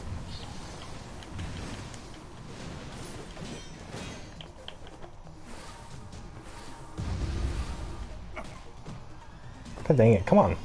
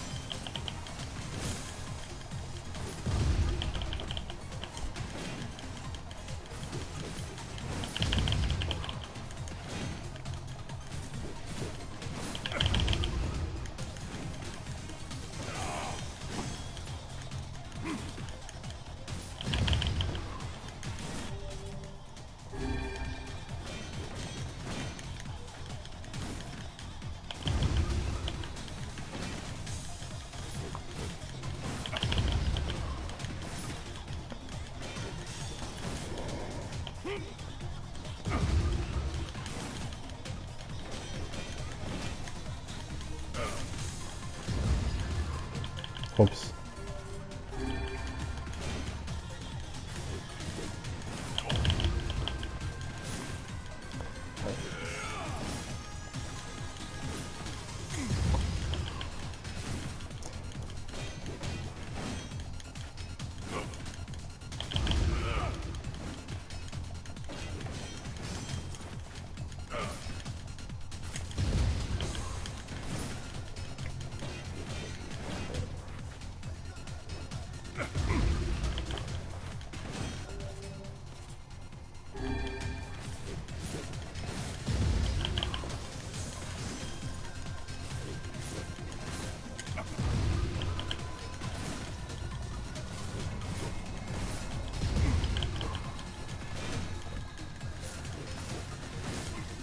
Boom, just like that, boys. That's how we kill them.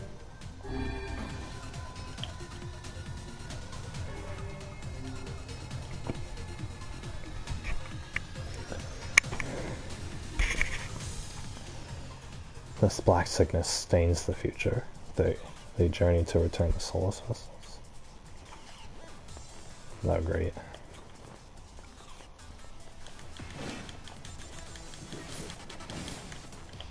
I don't want to fight these guys. What the?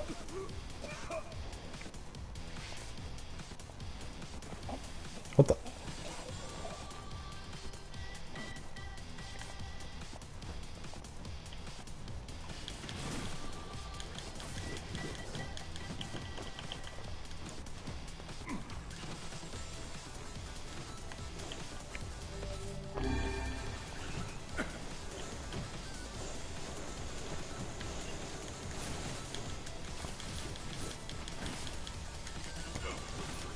These guys are tanky.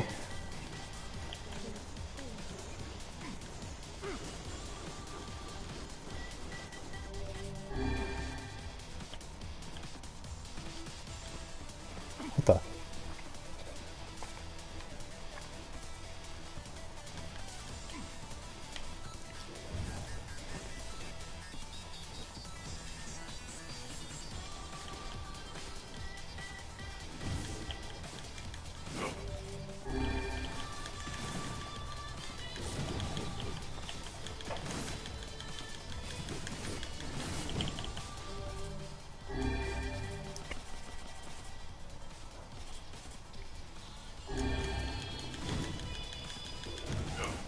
Oh my lord.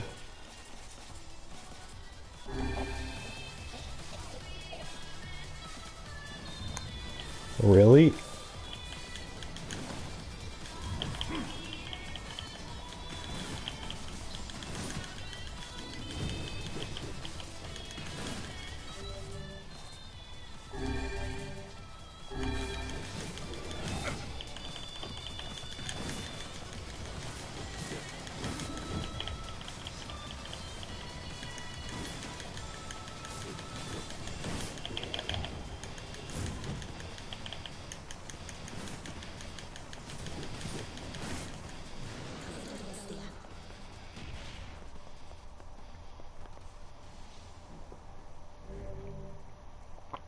Kabuki outfit.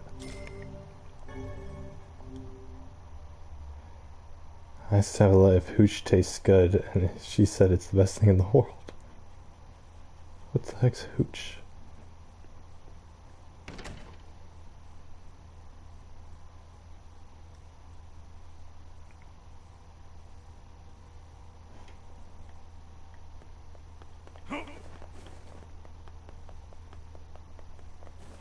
What if I exit? Sure.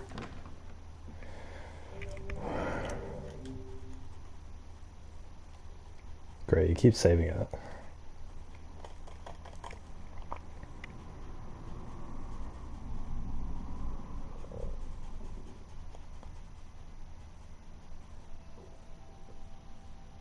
My word.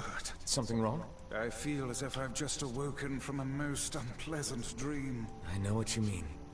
That happens to me whenever I read it. The diary? Yeah. Lately I haven't been able to stop thinking about it. The world of the recycled vessel.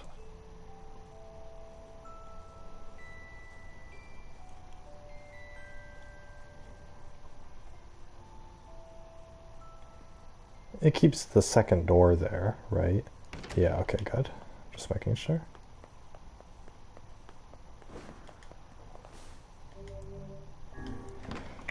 Alright. I'm gonna go save. And then I'm going to switch outfits to my Kabuki outfit. I don't know what Kabuki means. Well, Kabuki is the name of a restaurant, of a Japanese restaurant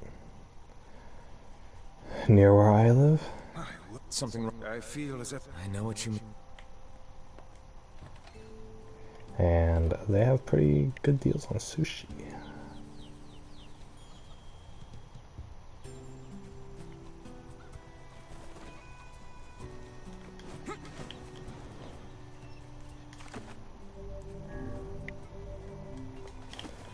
Yeah, I was in there for like 20 minutes. Oh my god, okay.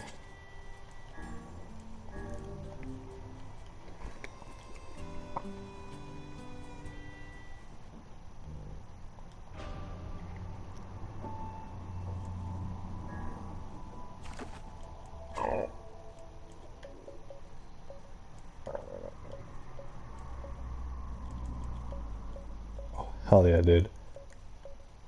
Oh, hell yeah, dude. Let's do it. What? There's a picture of a meal on the loading screen.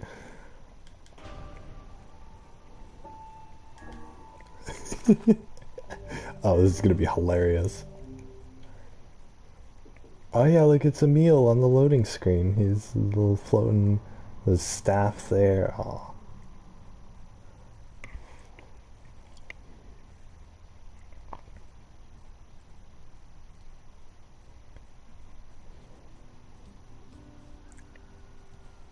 I look sick. I love it. This is my everyday now.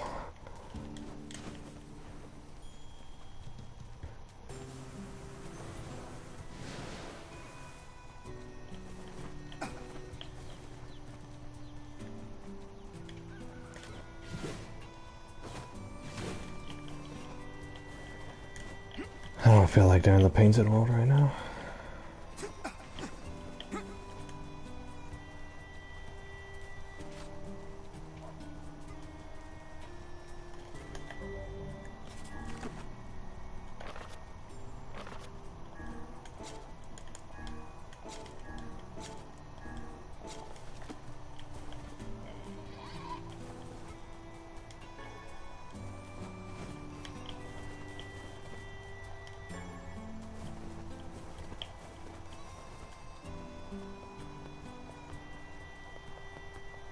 I worked it out.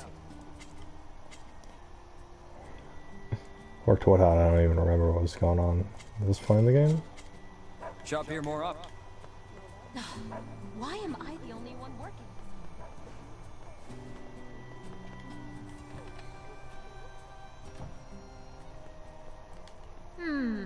Which job should I give you first? Come back.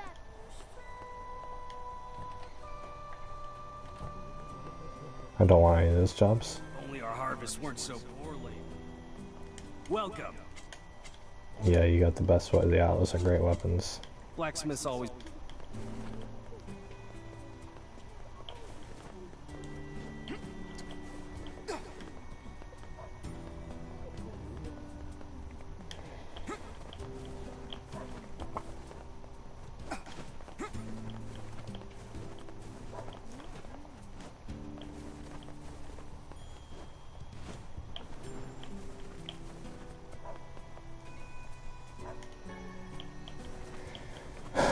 Yeah, that's all I wanted. We're just gonna run around with this for a while.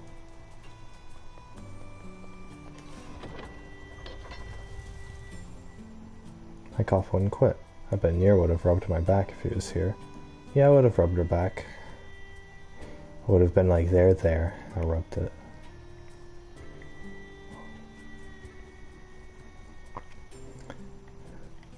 Would have held you, put my arm around you, hugged you close to my chest.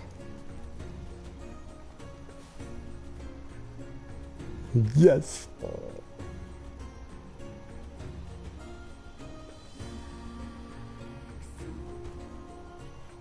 100%.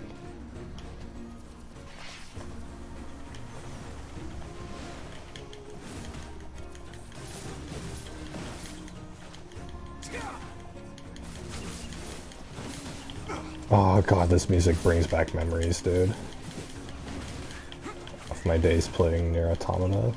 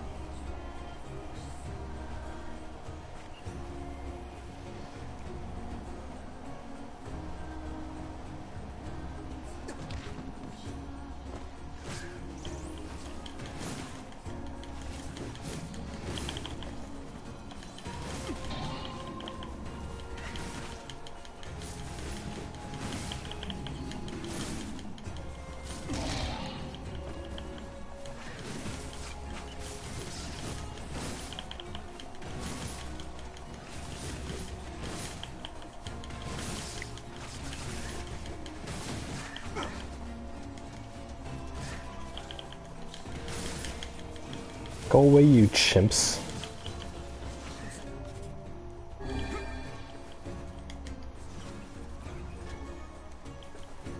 Good, I got boar liver.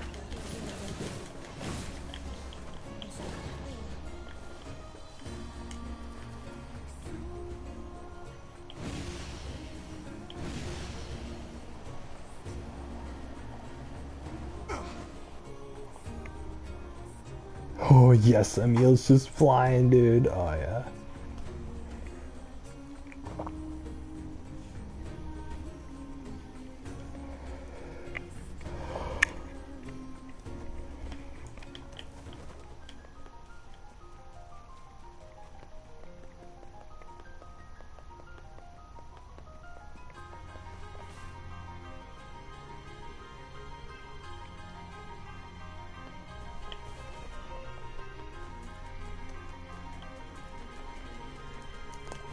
That music epic. Oh my gosh.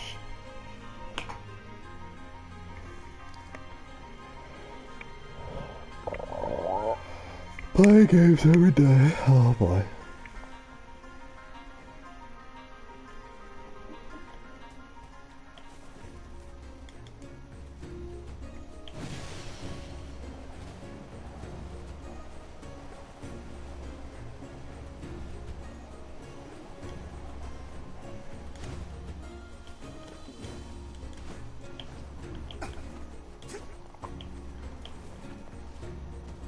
Hey, look who it is. Remember me? Oh my god, it's the red bag man. Bag? By my pages, you're the slovenly half of that couple who refused to stop arguing. Hey, it's been a while. Sure has. I've been in charge of this canal since we last talked. Dude, you've been dead since we last Apparently I did a talked. pretty good job with it because... Oh yeah, huh? Thanks. Still, it's not all puppies and unicorns. Anyway, if you...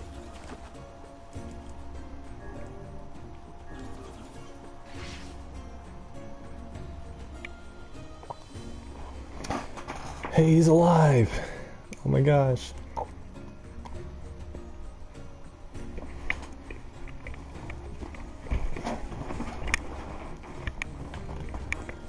The Lost Shrine's up ahead, just... As well as the Shadow Lord's castle. Let us make haste. Let's make haste.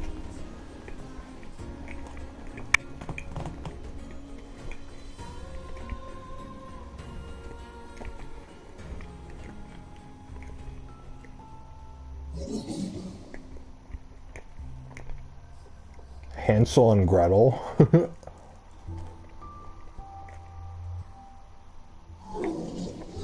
What do you want? Go away, dirty defective swine. I'm not like you, I'm different.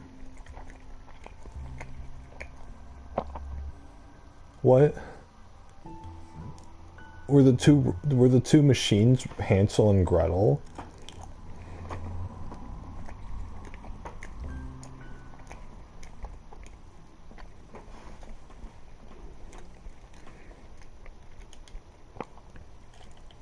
Yeah, I get it. I've already played through this.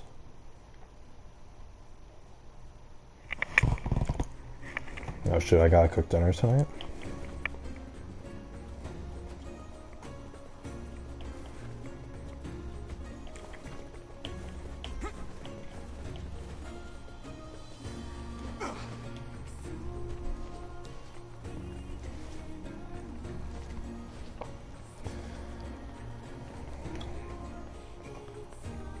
That's right, I have to caramelize the onions tonight.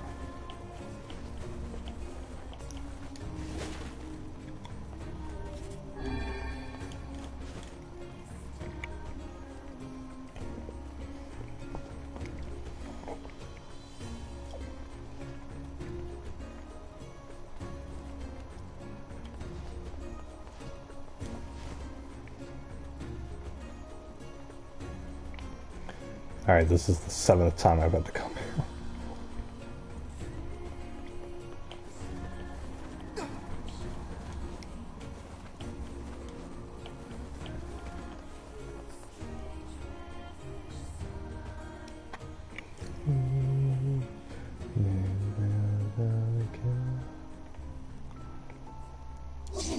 You again. Stop bothering me. Room for our vice has been taken away. Hansel is dead. There's no reason for me to exist anymore. My life is over. Just leave me alone. What? What? No! We killed his friend, and then we stole his book. What the? Ain't you excited, sunshine? We finally get to bathe in blood. Don't talk to me. I want to kill so bad I can barely stand it.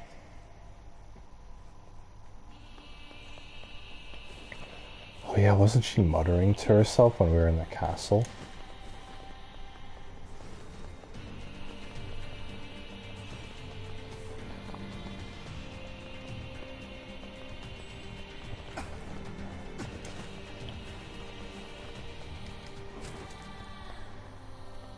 Oh god, I have to solve the puzzle again, really?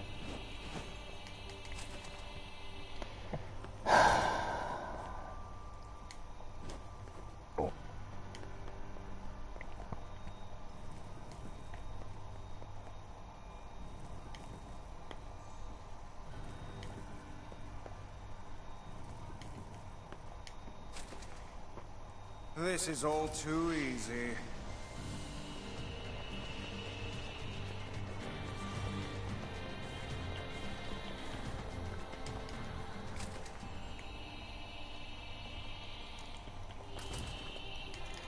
Character looks sick though, oh my gosh.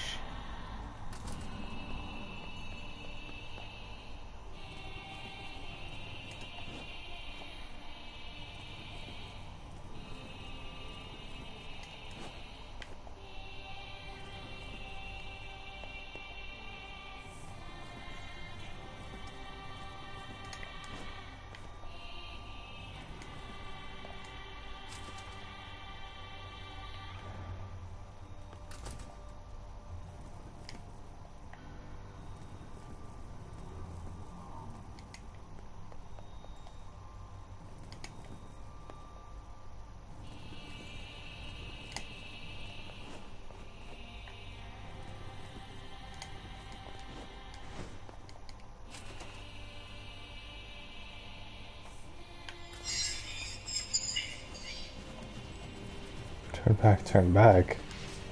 What's with these guys? Certainly not your garden variety, Shades.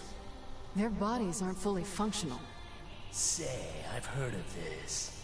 A cursed area where incomplete shades gather. Incomplete shades?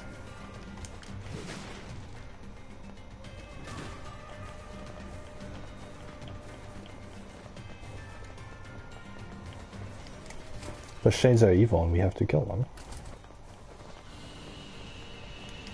There's no way they can have minds or feelings.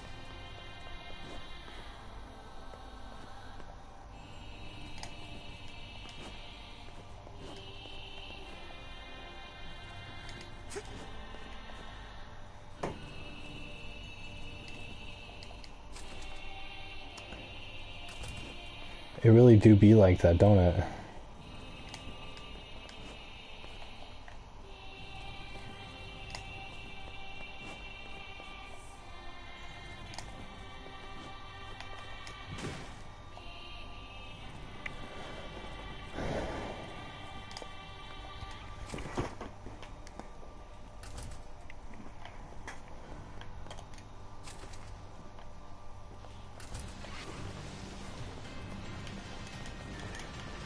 I can't go through the door? No. You're gonna subject me to this horror.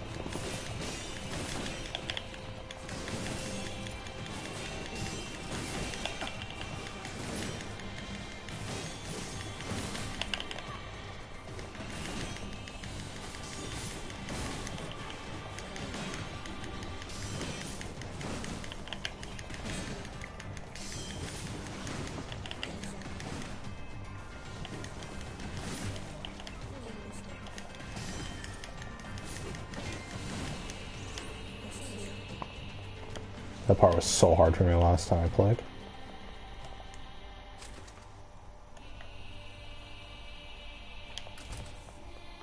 Thank God I'm allowed to just skip it.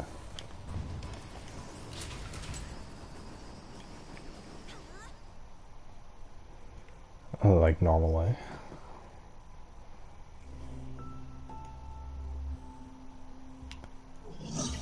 I've treated you all poorly. I mocked you, betrayed you, all because you went Gestalt before the change was complete. Went Gestalt. Project Gestalt. But after all this, I think I can understand you. I think we can speak as equals. This makes me very happy. I hope we can spend the rest of our lives.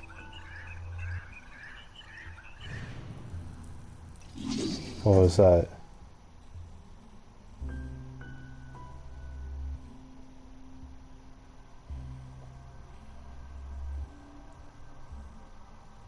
I hope we can spend the rest of our lives what?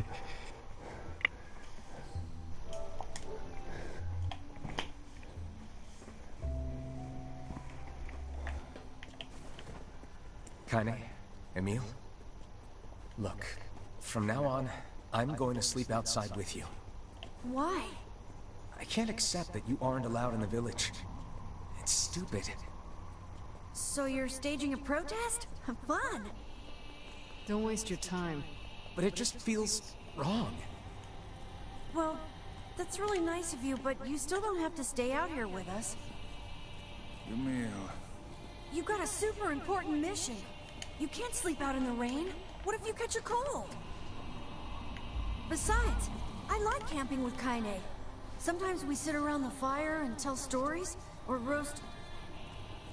Emil, that's enough. I got a fucking image to maintain. Mir is still jealous that his friends are hanging out without him.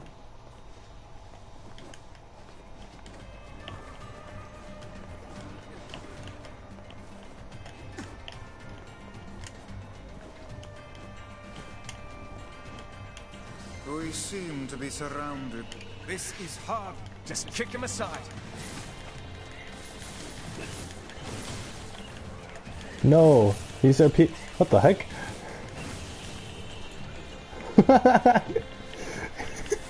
What the heck? This is hardly. This is hard. Oops, I didn't need to heal.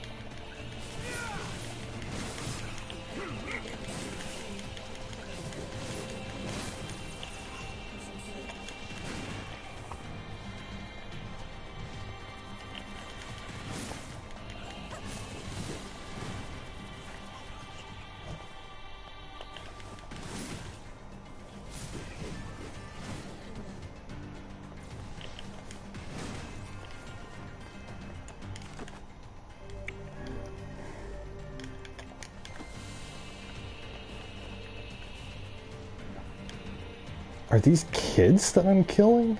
Oh my god. They're little and they have old school books and used coloring books on them. I might be killing kids. Oh my god.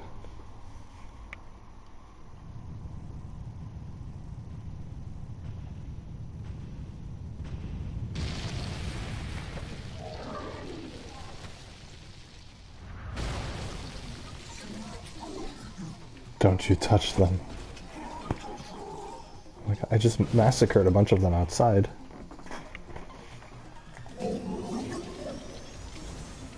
Dang you. What's going on? There's dozens of them! Stop, little ones, they're too strong for you.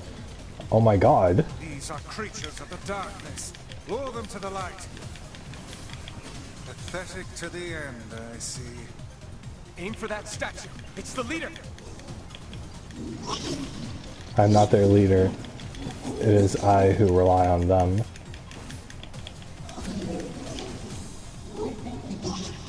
It is they who saved me. Am I really...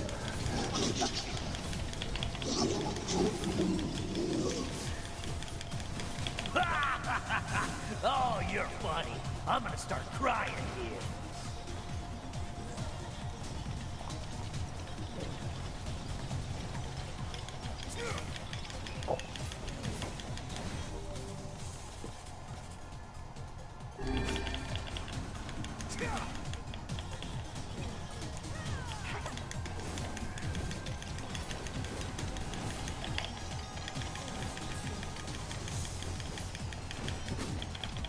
Foolish creatures. You cannot hope to best me. These little bastards just keep coming. These creatures cannot abide the sun. Lure them into the light.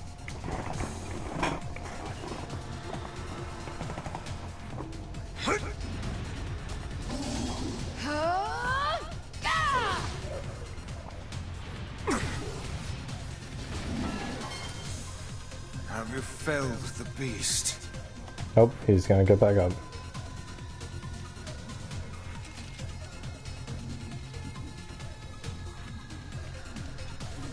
Those are my friends. Oh, that is so sad, dude. This is one stubborn son of a bitch. Damn it, damn it, damn it! Hey there, Sunshine. You ain't feeling bad for this freak, are ya? Ain't no turning back now. You got a lust for blood. Embrace the slaughter. All we know is the thrill of battle. Ain't that right, Kaine?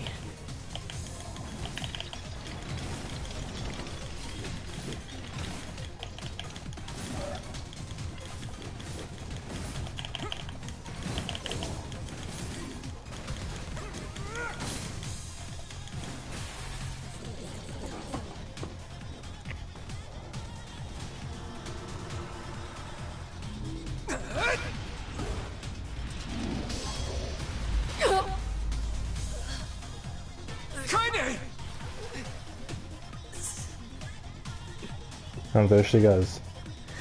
She still looks better in that Chinese outfit. Oh. Oh, you're kidding me!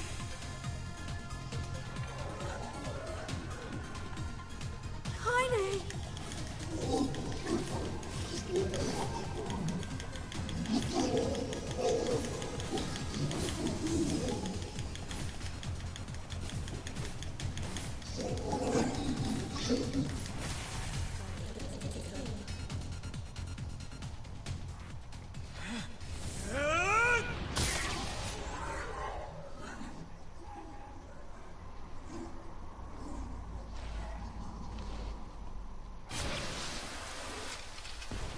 It's a lot of blood, oh my god.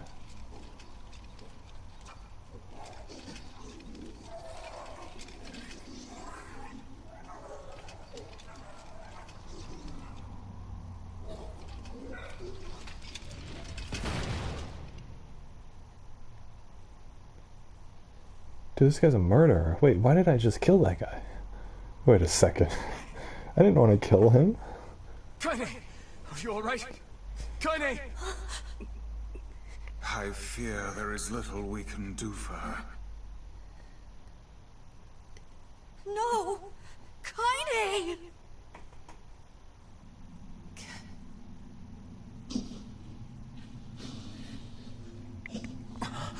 It's the shade who possessed her. Oh my gosh. It's all over for you, Sunshine. Kaine! Kaine!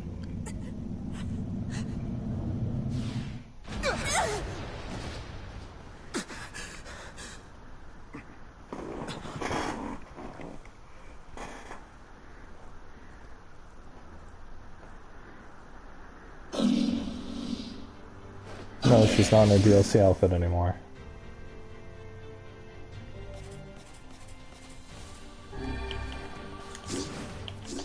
It's Kaine's shade! We've no other choice. We must strike it down. Kaine! Come back!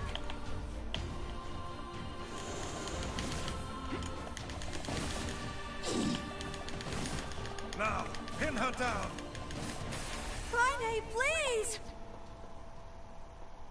Oh dear. Yeah. Got an achievement. Kaine! Kaine! Kaine! I couldn't hold it back. I can't be with... We're always going to be together, Kaine. If you transform again, we'll just stop it again. As many times as it takes. I don't care how tough it is. We're gonna get you back. Yep. I like sleeping outside because I'm with you, Kaine. I'm able to ignore my appearance and keep going because of you. I'm weak and I'm sad, and I'm lonely, but you make me strong. You're my friend, and I need you. So don't you dare leave me.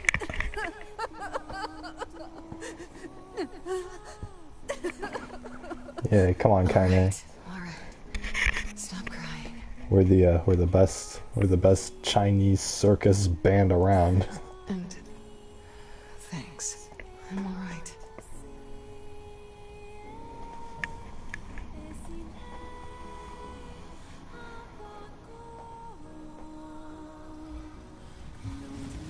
Over there.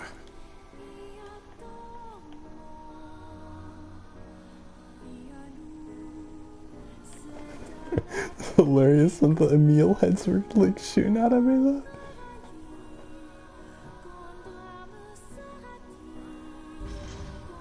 And what it... It's me. How remarkably...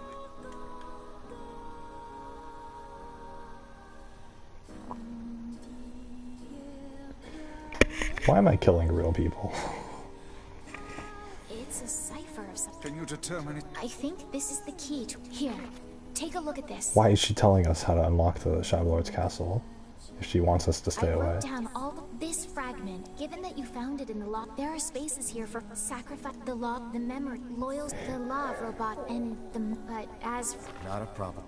If we want to fill in the words... Oh, splendid. They're just shades. It's a dangerous task. Or they're just shades. Yeah, well, Yona's in even more danger. But how can you even be sure that she... Because she is! Right? Jesus. The junk heap and the forest of myth, yeah? Please be careful. Oh, and listen. The villagers know how much they've sacrificed, and they're thankful. I'll hurry them along the best. I'll try. The villagers know how much. I'll hurry them. I'll try.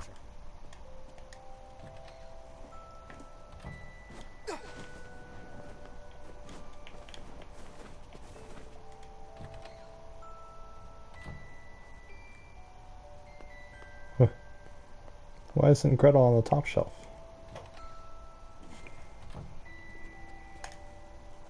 Oops. I'm sorry for... You're welcome. Alright.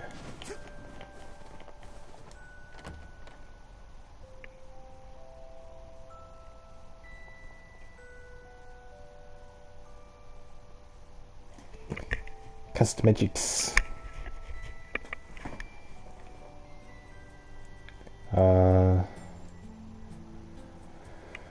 Let's just go to...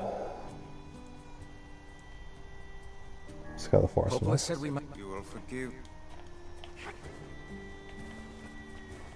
Forest of Myth one is easy. Because it's just a bunch of text and I already know the answers to everything.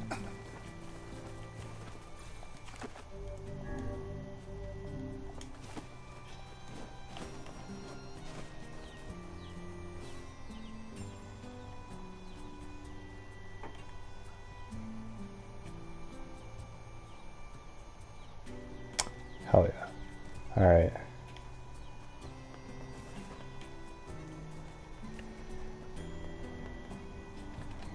You know what, actually, I'm gonna do my second swath of memories. The diary again? Yeah. The what? I'm gonna do this and then head off. Last night Neo told me stories until I fell asleep. I don't remember anything he said, but boy was I happy.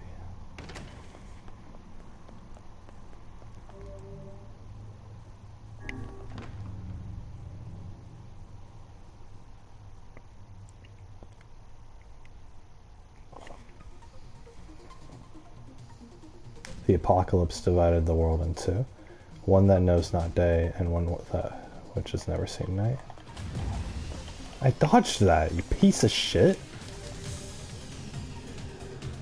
Magic, are you kidding me? You're putting rules? Oh, this is unbelievable. Okay, I'm not actually fully prepared for this.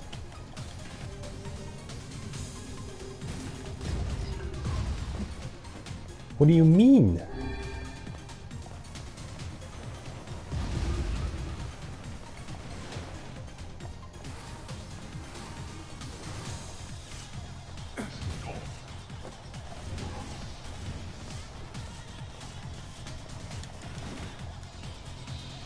actually unbelievable. Oh my god.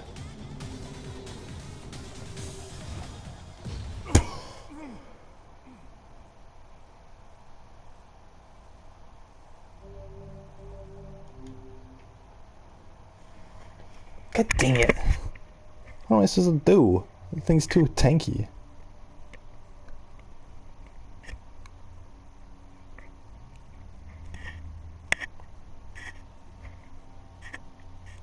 My word. Something wrong? I feel as if... I know what you mean. Oh, so if I die in the game, I die in real life.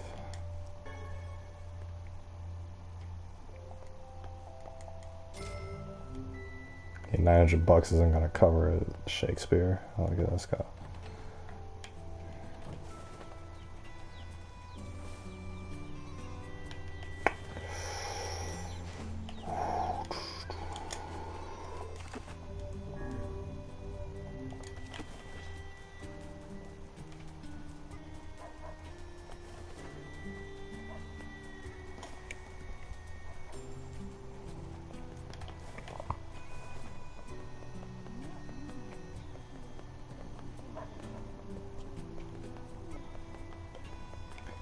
What was I doing?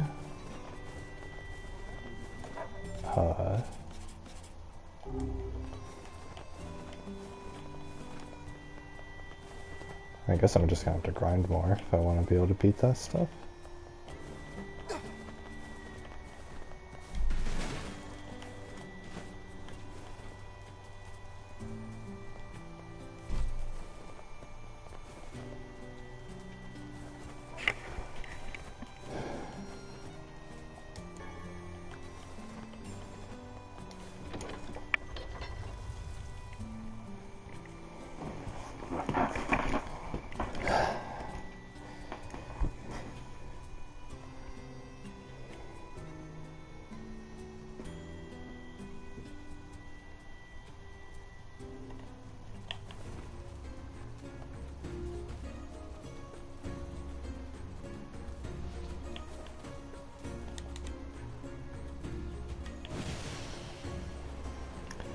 Let's go, Forest of Myth, oh boy.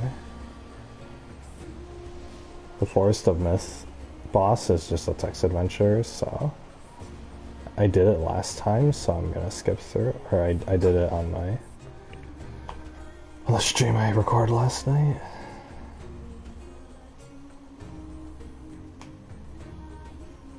The home of that blasted dream. Yeah. Truly a nightmare I hope never to experience again. Oh, we're experiencing it again.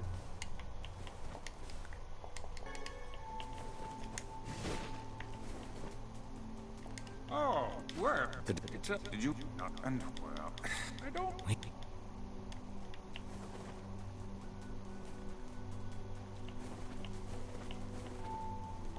We are the grass. Why do we seem to encounter... You should tell... As if... Hang on. Is the dark entity that governs all memories. May the words form themselves to your liking. Does that mean it'll tell us what we want to know? That'd be nice.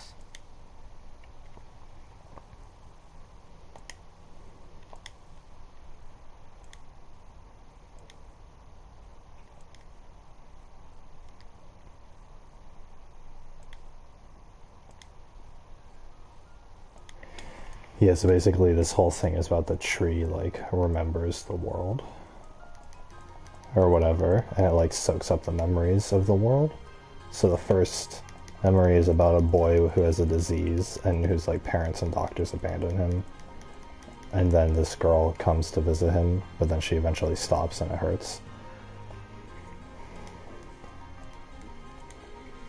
And then the second story is about the, about a warrior woman who keeps fighting and stuff, and then she has like a daughter who she wants to forget, who like died or something, and she went out to go kill, to like fight, and then with companions, and she lost all her companions. And then this one's about a red dragon that falls from the heavens.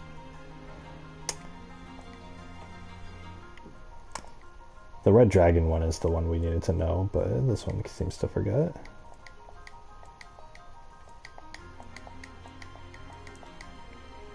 Anyway, it like lost all its memories or whatever. And then it like doesn't feel anything. And then Nier comes in.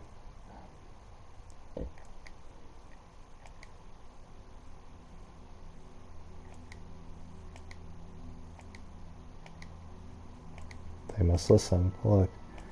Small shadowy prisoner, it's the shade. There's a shade. Was playing with the jewels, which are the memories or whatever. Yeah, the shade competes against so many memories.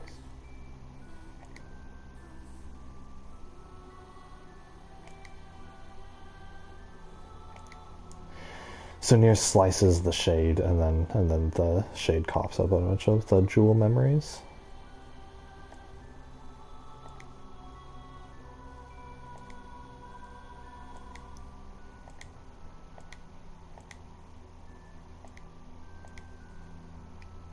What was the color of Lost Envy? It's green.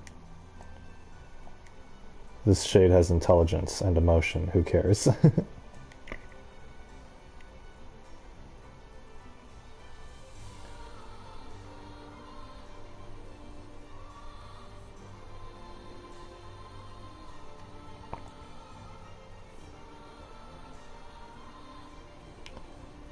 So the shade's been isolated here, and then it wants to touch Nier.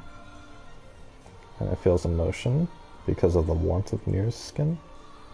1,000 years alone, in quiet temptation, is going to break apart. Long centuries have been alone, its heart sealed with many chains, but no more. New powerful emotions. It's more simple emotions. It's beginnings of a soul. The young man is key. Promise me long ago this is how it would be. The tree's stomach began to throb in pain. I implore you, how many were lost? 63. Okay, real time's over. I'm gonna kill this stupid shade once over. Shiny fell.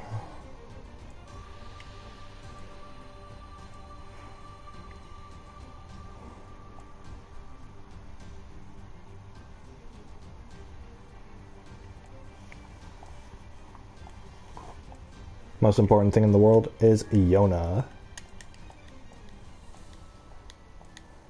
The tree's identity dissolved. Well, tree died, faded into non-existence. What in the... I never realized shades were capable of rational thought. I don't care if they can tap dance and play the fiddle. I just want to kill them without all this hassle. With the tree defeated, we no longer have to worry about being buried in its world of Dude, that letters. was a tough fight against that tree. Dude, that tree put up a fight, I swear. Unless, of course, time. Unless, of course, time begins to rewind itself. Oh, I didn't get the meaning of that the first time he said it. The book just said, Nier's like, okay. Popola said we... Perhaps we can...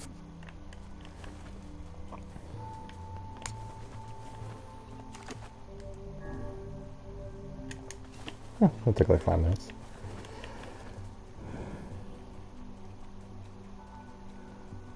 But yeah, the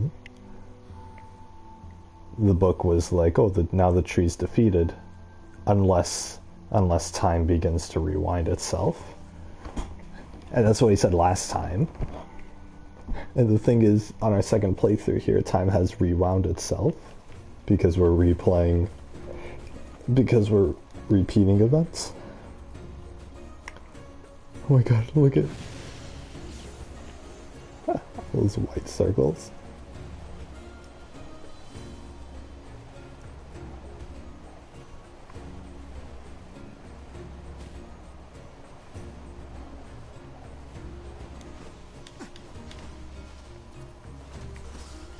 Alright, let's just massacre everything.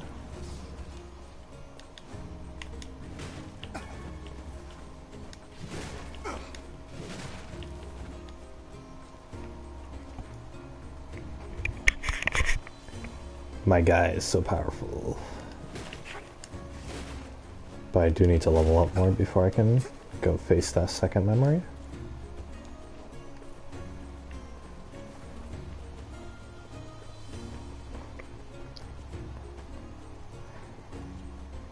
God, the fact that that room in the diary had the no blade wielding tiger rule, so freaking BS.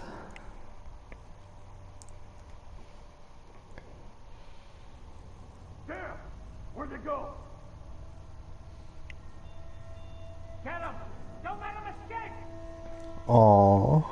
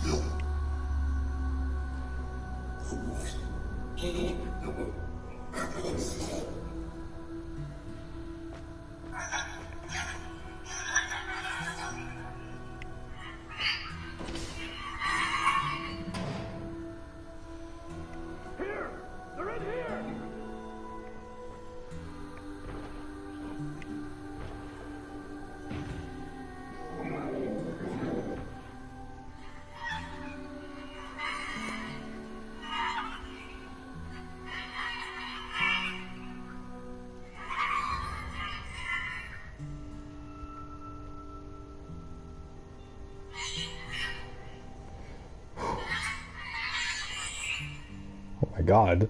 Okay.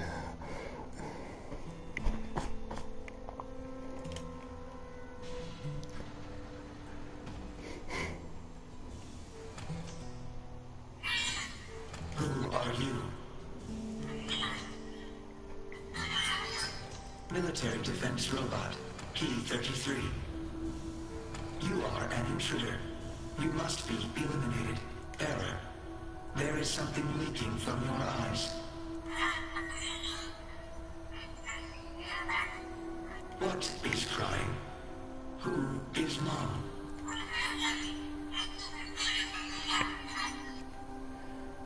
My creator is also dead. He perished hundreds of years ago. 874 years, 10 months, 14 days, 4 hours, and 43 minutes. 44 minutes. I am incapable of being lonely, or missing others, or crying. You will die. Why will they kill you?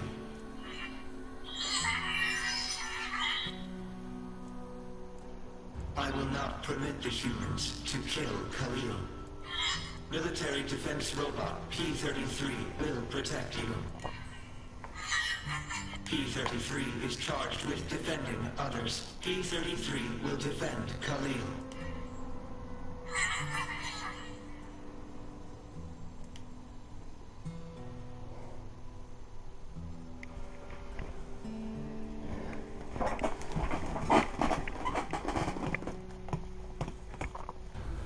Oh my god.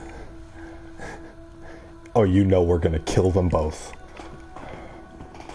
A kid who lost his mom.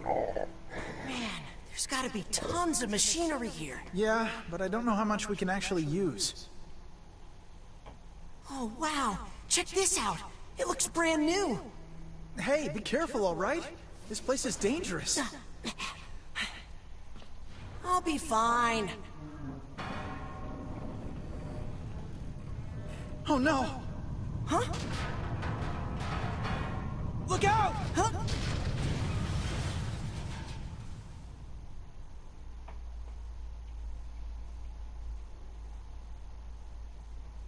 Huh? Huh?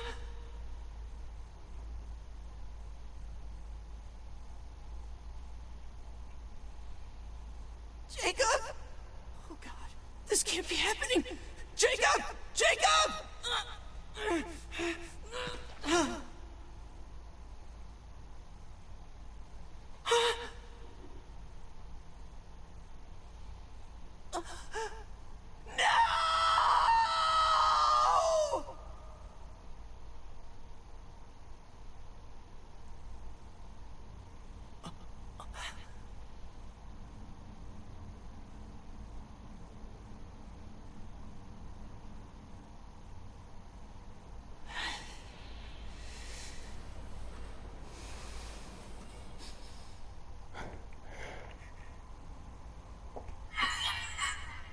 The noise of the intruders caused the structure to fail. They should have proceeded with more caution. One intruder has perished.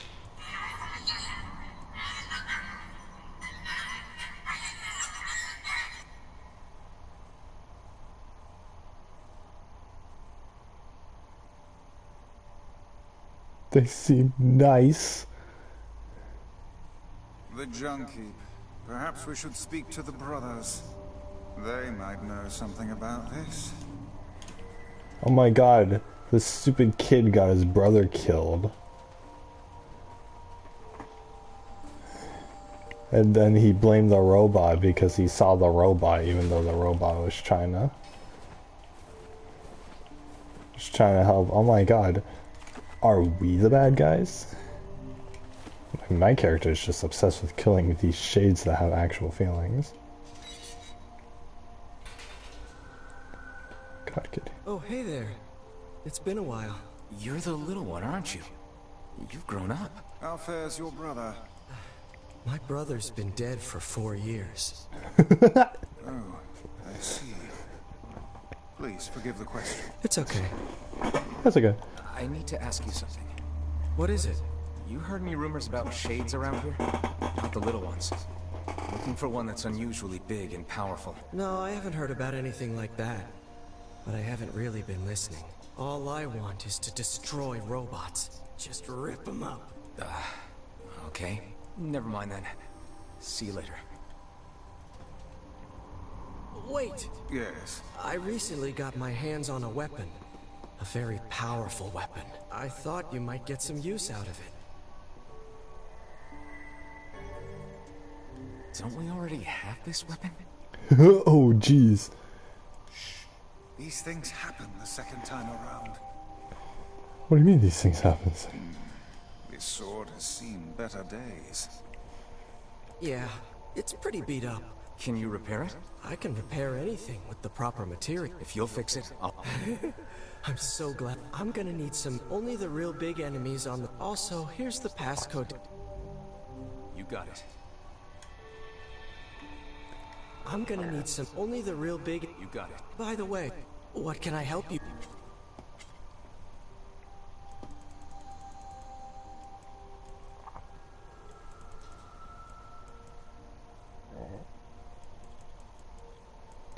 What do you mean these things happen the second time around? What do you know?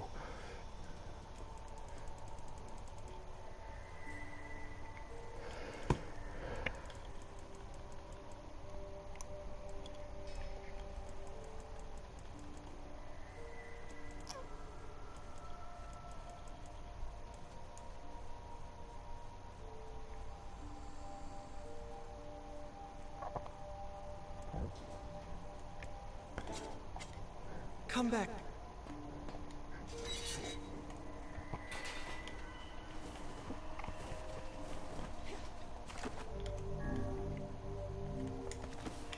Oh yeah, 40 hours exactly. All right.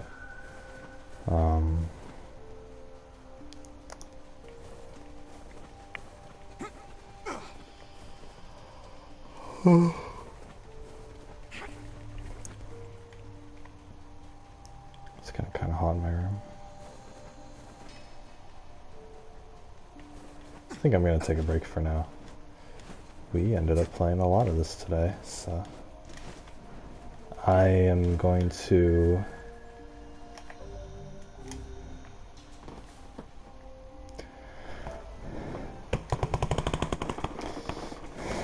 head off for now. I'm probably gonna keep playing later tonight.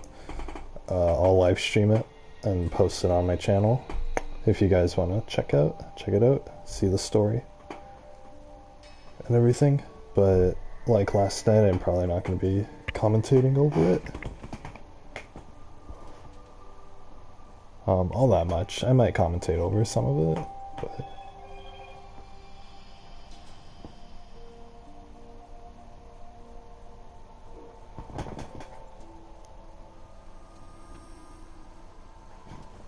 yeah.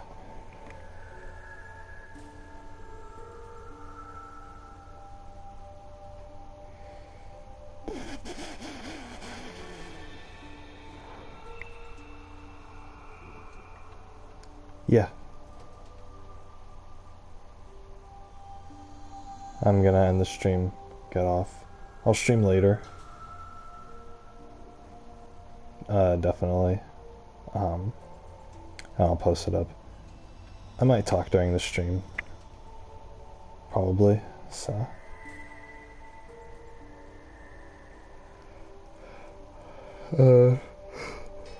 Well. Maybe.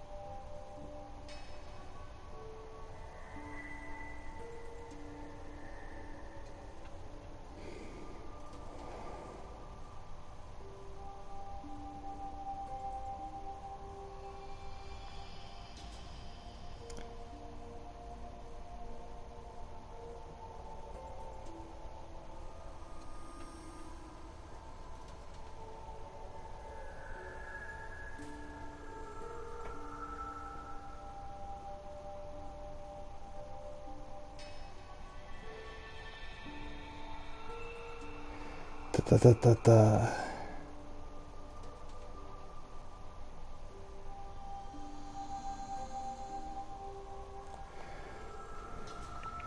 But yeah,